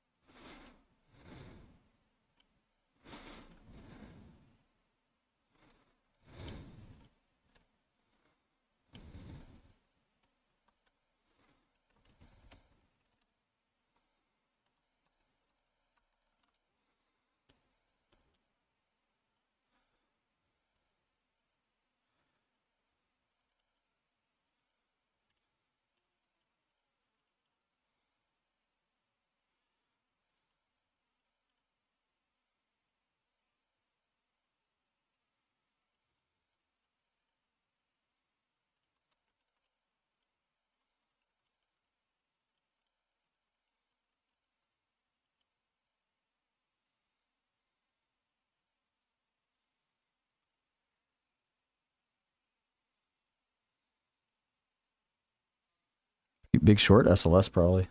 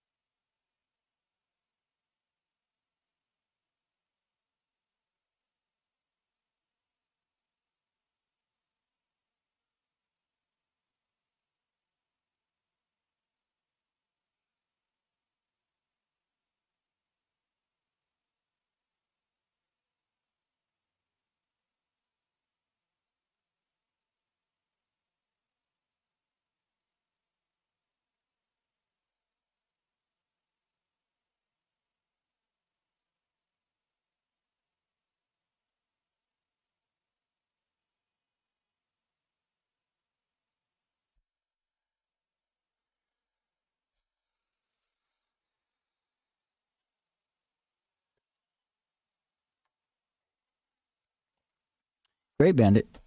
Yeah, I think if you look at the warrants and options, it's probably closer to 15, but you know, I'm just including 20 just to be sure.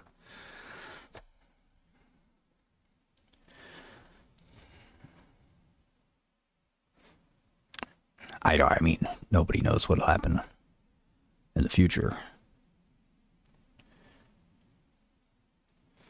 I don't think the company's raised money in a while. They got money from warrants exercising. Should I say we got money from warrants exercising?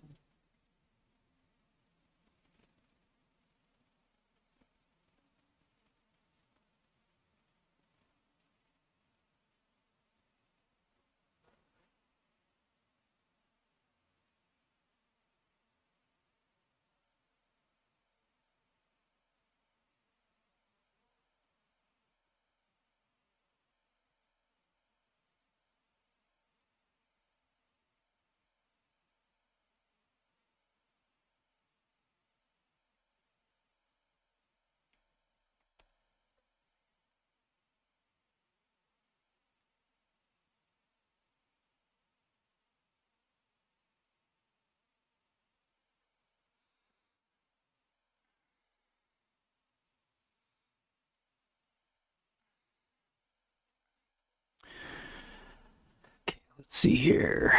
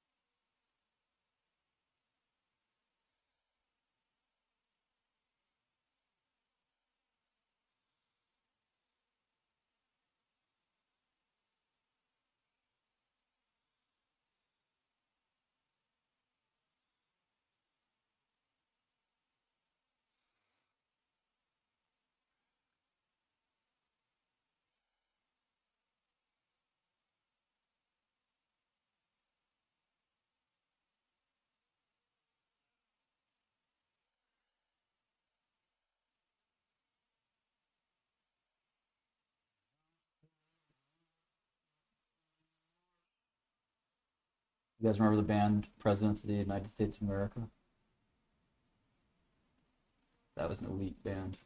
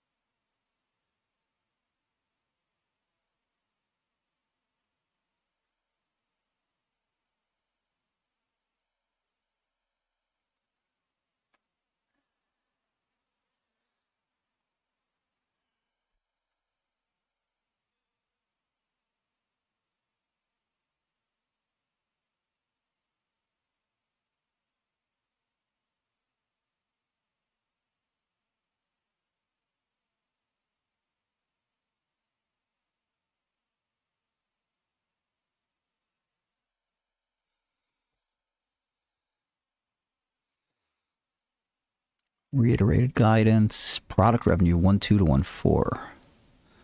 Okay.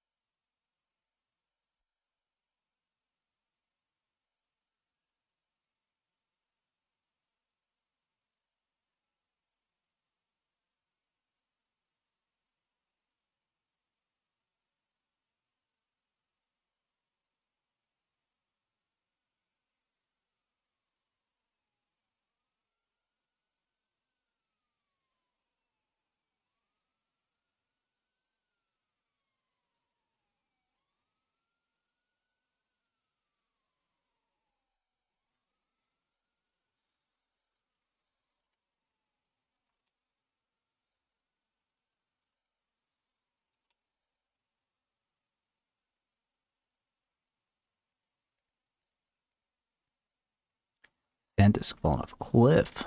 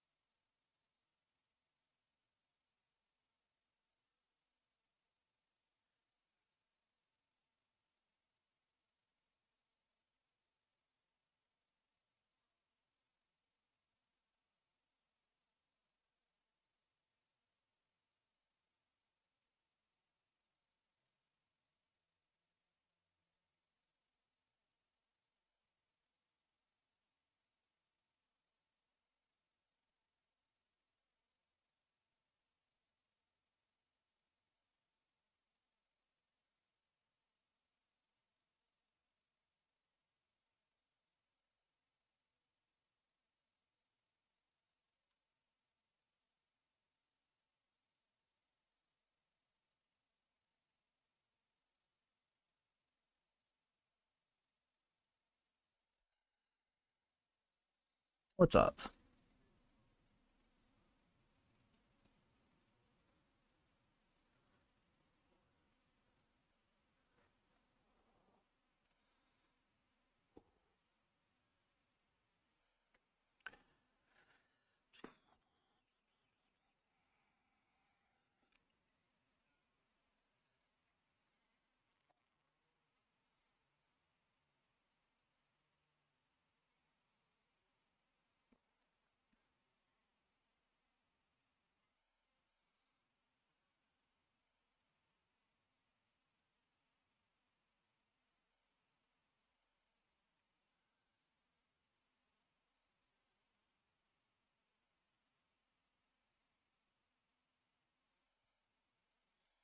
Yeah, adcoms are open to the public. I've been to them.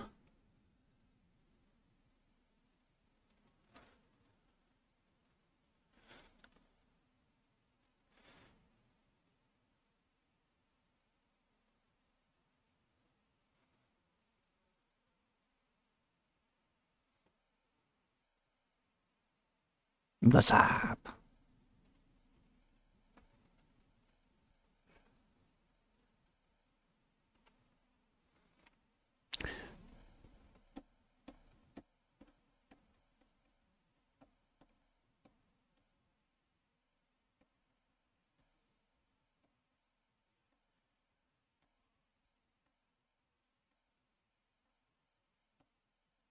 Palm Beach Beat.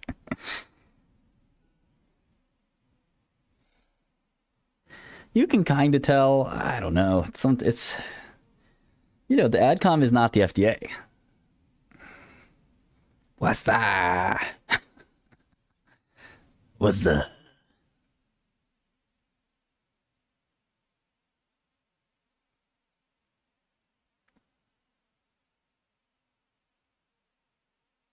What the?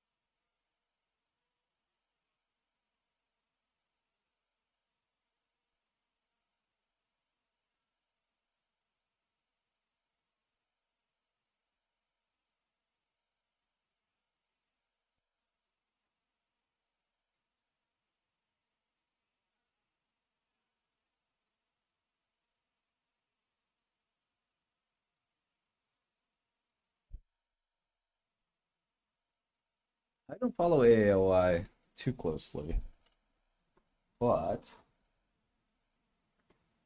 I don't think it's long.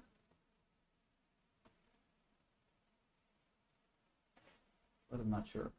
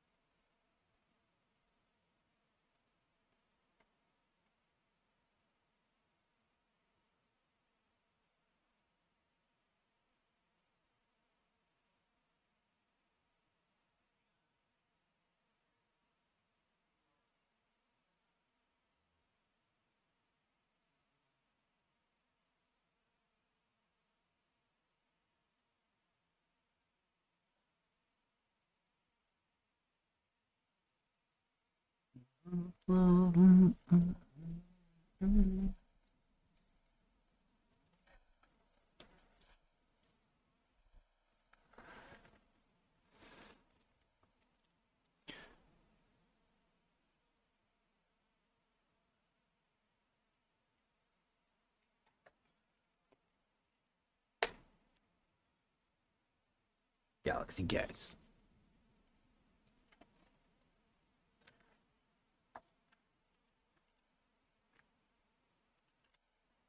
Same thing with Capper.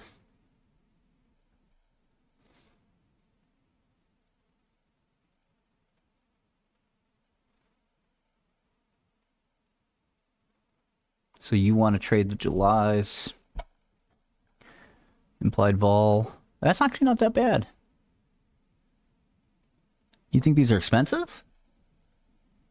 What's the cash on Rebel? I mean, clearly the market doesn't think anything good will happen. Oh, you're talking about the July 24s. Or the July 31s? Which ones? Oh, the AUGs. Hey, thanks so much. The AUG 21st. I don't know, they don't look that bad. 3X on a CRL. So you're saying the FDA is not going to change its mind?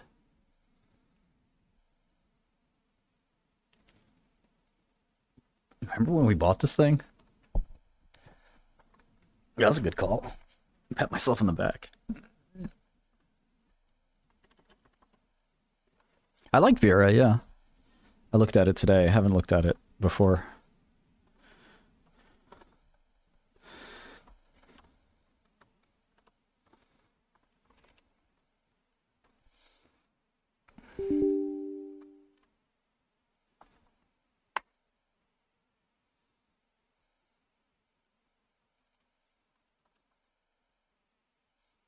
How much cash these guys have left?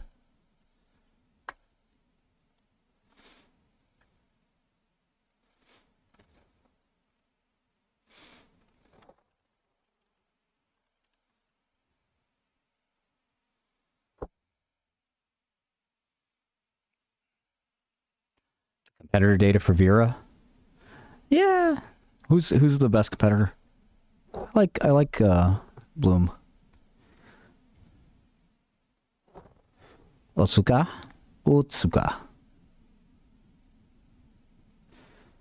Trump. I don't think Trump's deciding any FDA approvals. Yeah, I wouldn't even look at EGFR for IgAN. Disease barely affects kidney function. It's kind of a BS disease, to be honest. Talking about as somebody who ran one of the first clinical trials ever for IgAN. There's a reason I picked FSGS.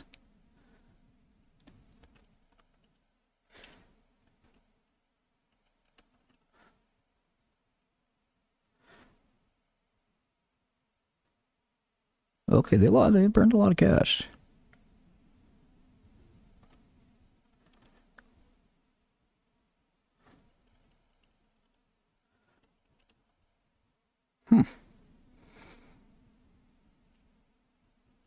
No, EVMN I'm actually trimming. Yeah, it just was a disappointing trade. I thought it would rally back. It didn't. Which Millennium Pod Bros? Well, you can use a lot of. Is it an April drug?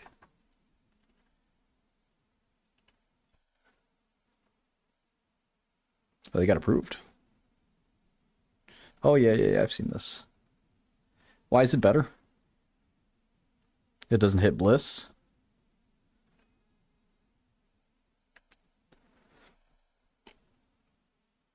Yeah, I'm jumping in there, jubbing, but I'm being patient too.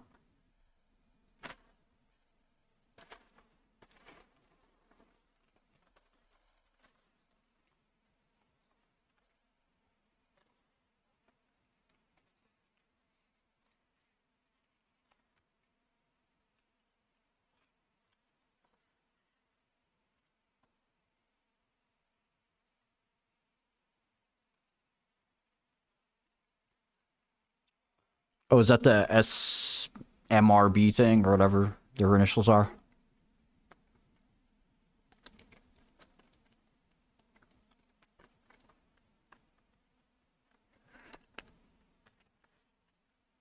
I looked at Nike, no real strong opinion there.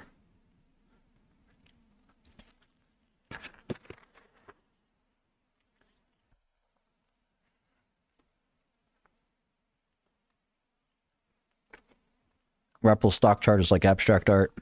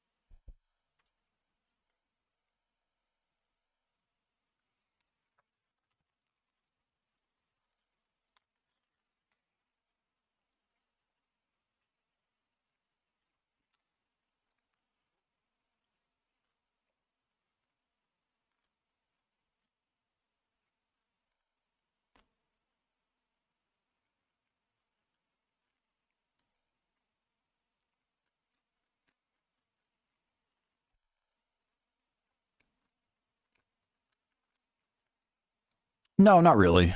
Ratchet. Yeah, I do think the market will keep running, and while the meta sell-off doesn't make sense, the market's had plenty of time to digest it, and the fact we're not seeing a really robust upside response is a little concerning.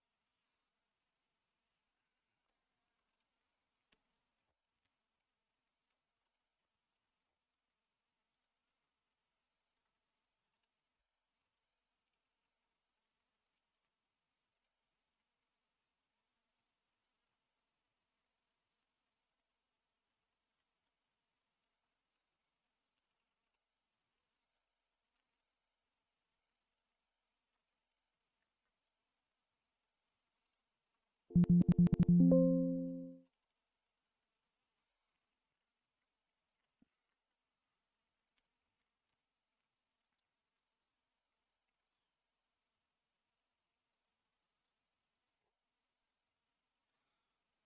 not sure that would be a reason for multiples to expand.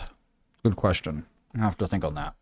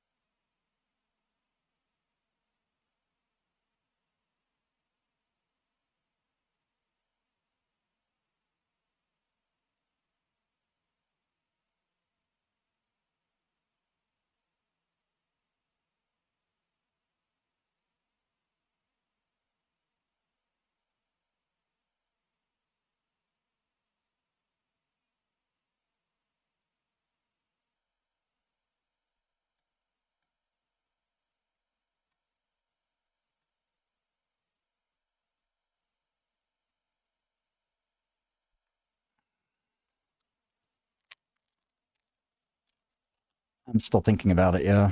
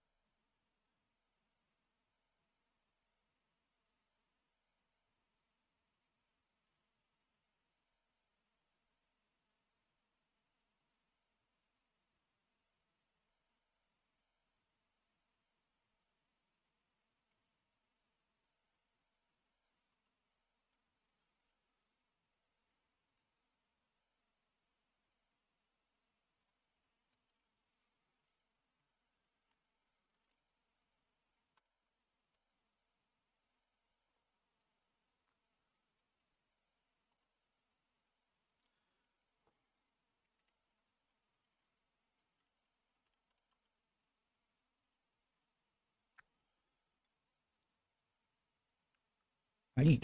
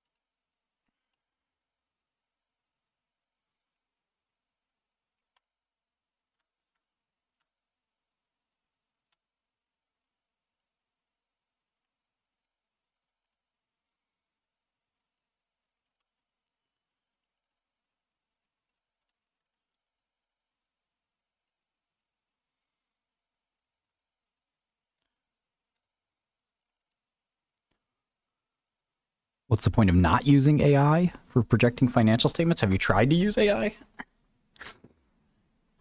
for projecting financial statements? The fuck?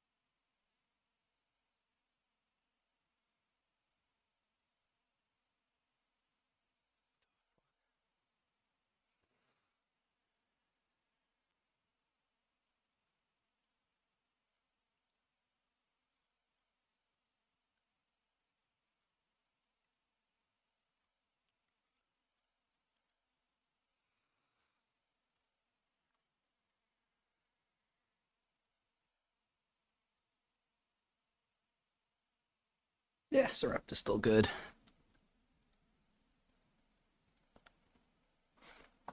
Capper. All cap.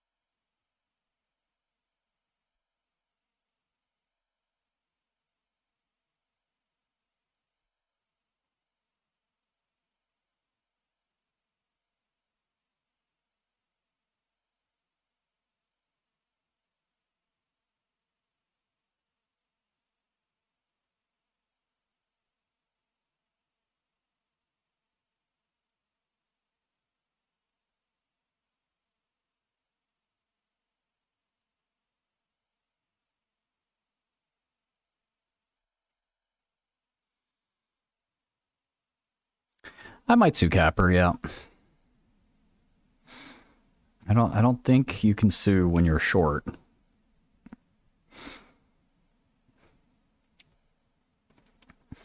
But I might as well fucking try.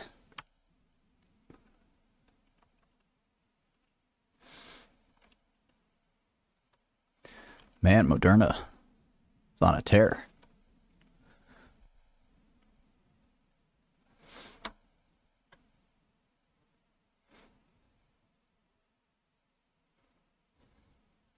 Yeah, you could argue that they, caused damages. I don't think you could maybe argue unjust enrichment.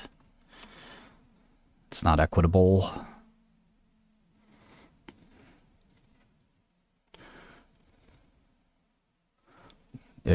If she faked this date, I'm sending that bitch to jail. I'll tell you that. I'm gonna tell you that straight up. Straight up. I always tell these executives before it's binary, man. Don't play with me. Fucking play with me. They want to play. They're acting like it's a game. I've been down 5 years, man. I've been in the box. You're trying to act like this is a game.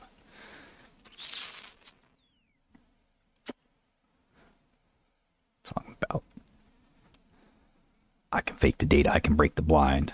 Talking about I'm gonna write the data in myself. I'm gonna write the data I think that it should be. I'm gonna put the data down that the patients want. I'm gonna do it for the patients. Fucking scammers, bro.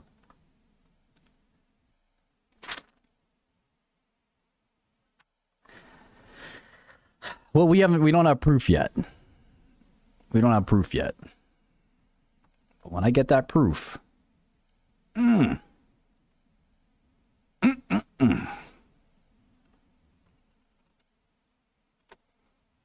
gonna take this lady for every dollar she got. Linda. Yeah, I said what I said.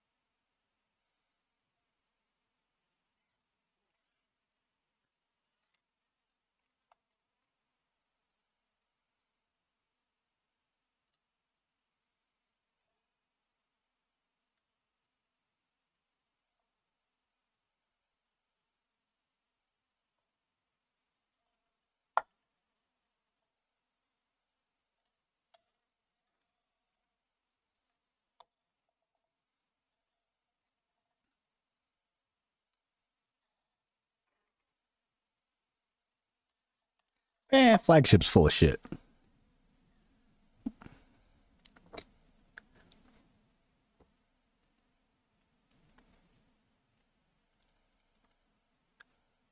Where does Moderna file their quarterly press releases? Interesting.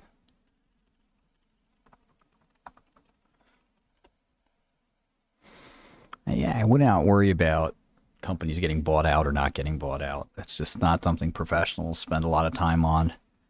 It's just, okay, they're on Access Newswire. Oh, snap.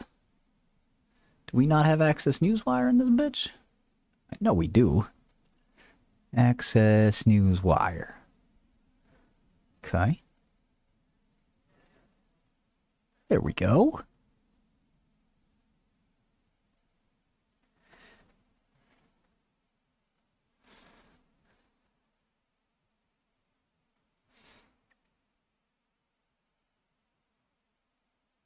Yeah, Godel could definitely sponsor that shit.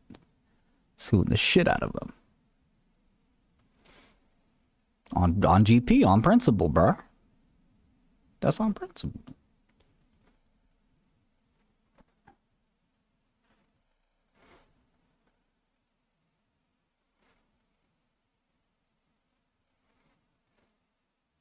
And Moderna's still selling COVID vaccines. God damn.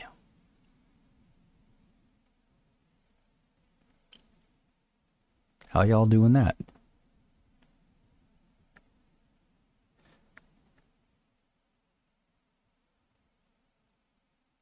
Straight up. What the fuck is this?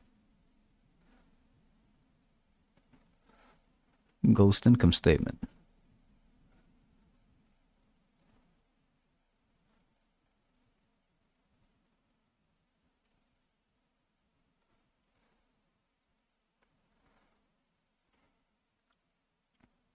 Why is the news out, Bandit?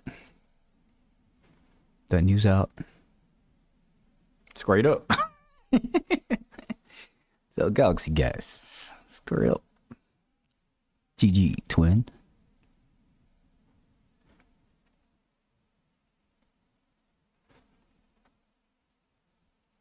So Moderna's gonna write another $950 million check. I haven't looked at NIDEC in years. That's an old blast from the past.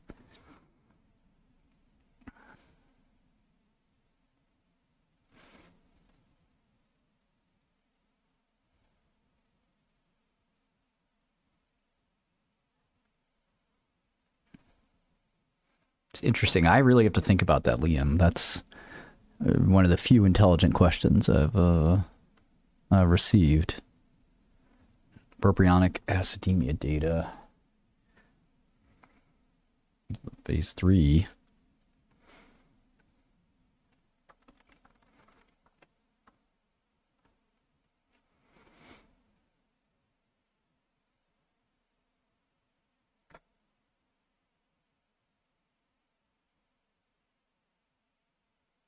Is it over for CMV for Moderna?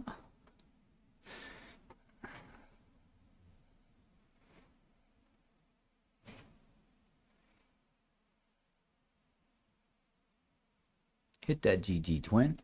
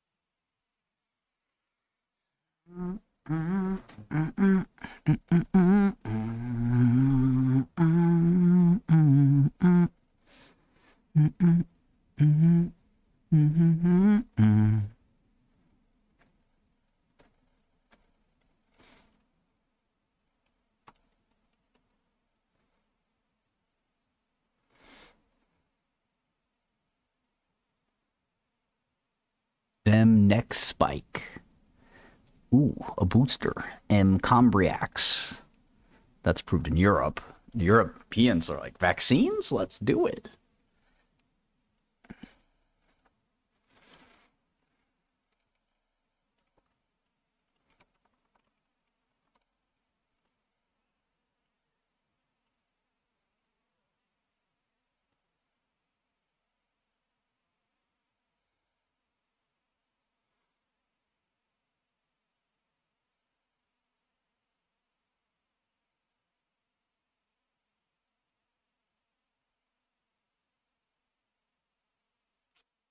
And y'all don't disclose product revenue? What the fuck is this shit?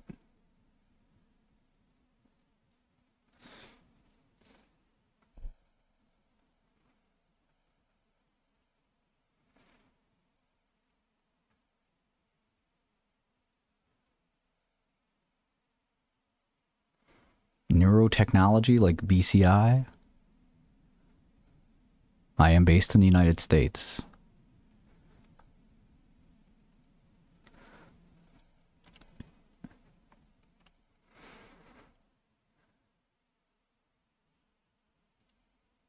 She's lump, she might be dead.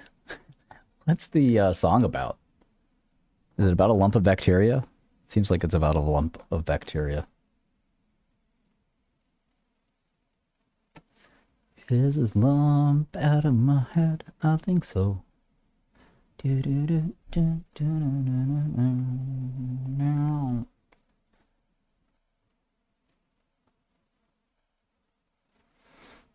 Talking about growth drivers.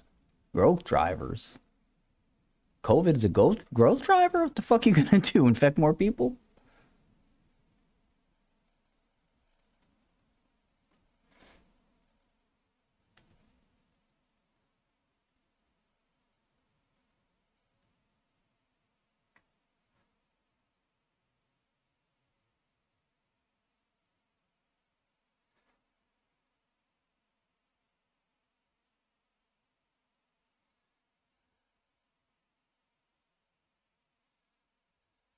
Yeah, I like BCS.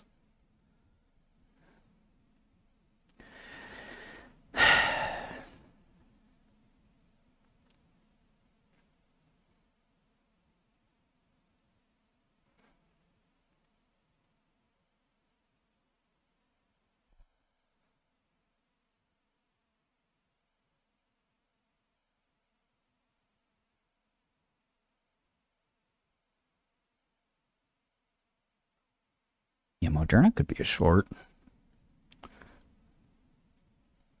Sort of always been a joke of a company, man.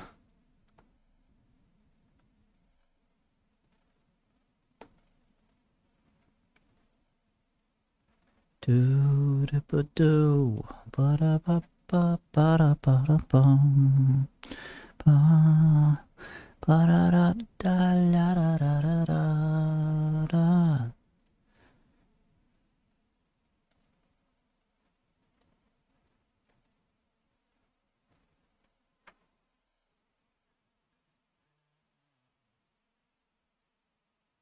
Love sat alone in a buggy marsh. Totally motionless except for her heart.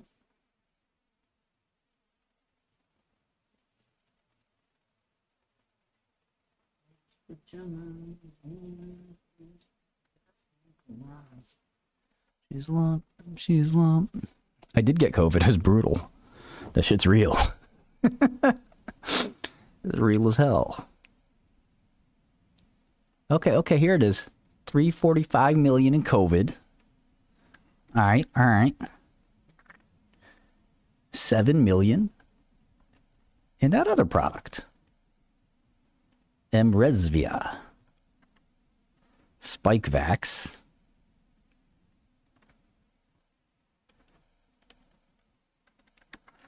We're always going to be selling this. Don't you ever think about not having revenue from COVID. Ever. I was just saying, you were just saying nothing. Infect these people with more. I don't want to hear it. Understood? I thought we were going to be a drug company. I thought you weren't supposed to be alive anymore. Give this man another booster. No, please. Give him another booster. Hold him down.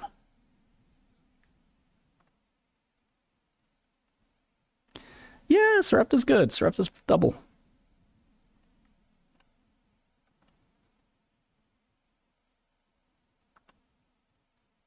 I don't want any more boosters. When will you learn? Our Spikevax revenue will never decline. Never. I just don't think we should be giving people COVID. You joined the wrong company, pal. Your revenue growth matters more than anything. You see we had $971 million in Q3 25 revenue? 971 in one quarter?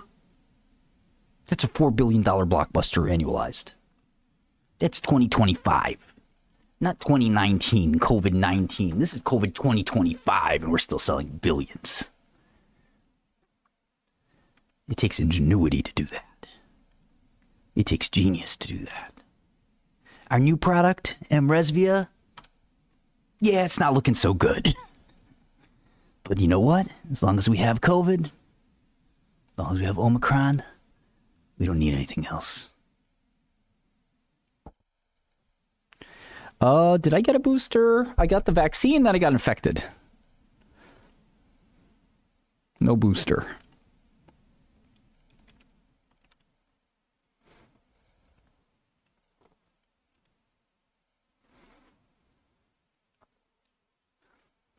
Better get that booster.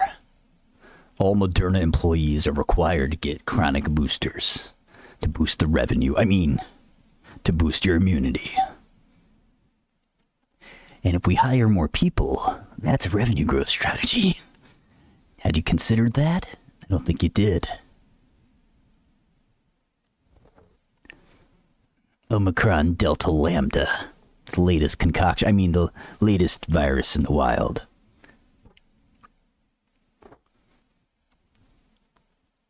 It's no big deal. Nothing we can't handle. Oh, what do you know? We have a vaccine for that exact product? That exact strain? Wow. Our scientists are good. God bless them. No revenue for RSV in Q2.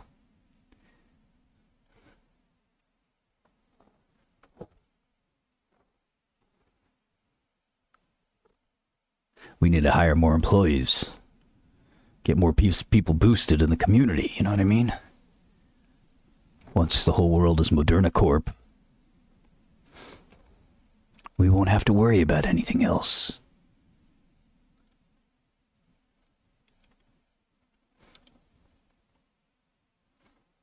I can't wait. Things are going to be awesome. When everyone works for us and gets boosted all day.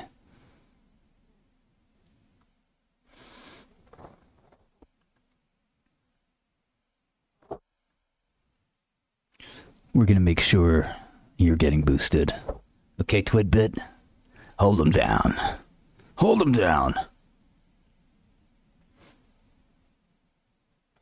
Have you ever considered joining a biotech company? Yeah, it's a great career package. Here, hold still. Free vaccines.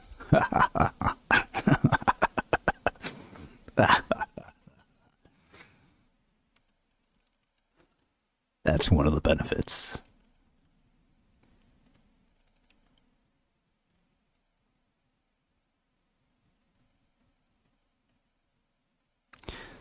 New product is going to continuously monitor the environment so that you can be boosted immediately. Live. That's a subscription service. We're getting into SaaS, baby.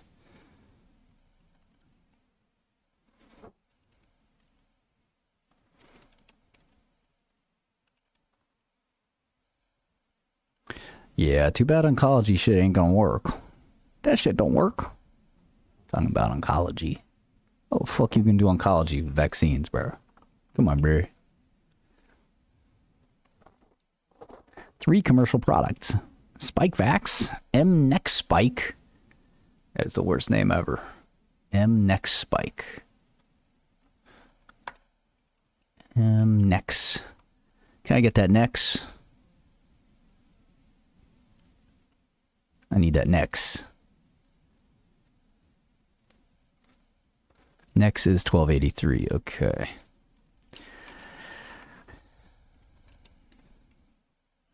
Oh, it looks like you...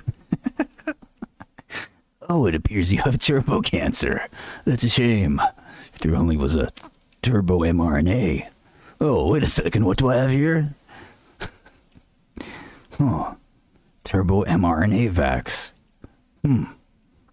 Might as well give it to you.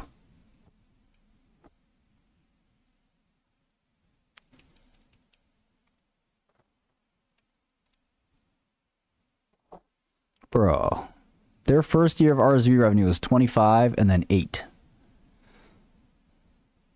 The fuck? 8? Homie. Live streams do more than that.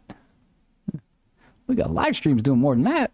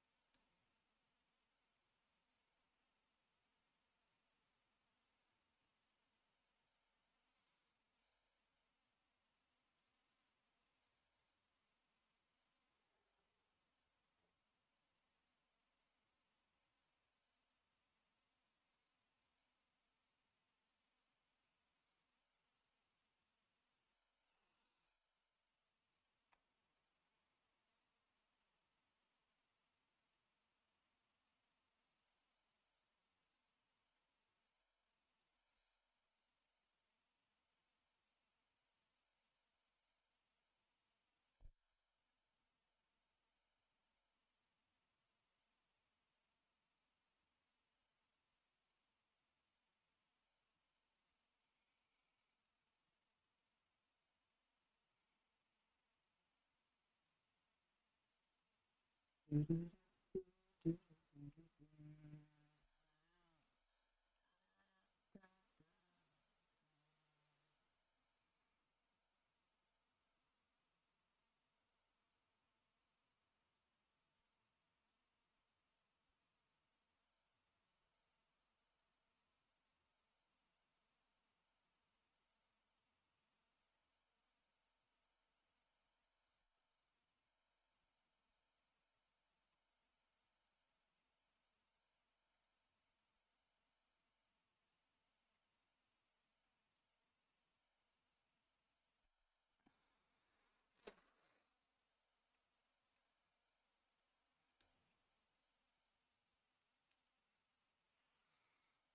da da da da da.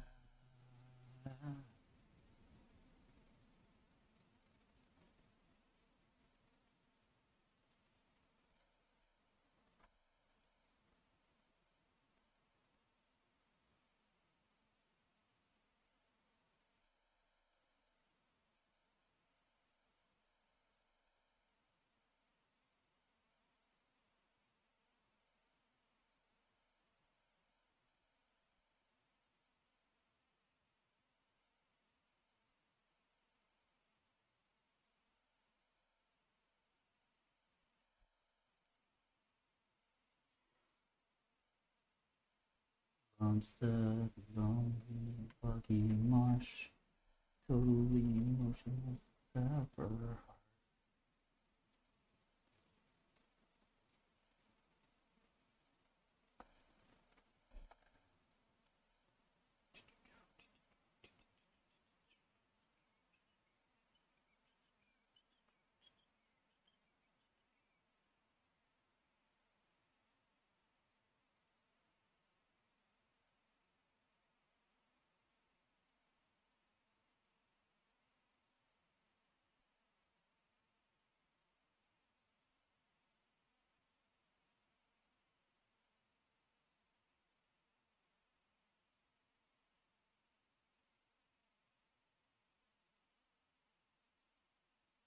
So you guys want to pay? You want me to pay $32 billion for $6 billion in cash, $6 billion in cash that you're burning rapidly.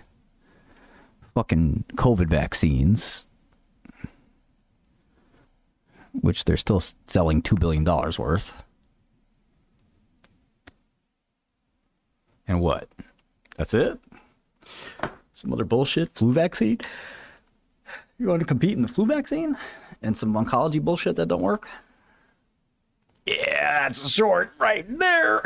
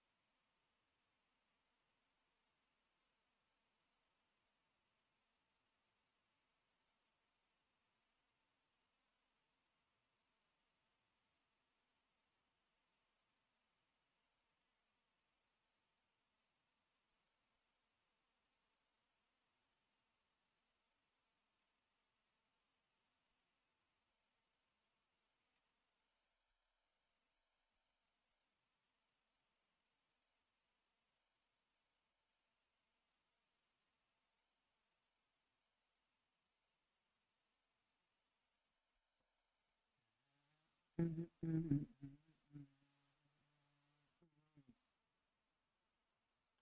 da, da, da, da, da, da. They're guiding pretty late, though. What do you mean?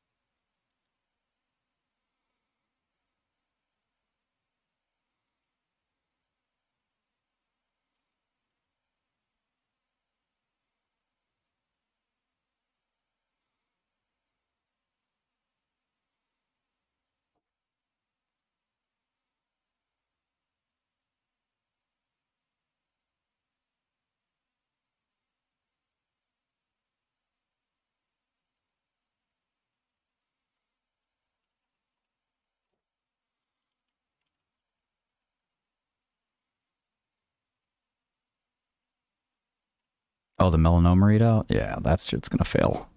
Obviously.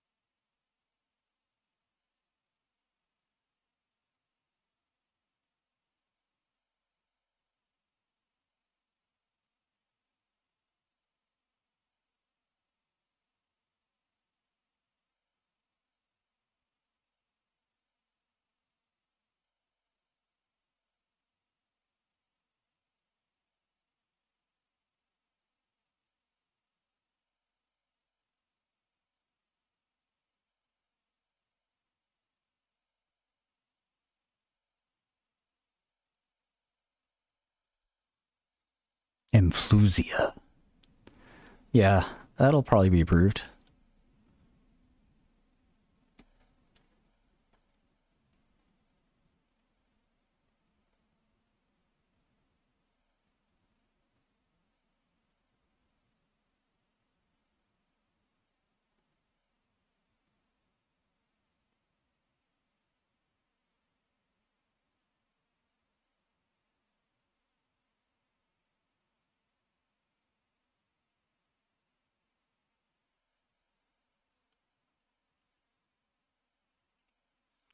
Well, Bandit, I do work there, so it definitely is. I do like to bet on myself.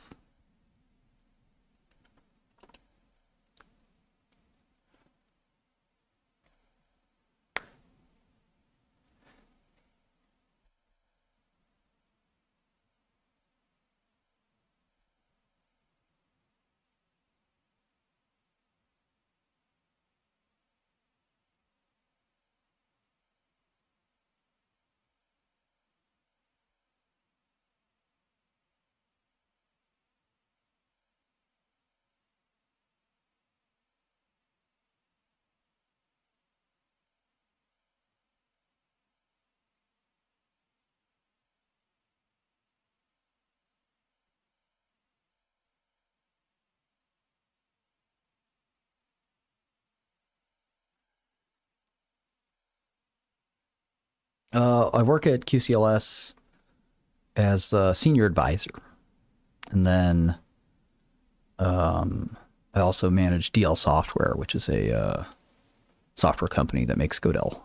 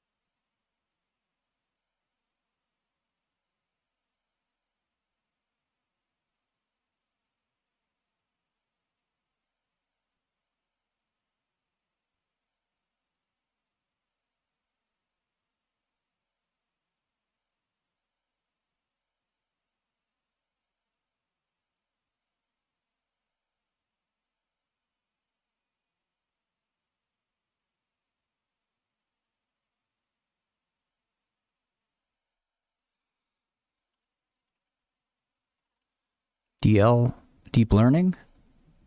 We also had a product called Drug-like a while back.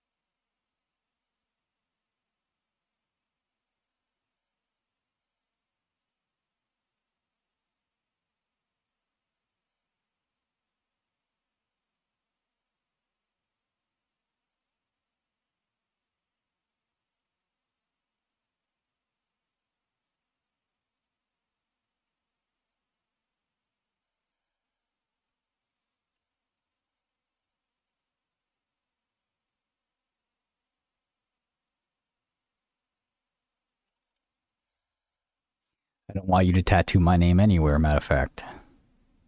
On some bullshit. Fuck out of here.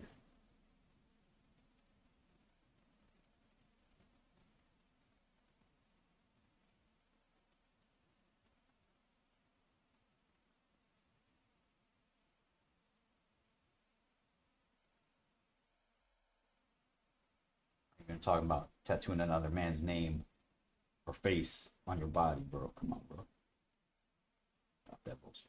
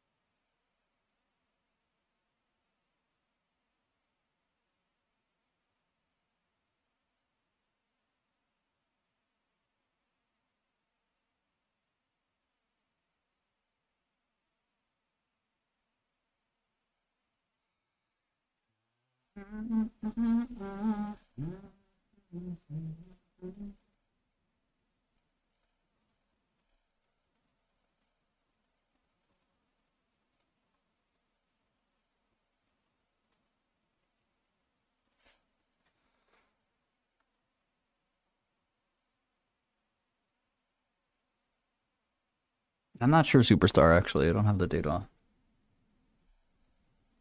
Good question.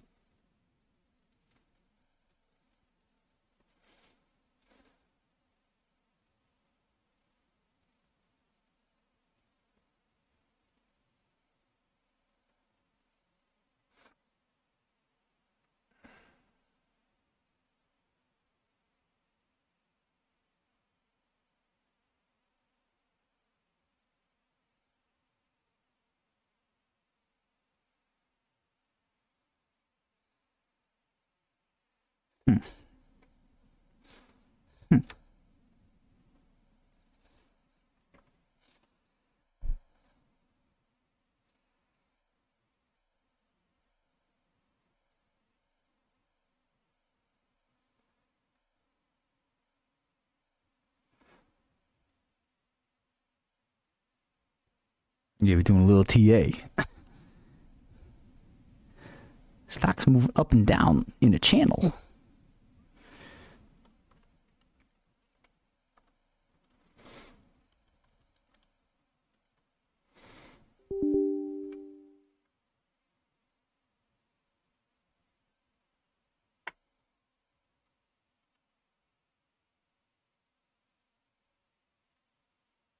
Well, I made a product called Godel, so the only way you can make a donation to me is by joining Godel.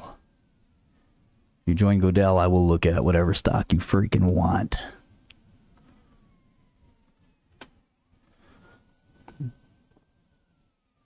Dude, you can't just cancel after you get it, because I'll find you.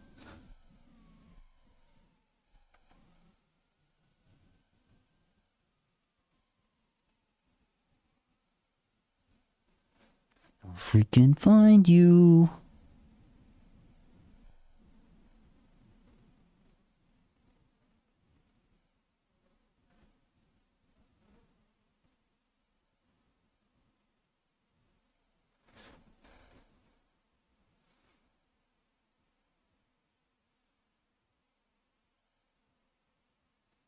I'll call you up every day. Are you ready to renew your prescription? Are you ready to renew your subscription?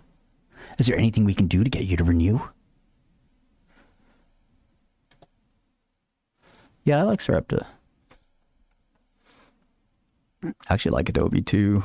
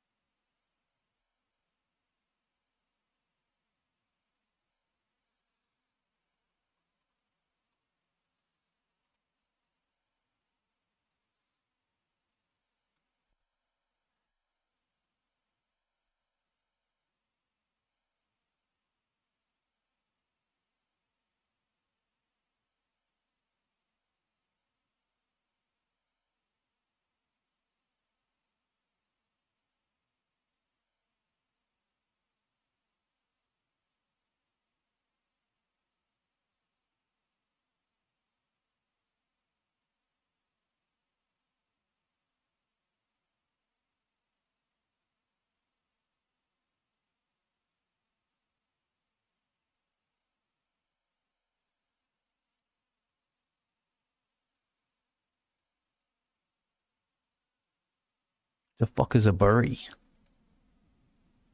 Michael?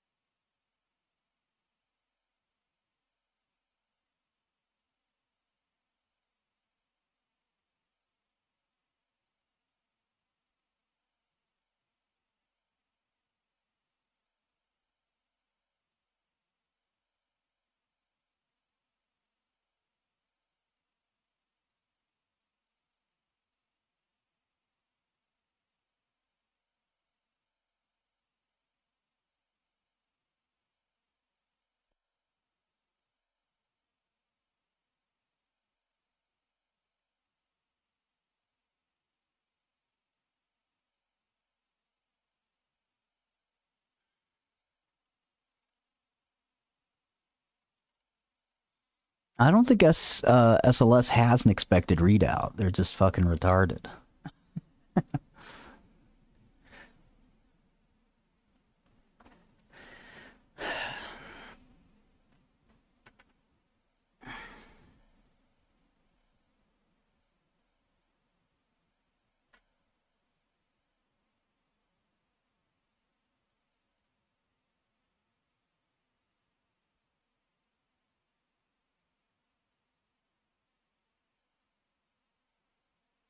Moving to the country.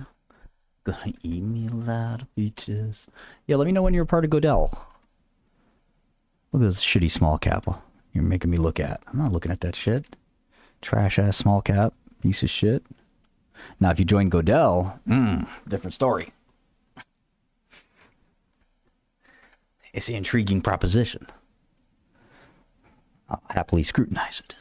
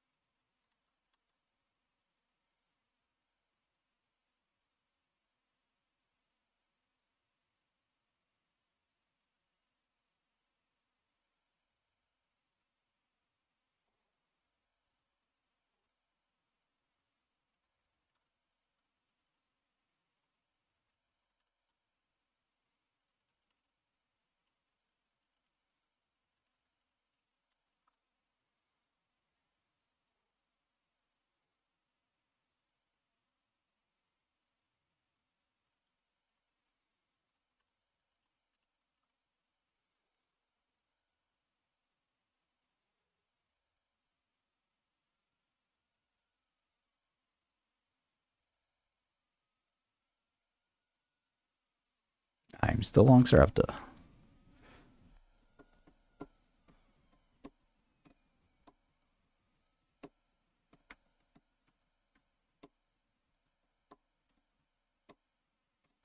SpaceX is on its ass.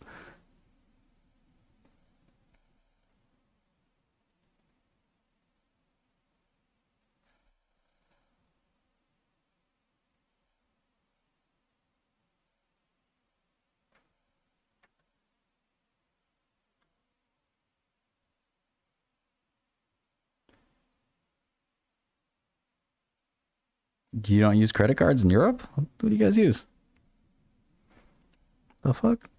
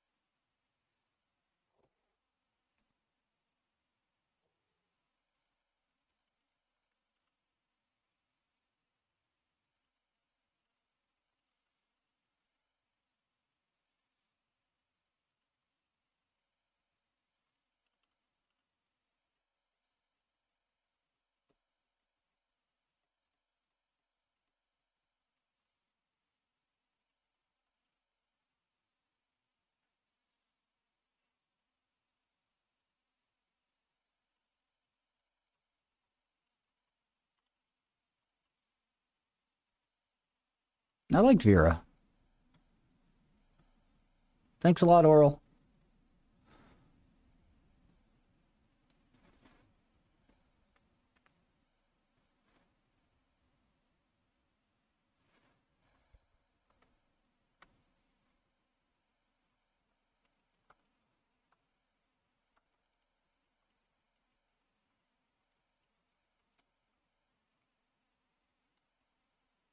SLS doesn't have a known readout date. It's whenever the patients die. They're taking forever. Why that's bullish, I don't know. But people think that's bullish. Let me tell you something, it ain't. Alright? That's not bullish.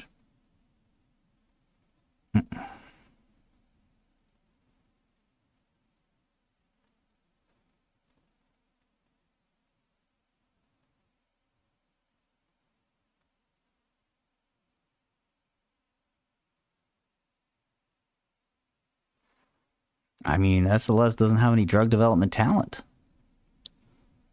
How many people work there? Go look it up. Go look that shit up. And then tell me.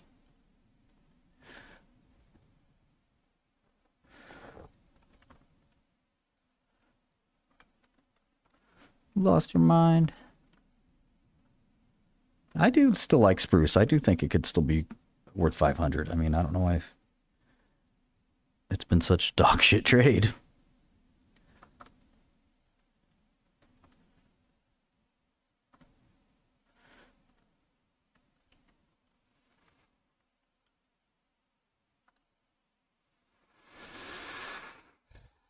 Zugocel. Okay, lupus, systemic sclerosis, inflammatory myositis, ITP, and WIHA.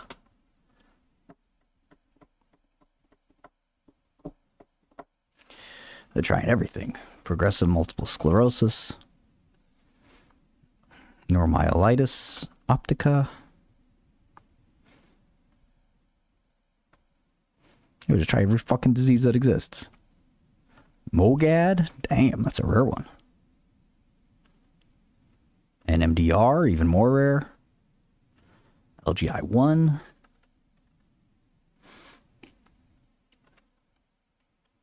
LGI1 AEE. AIE.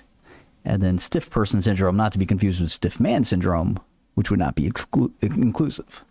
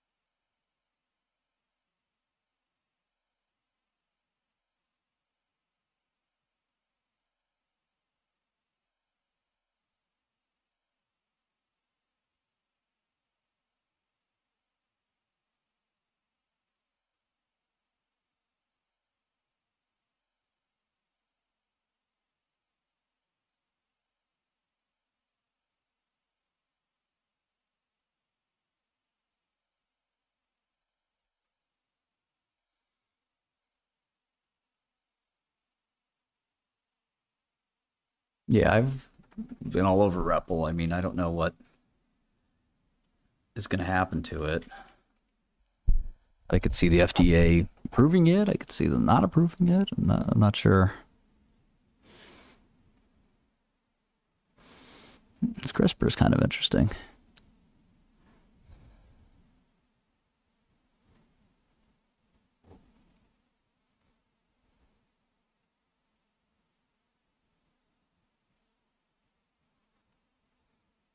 Could be long.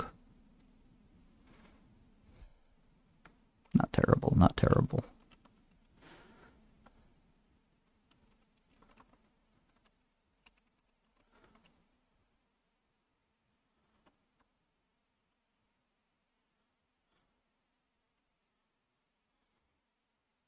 No, I mean any survival is good. Oh, what's going on here?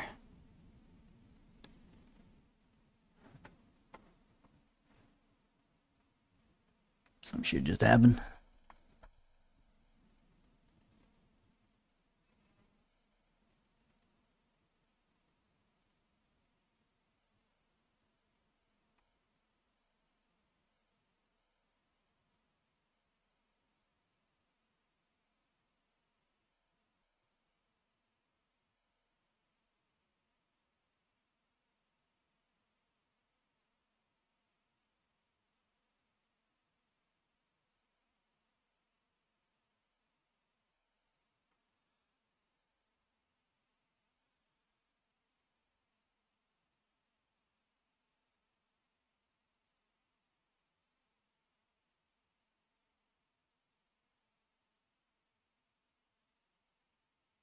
Look at SpaceX. Wow. I watch stock prices. I mean, charts are a way to watch stock prices. I don't care about technical analysis, but I do watch stock prices. What's the crime? What's the problem? A succulent Chinese meal? Isn't that what that guy said? You know what I mean?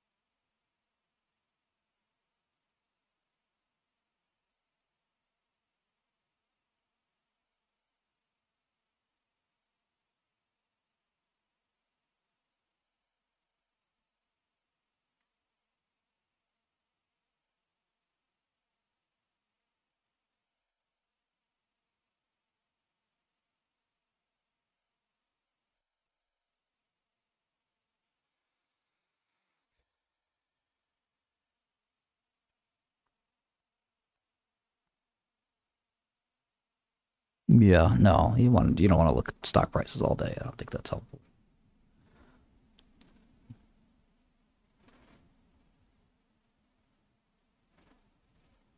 Move into the country. Eat me a lot of peaches. Oh shit. I went too ham there.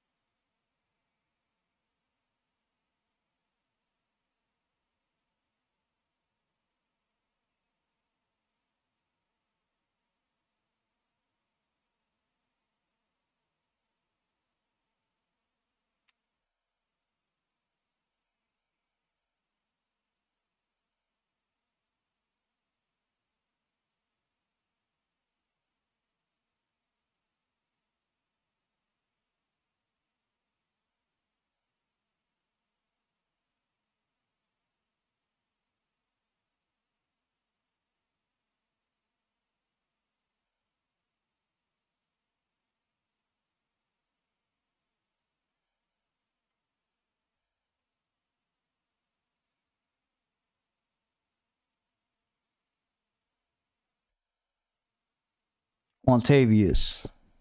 Yeah. Quantavius.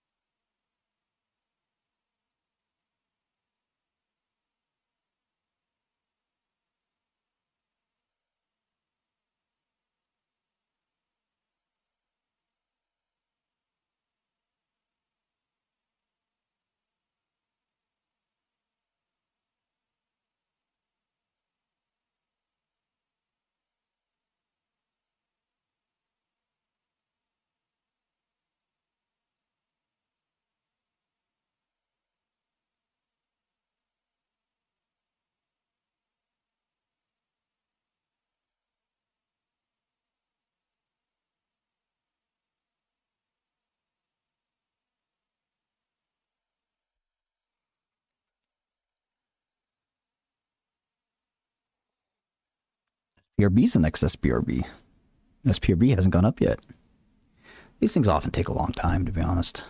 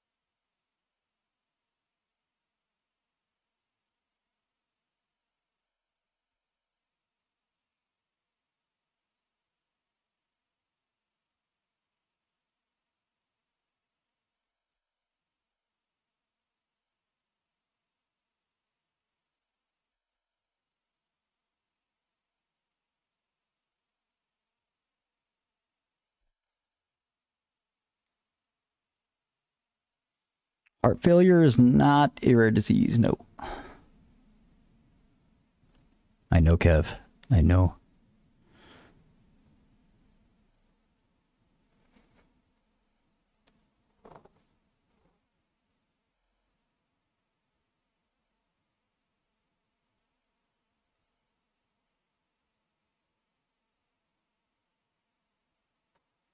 Whoa, Aqua's ripping. Not really.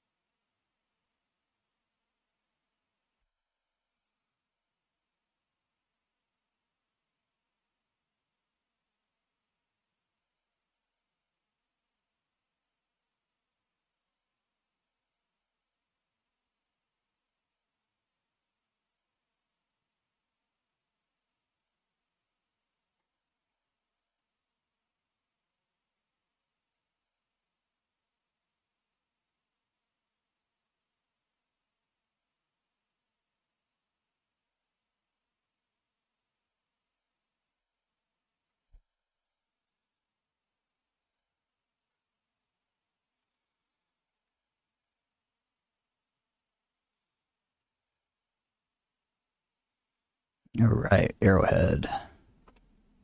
Wow, $86. Damn. The fuck?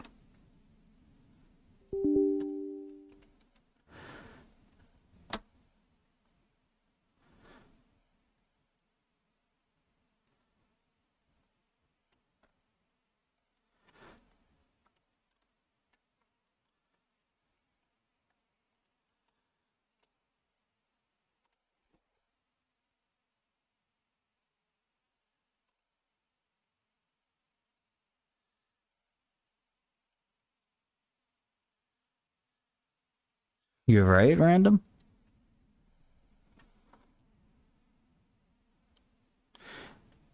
Oh, is this because I...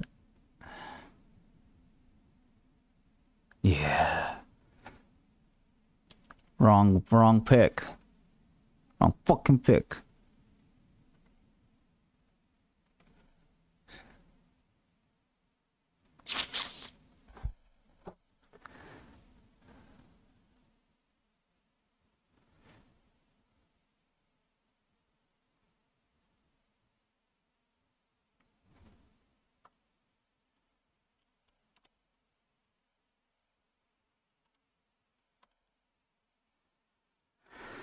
Moving to the country, I'm gonna eat me a lot of beaches. Moving to the country, gonna eat a lot of peaches.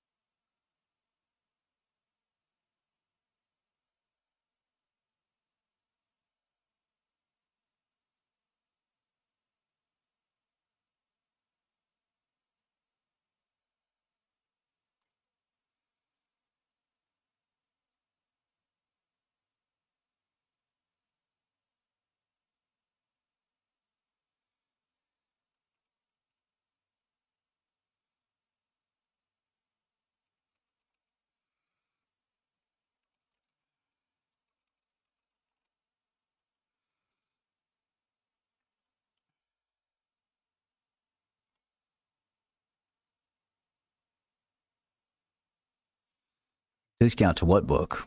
What book value? Fuck you talking about book value? Don't play with me, bro.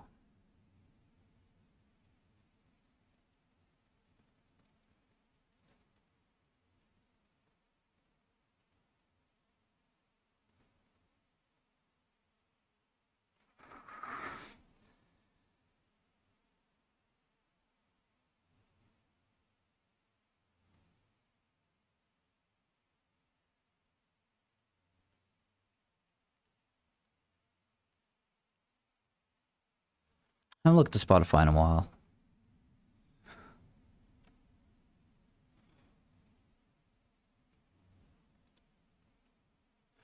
Here's one I haven't looked at in a while. Acadia. Dog Poo Poo Company.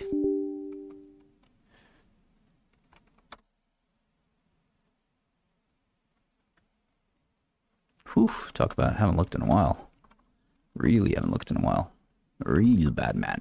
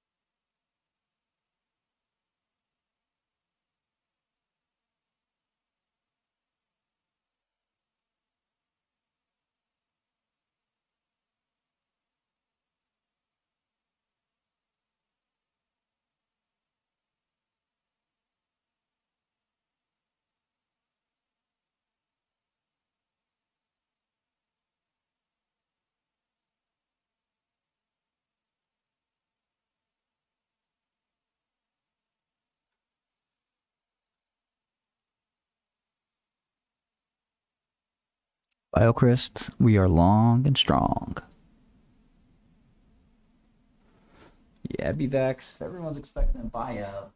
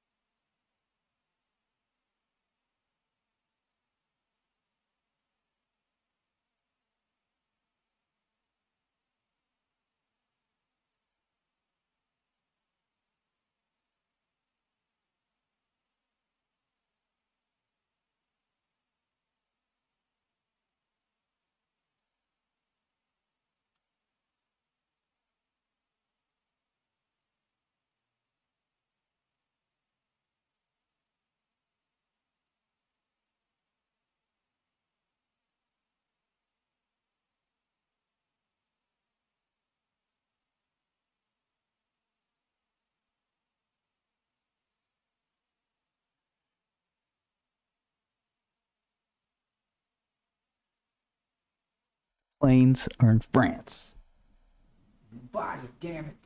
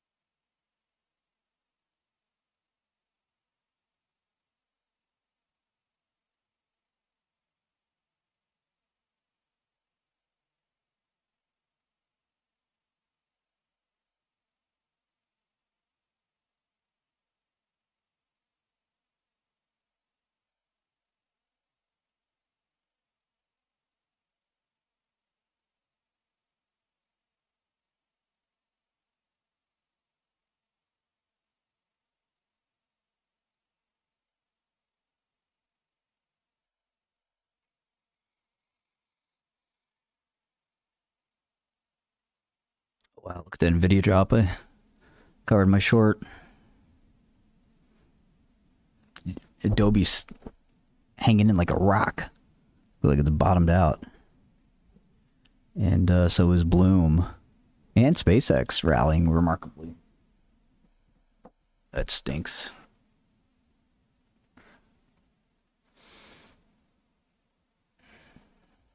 I wonder why SpaceX is strong.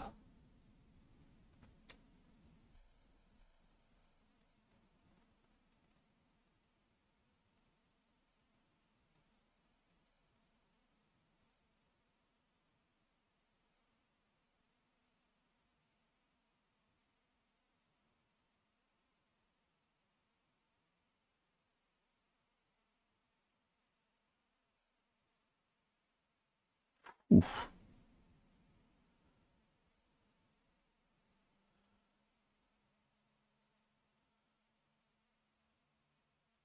Should more or less be arbed in, right? Ding, ding, ding.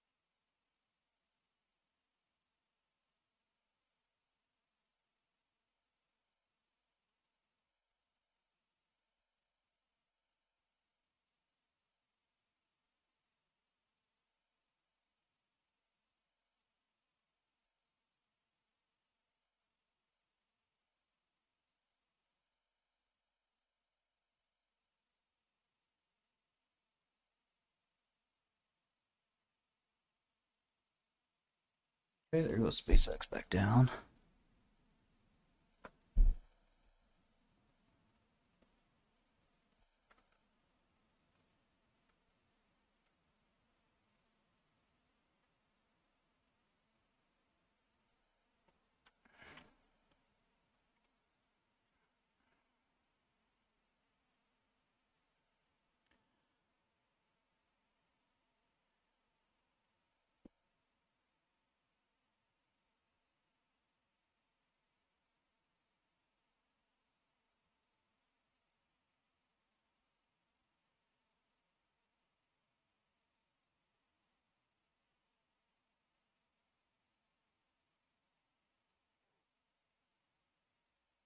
Vertex acquire Crinetics. Whoa! Wow, I just bought it.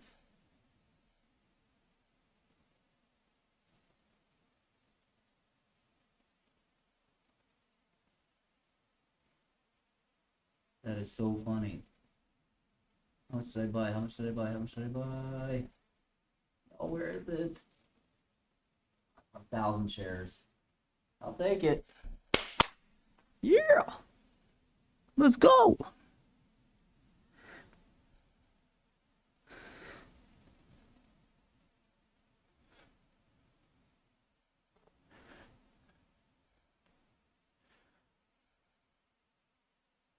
$85 a share. Who wants to buy it at 79?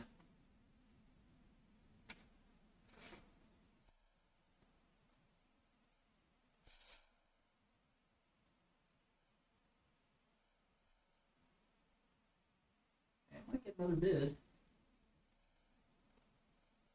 Wish I had more.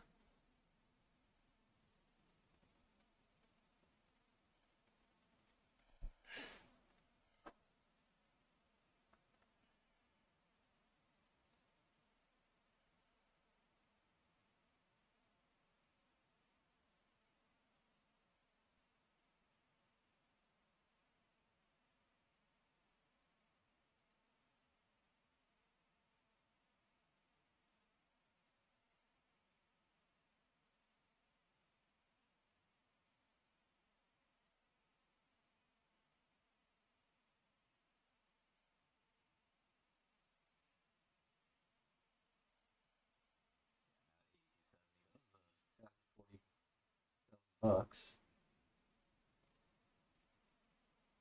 Take it.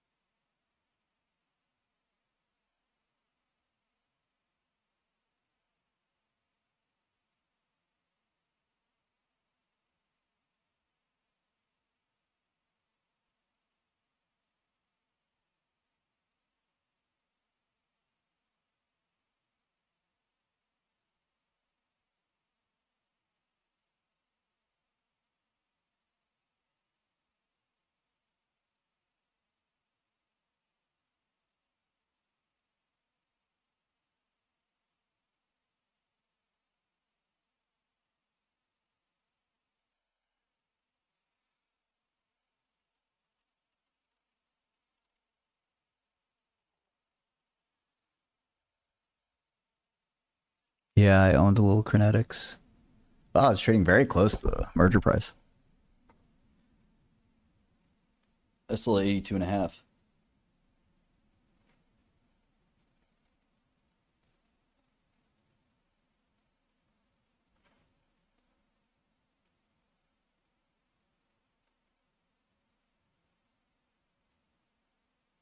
Yeah, that's not a bug. I don't think that's a bug.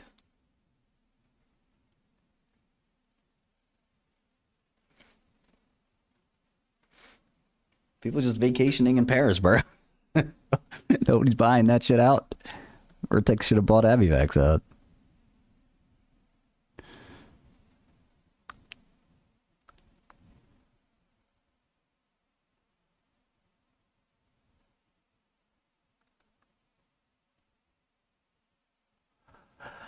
Moving to the country.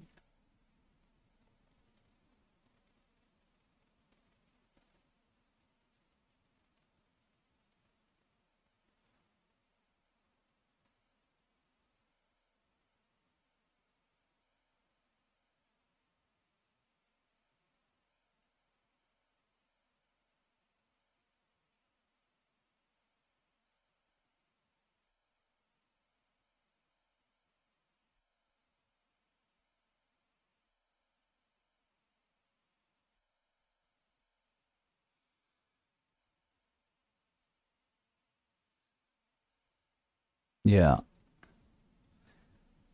SpaceX looks like dog shit. Keep it a buck with you.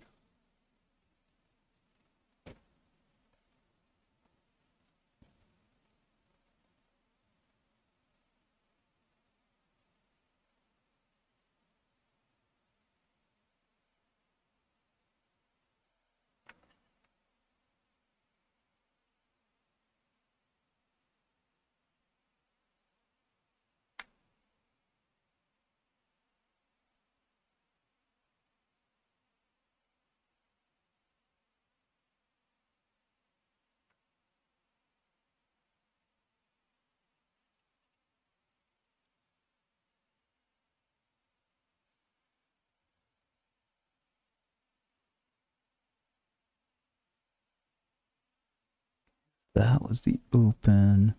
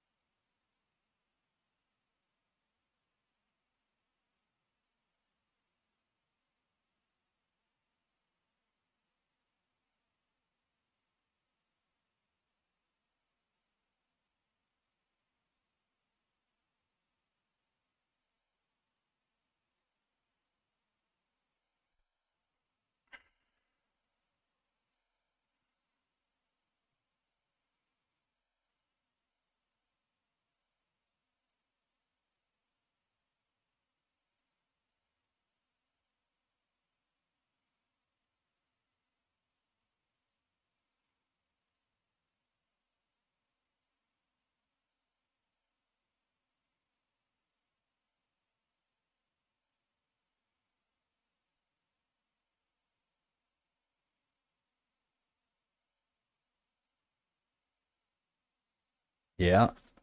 We sold the Crinetics.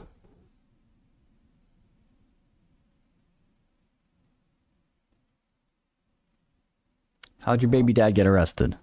What happened?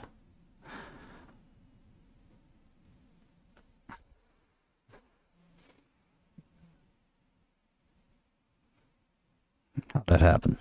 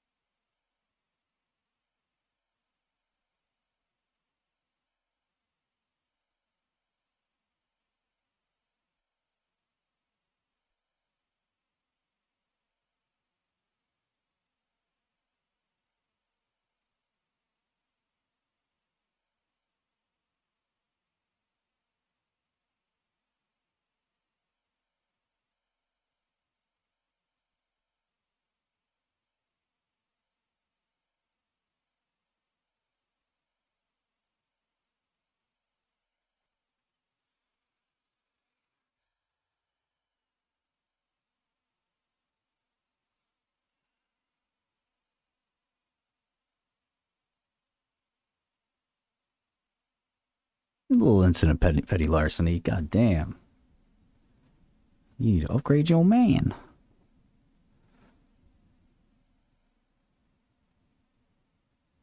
Is there a pardon list? I'm not sure there is.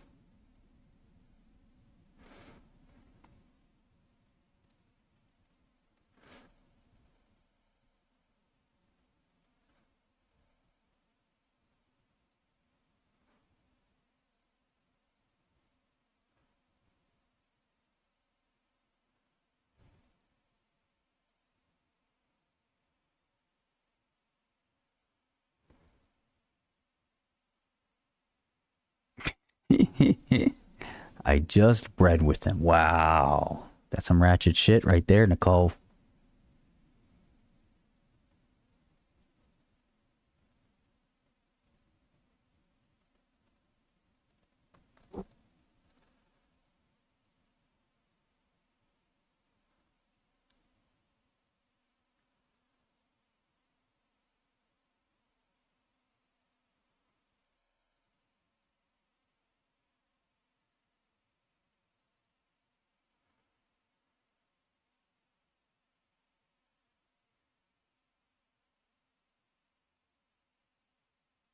Crinetics is a biotech I was excited about. A lot of people were excited about. It was kind of a crowded long, but pretty great.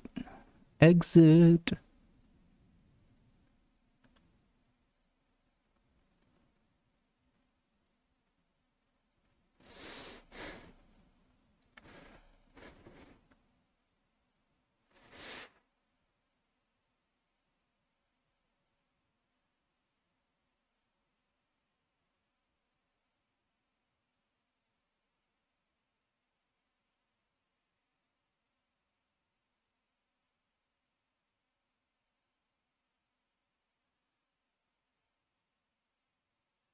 I know, you didn't do anything wrong, Chalmaine.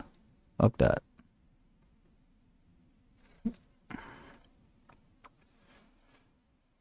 Leave them kids in the car. 15 minutes. What's the big deal? Why everybody hating, bruh? I did. Not much, but I'll take it.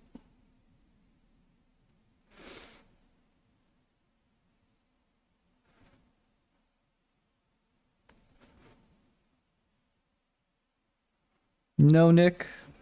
Making our own chip.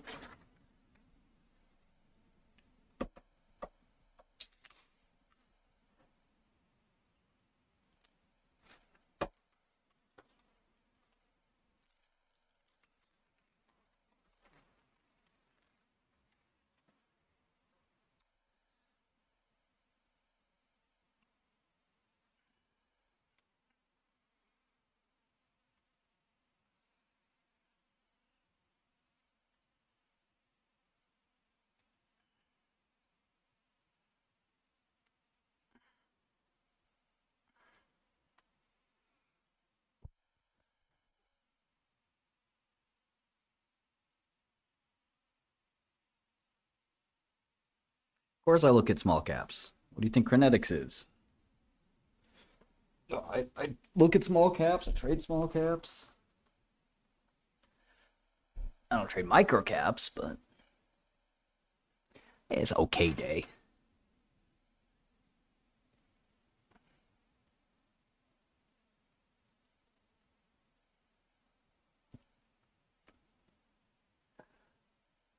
Crinetics definitely turned it up.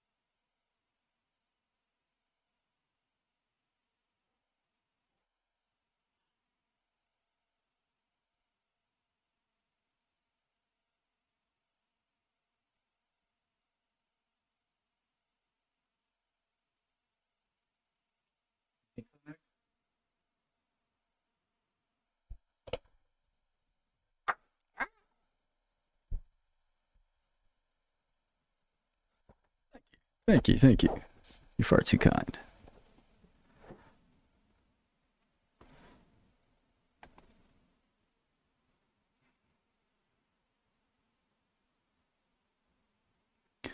I am in discussions with the administration, so.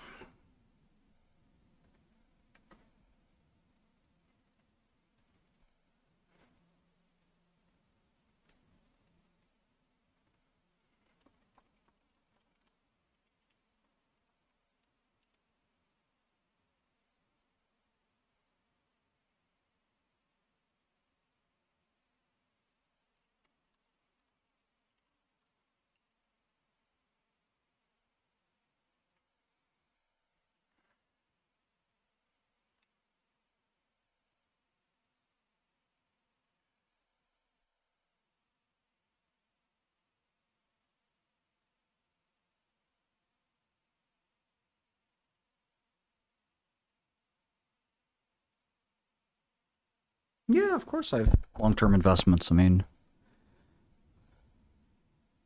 I don't think you can tell when an investment's going to play out. Is there a sign on Micron? This may take 5 years to play out. Everybody's trying to make the most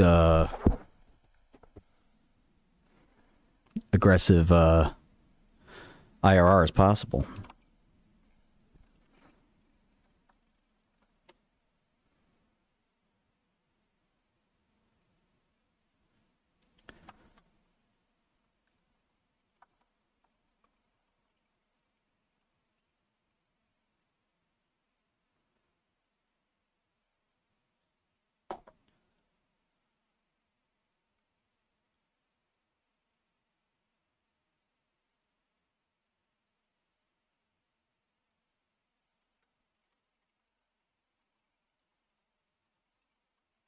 Yeah, I don't think there's any amount of money that I would, stop looking at markets and investing in software and stuff like that.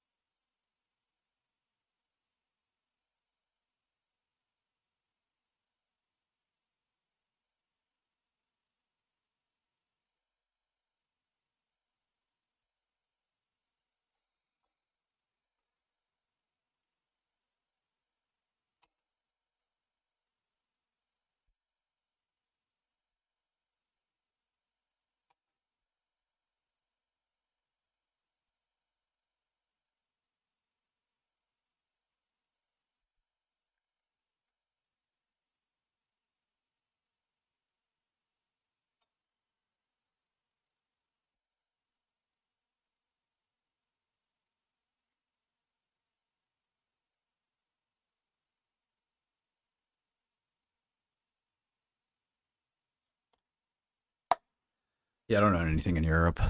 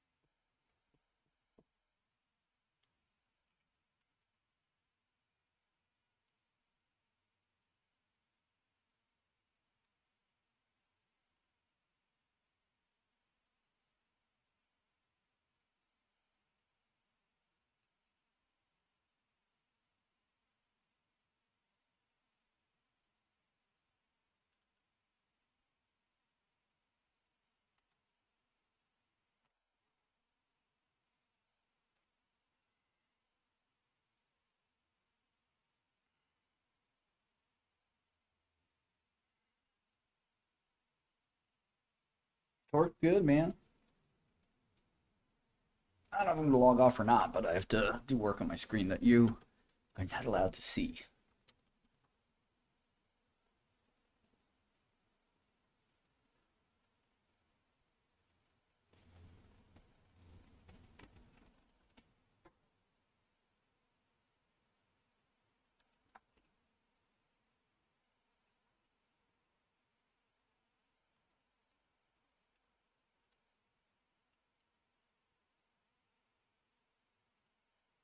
Show my hairline? I don't know.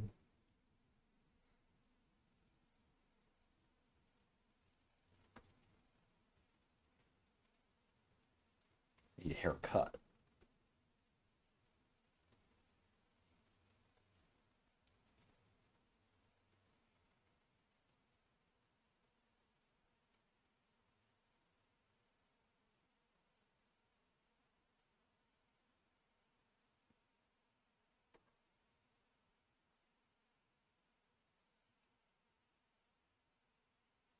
Somebody asked.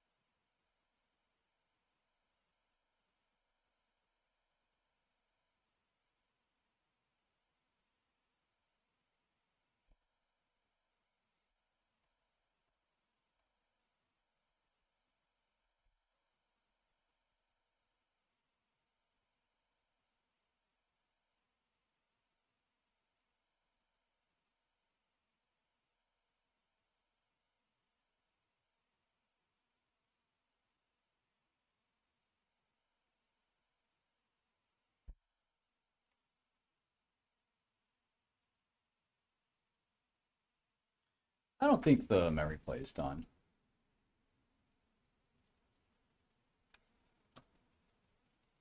Are you asking me why I didn't catch a 30 bagger in Micron?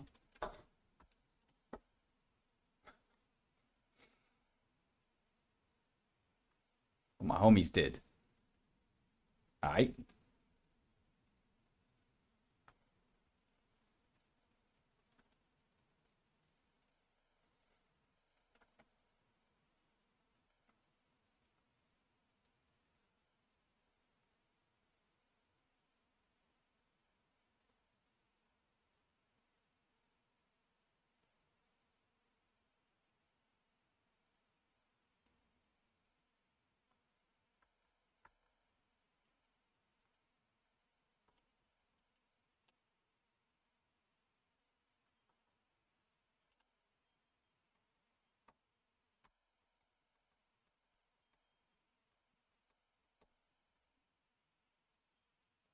Jesse Waters. I don't even know who that is.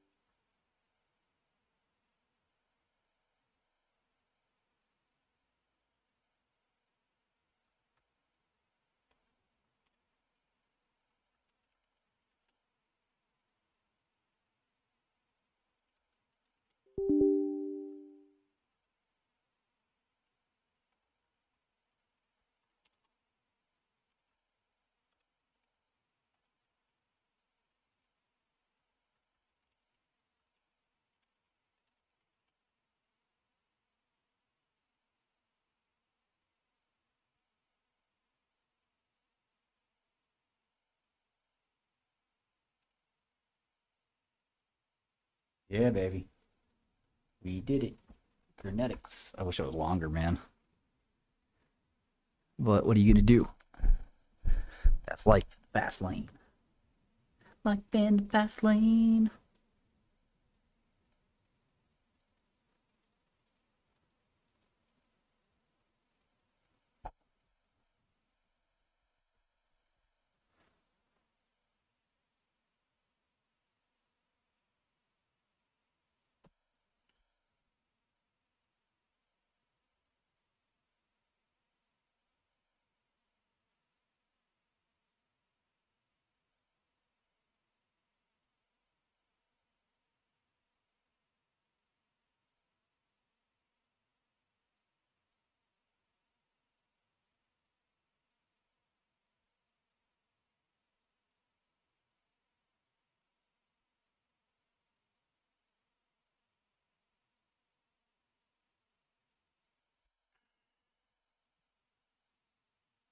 I had a small position,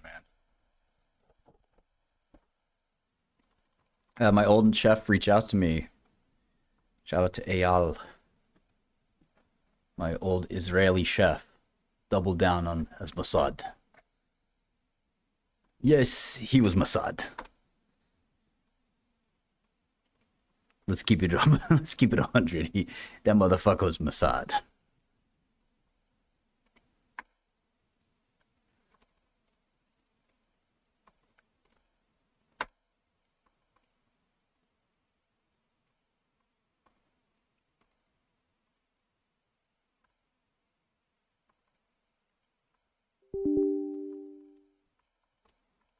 Fucking guy. His cover story is he's a chef.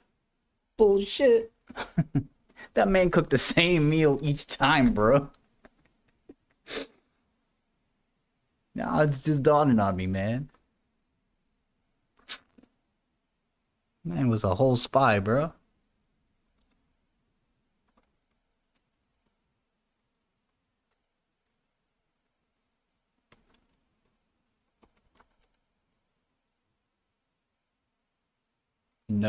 No food from prison was very good, man. Negative. Oh, I gotta go on this thing.